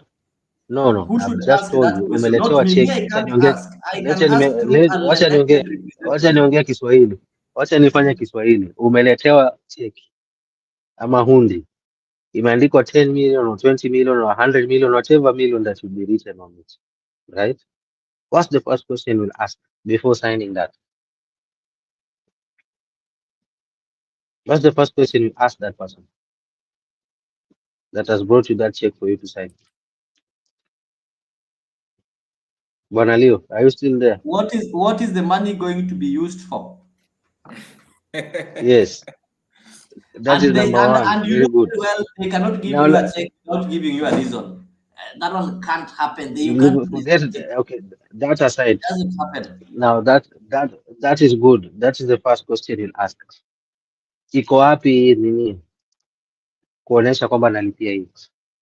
You'll ask that question, won't you? Receipts are given after you've made payment. So what you'll ask is the budget that has been prepared. This is a given. Listen, what happens is there's no way nothing is paid without any services being offered or any product being offered. So there's an invoice being brought forward to you, isn't it? Of which they normally have, of course. For services. And that is not the role of the governor to go through invoices. Just go and check who goes through invoices, not yes, the governor. So that's why now man, come on. Listen, you are signing. They don't just bring checks. They bring documents, invoices to you in front of your desk, and they tell you, we want to make these payments for this invoice number 1 for this amount of money. Ukiangalia pale chini total katika ile invoice ina match hiyo nini, ina match ile check imeandikwa hapo. And of course you're having a copy of all these things. So you sign against that invoice. That is the norm. That's the practice. Is it not?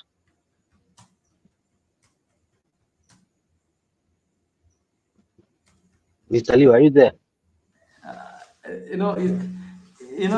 think that we are going to go around for no reason that is not going to be helpful in our discussion. I think Leo. Black, I think what you need to tell Leo is that this Leo. talk show has taught him that whatever he thought is working out in CIA is not working out. That is what he needs to come out. Yes. Understanding from this my moment. Point is, so just to kumalizia tu hiyo nini, maana sitaki kusukuma sana kwa ukuta. The fact that you can tell me that someone can sign a check without an invoice for it, because that is what the auditor flagged, then you're a joker. All right, guys, we take a small break. You're either a conspirator of hiyo pesa kuibiwa, or you're a perpetrator.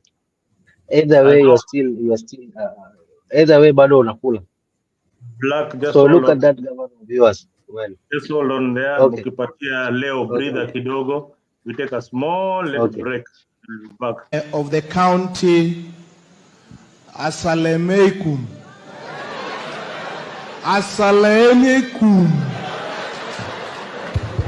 So, ladies and gentlemen of the county, Assalamualaikum.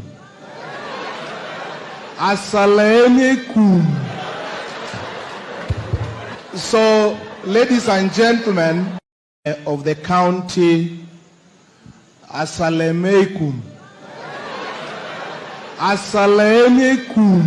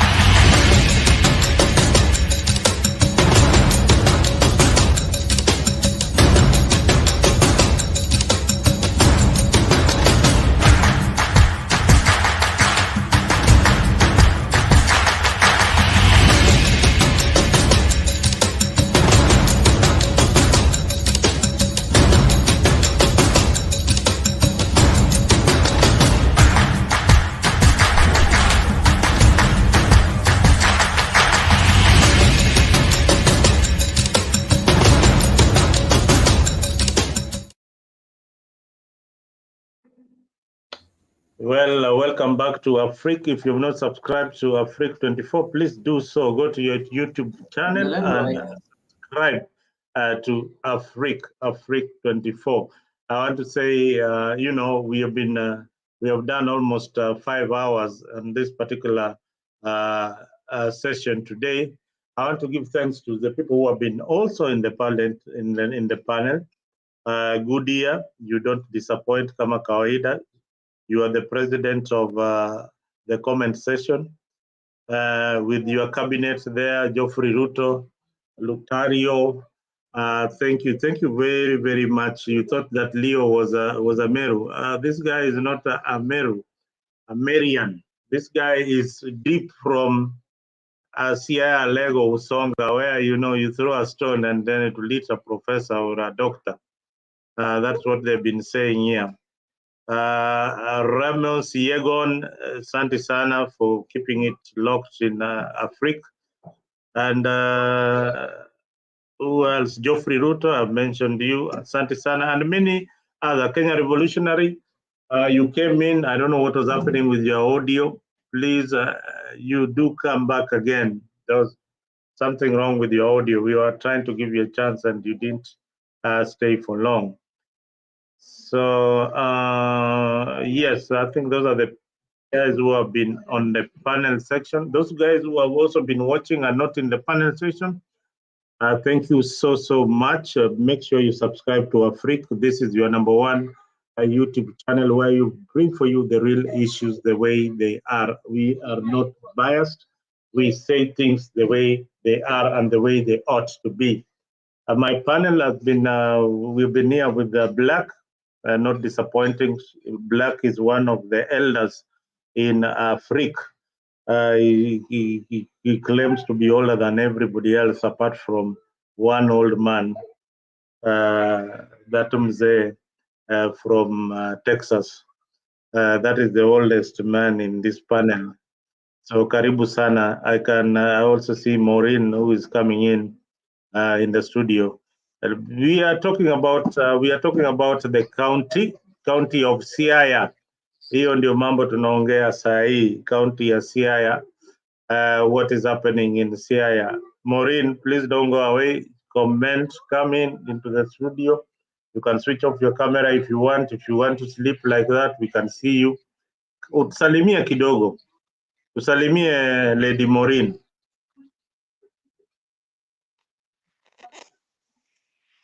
Karibu tusalimie. Habari zenyu? Mzuri, na utuambie unatusikiza ukiwa wapi? Mzuri sana. Niko Siaya. Uko Siaya County? Yeah. Hebu tuambie maendeleo gani? Wewe nyamaza bwana, wewe ni mtu wa Siaya. Hebu tuambie maendeleo gani iko pale Siaya. Wewe ni unatoka Siaya. Niambie ile maendeleo umeona Siaya. Kwa sababu Siaya katika kaunti zote za ODM hiyo ndio number last. Hiyo inasemekana hivyo. Ni maendeleo gani Orengo ameleta Siaya? As for now, I'm still mourning General Francis Ogolla. Siwezi answer hiyo sahi. Maybe next time. Na unamwona ukiwa pande gani? Siaya CBD. Oh, yuko Siaya CBD. Una matarajio gani kesho wanapoleta bodi ya general? Na una maoni gani? Huyu jamaa una maoni gani kuhusu kifo ya general? What do you think? What happened? I'm lost of words. I know you are lost of words. The man was very generous to. What has happened to our lady Maureen? Tell me, what do you think about the life of General? Did you ever meet General in person? Yeah, once. Once. Hebu tuambie tu kidogo kuhusu your encounter na General. He was a man with few words. Very generous, friendly. Hakukuanga na limit ati anaongea na nani, provided unaweza mfikia. Alikuwa anaongea na kila mtu.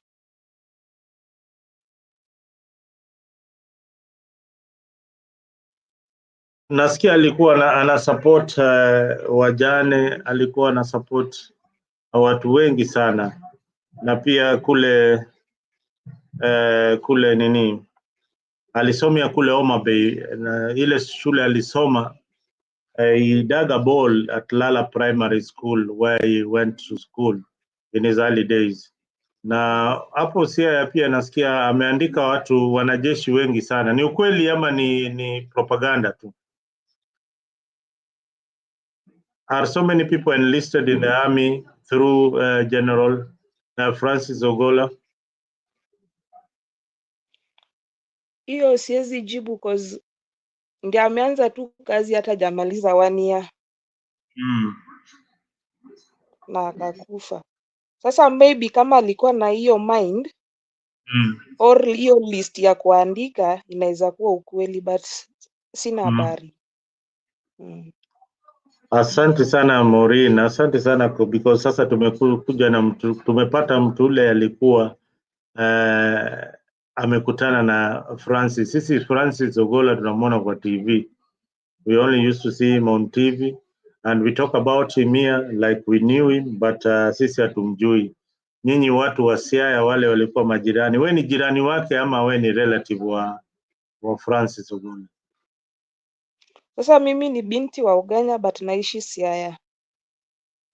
Oh, unaishi Siaya. Hebu tuambie utakumbuka Ogolla aje? Ogolla, we have lost a hero. We have lost a legend. Tumepoteza mtu muhimu sana kwa hii nini ya Siaya. Hii kaunti ya Siaya. Hakukuwa mtu mwenye sijui niseme aje, kujionyesha mara ako kwa hiyo position nini. He was a very simple man. Wow. Na unaona wewe kama wewe like you are a true Luo woman, umeona ya kuwa huyu Ogolla atazikwa in a traditional way ama atazikwa in a Christian manner? Unaonaje maoni ya watu huko Siaya inasemekanaje? Watu wa Siaya wanasemaje?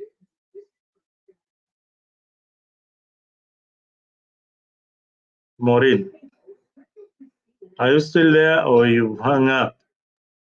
Inakaa network ya Maureen inamsumbua kidogo, but you see, you hear now from the people on the ground that you know, they are really mourning and they don't want to get into the underdevelopment of Siaya County.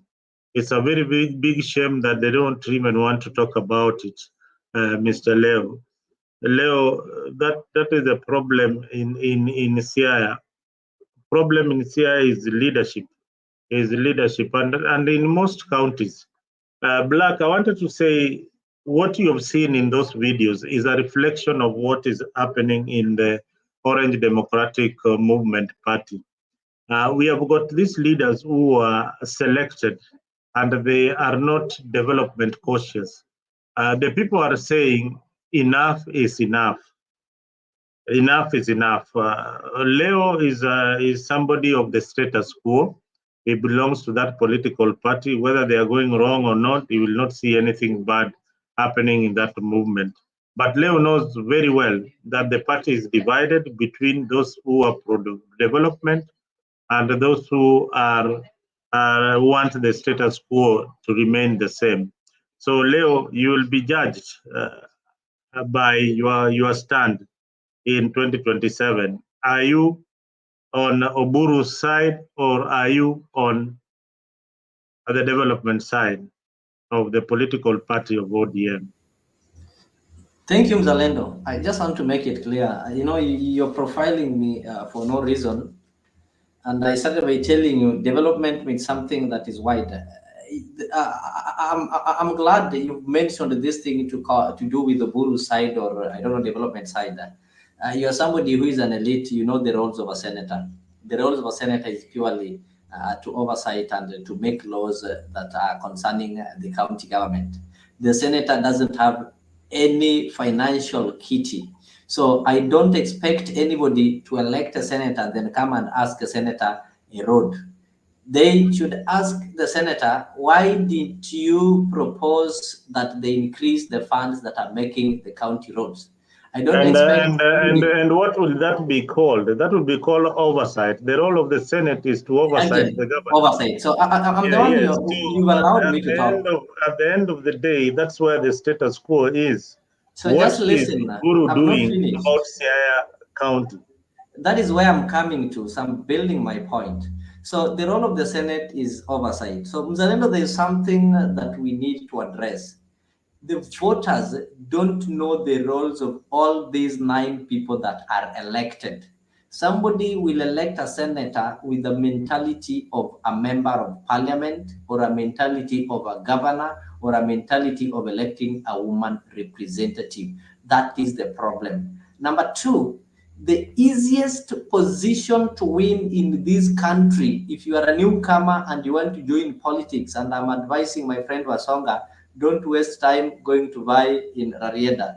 The easiest position to win is, number 1, the position of a Senate.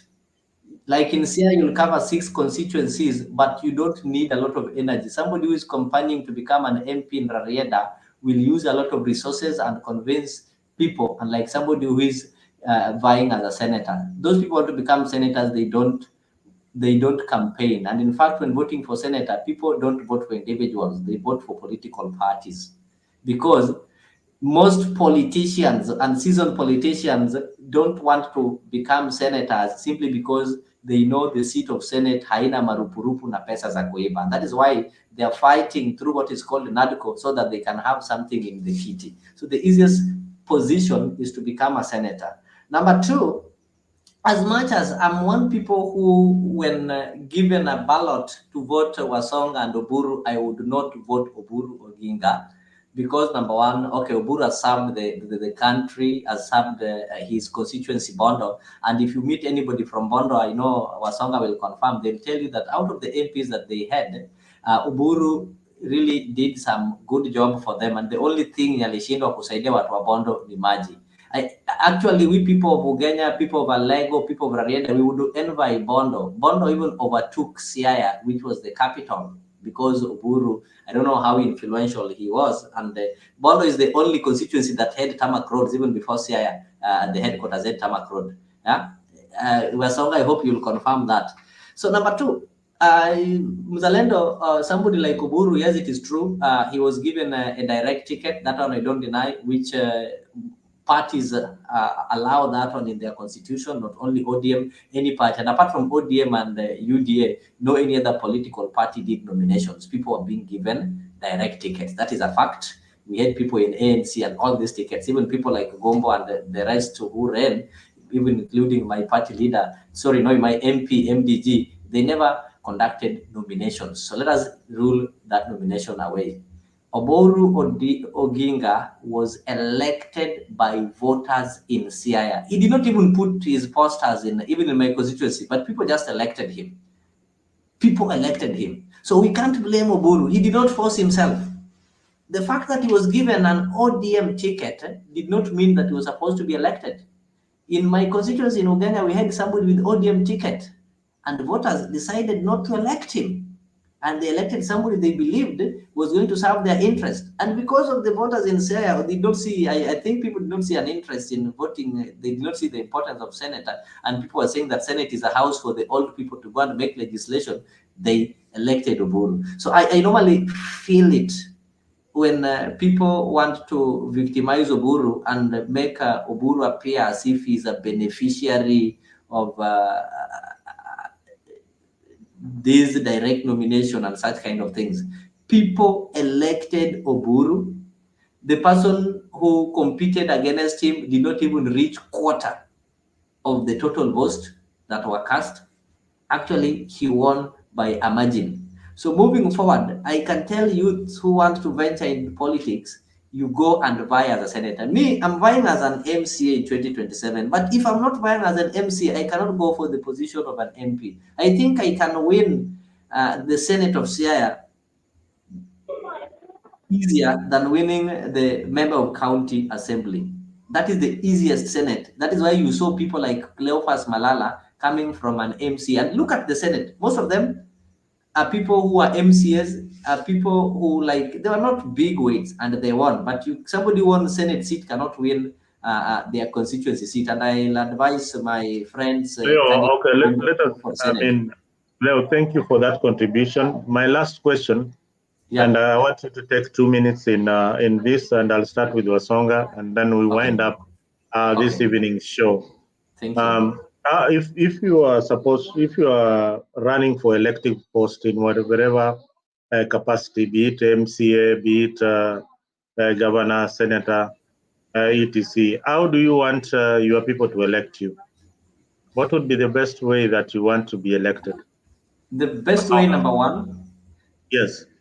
I'll not campaign, I'll not camouflage behind a political party. I'll sell myself. I'll become a brand. Then now, I'll join a political party maybe that people are interested in. And if it happens that that political party doesn't give me an opportunity because I'm already a brand, I have something that I stand for, then people will vote me. They will not vote the party. Contrary to what happens, people you see crying after nomination, they did not build themselves and they put their trust in that political party. So the political party, which in Kenya political parties are people owned, they are individual people's property. They're not owned by the community or by the masses. So if the owner of that party, for example, Raila Odinga doesn't want you to be in ODM, or William Ruto doesn't want you to be in UDA the way he did not want Ketero, the way Raila did not want, I don't know who to use as an example because Gumba was his friend. If they refuse to give me their ticket, people will have something to define me, something that I stand for. But the moment I don't have anything I stand for, it means I'm depending on the party. So without the party, I cannot be able to make it. I'm somebody who believes in my current MP. He was a member of ODM. He was not chased from ODM, but he built himself and he stood for agriculture, seeds, and he formed a party with the label of those seeds. And up to date, he still gets elected based on what he built. Not because he wasn't chased from ODM. But those people you see who claim that are chased from ODM or from UDA, they do not have anything that they stand for. So me, I'll build myself and people will have to understand what I stand for. So if they believe in my dream, then they will vote that. I don't want them to vote a party that I'll be contesting in. Thank you. But again, Wasonga, I mean, I would rephrase the particular question and ask you: do you think that there are fair nominations in the party of ODM, and do the people feel that the people who represent them are actually the right people to be on that particular seat in Siaya?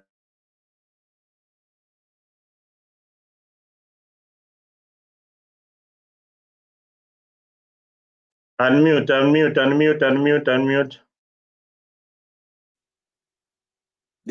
The ODM party nominations are always, shambolic.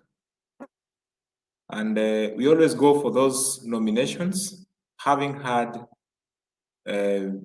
preferred candidates on the list, and therefore they are ceremonial as such.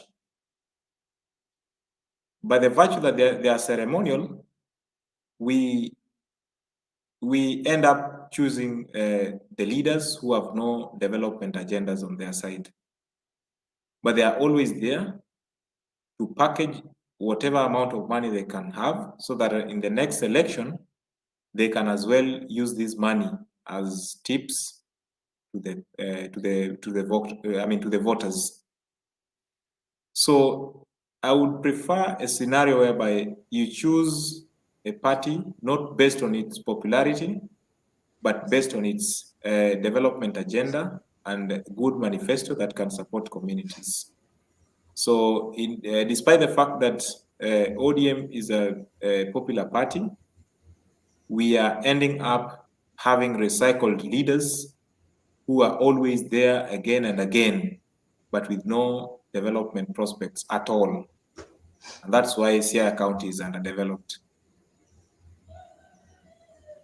Thank you very much. Viewers, you've heard from the residents of Siaya what they look up to for when it comes to good leadership in that particular region. People of Siaya are complaining, and the leadership on that particular party that has dominated that area should look into what the people are saying. The people of Siaya are saying that they don't have development. They don't have development, and something should be done when it comes to development. So, Siaya people, poleni sana for electing people who are not development oriented. By now, you should have been seeing something in terms of development. I see Maureen back on the studio. Maureen, can you give us the last word, especially now that we are bidding farewell to the general? I also want to urge the people of Siaya to remain calm during this morning time and give the general the respect that he deserves during his funeral, which is coming tomorrow. So, Maureen, your last word. Hii simu ya Maureen ina hang. So inakaa simu ya Maureen imehang. Maureen, we would want to invite you again next time. We have done a lot of hours in this studio. Unless uko na kitu unataka kusema, some burning point that you want to put across, we are closing down our studio. We've been here for 5 hours. Maybe a word of message to the people and who are watching you from Siaya, and a word of encouragement to the family. Maureen. Yes. Maureen Yawa, can you say something?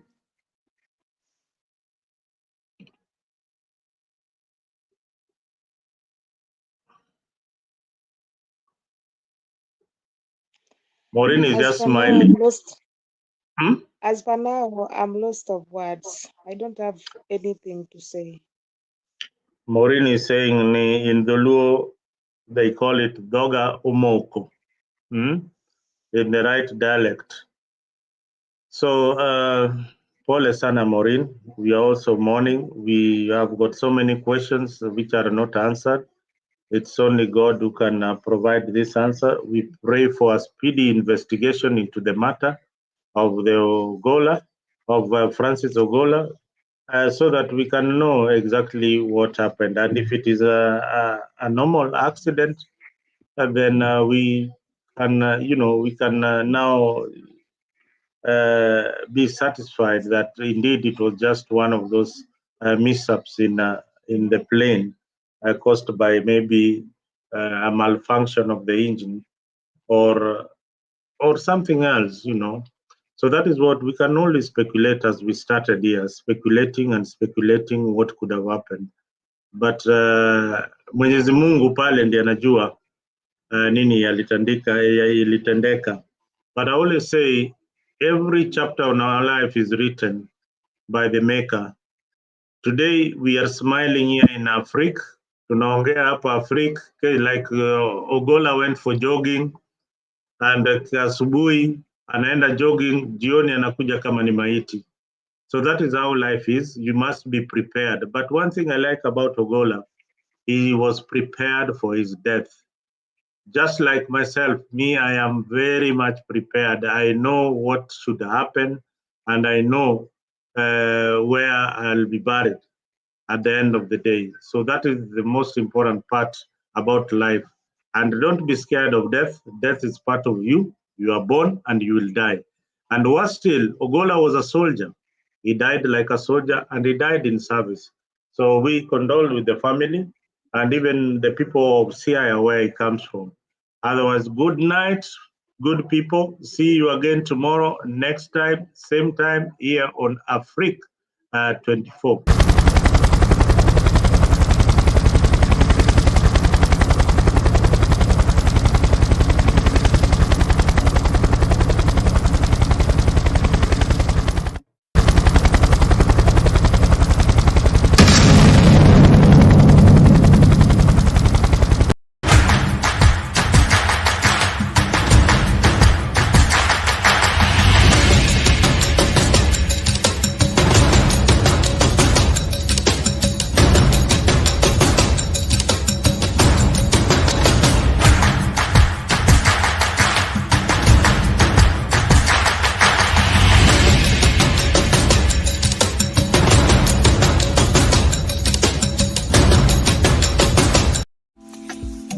Join us every Friday from 8 p.m. to 9 p.m. for a captivating journey into the world of love, relationships, and romance. Presented by the dynamic trio Maggie Knox, MC Jesse, and Annie Bed of Roses. Promises to be your weekly dose of heartwarming stories, insightful discussions, and expert advice on matters of the heart. Whether you're single, in a relationship, or simply love a good love story, this is the show for you. Don't miss out on the chance to unwind and indulge in the joys and challenges of love, all brought to you by our talented hosts. Tune into Afrique 24 every Friday from 8 p.m. to 9 p.m. Let us guide you through the enchanting world of Bed of Roses. Subscribe now and mark your calendars. You don't want to miss this. See you there. But what political leader can stand up and say, my party is a party of principles? For the party of Kennedy is also the party of Islam. The party of Javits is also the party of Goldwater. Where is our party? Where is the political party that will make it unnecessary to march on Washington? Where is the political party that will make it unnecessary to march in the streets of Birmingham?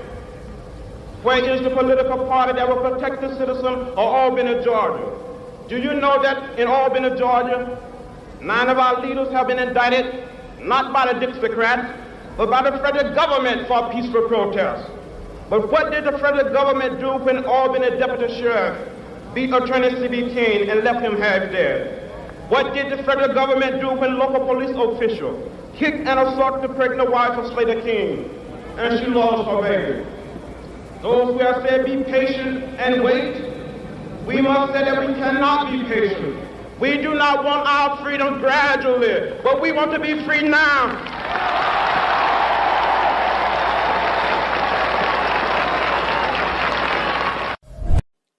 We have come on a very tragic occasion to say farewell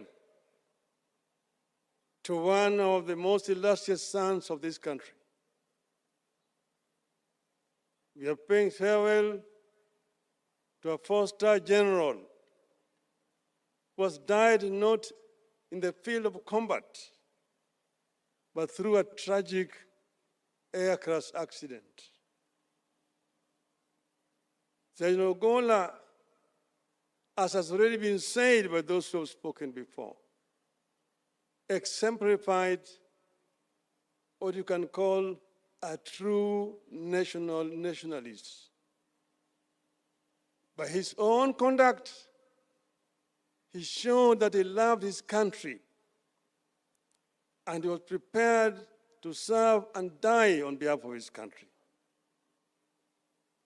We take comfort in listening to his son talk about him. And when I saw Joel talk there, I said, this is a case of the general is dead. Long live the general. My father always alikuwa na mambo matatu kama wewe, not the same, but all his speeches were divided into 3. Today I'll divide it into 4 because he was a four-star general. Firstly, you heard from Bishop Lele about his love for God. Somewhere in that helicopter wreck is his Bible, which was his most precious possession. Anyone who worked with him in DHQ, MAB, lab, wherever, can attest that he always had a Bible with him.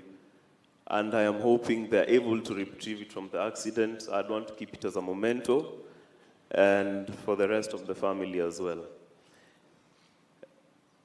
His Bible meant a lot to him, and between me and him, the rest of the family, my mom and my wife, were a bit slow, but we'd always engage in a competition for reading the Bible and discuss the mortality and all these things of life.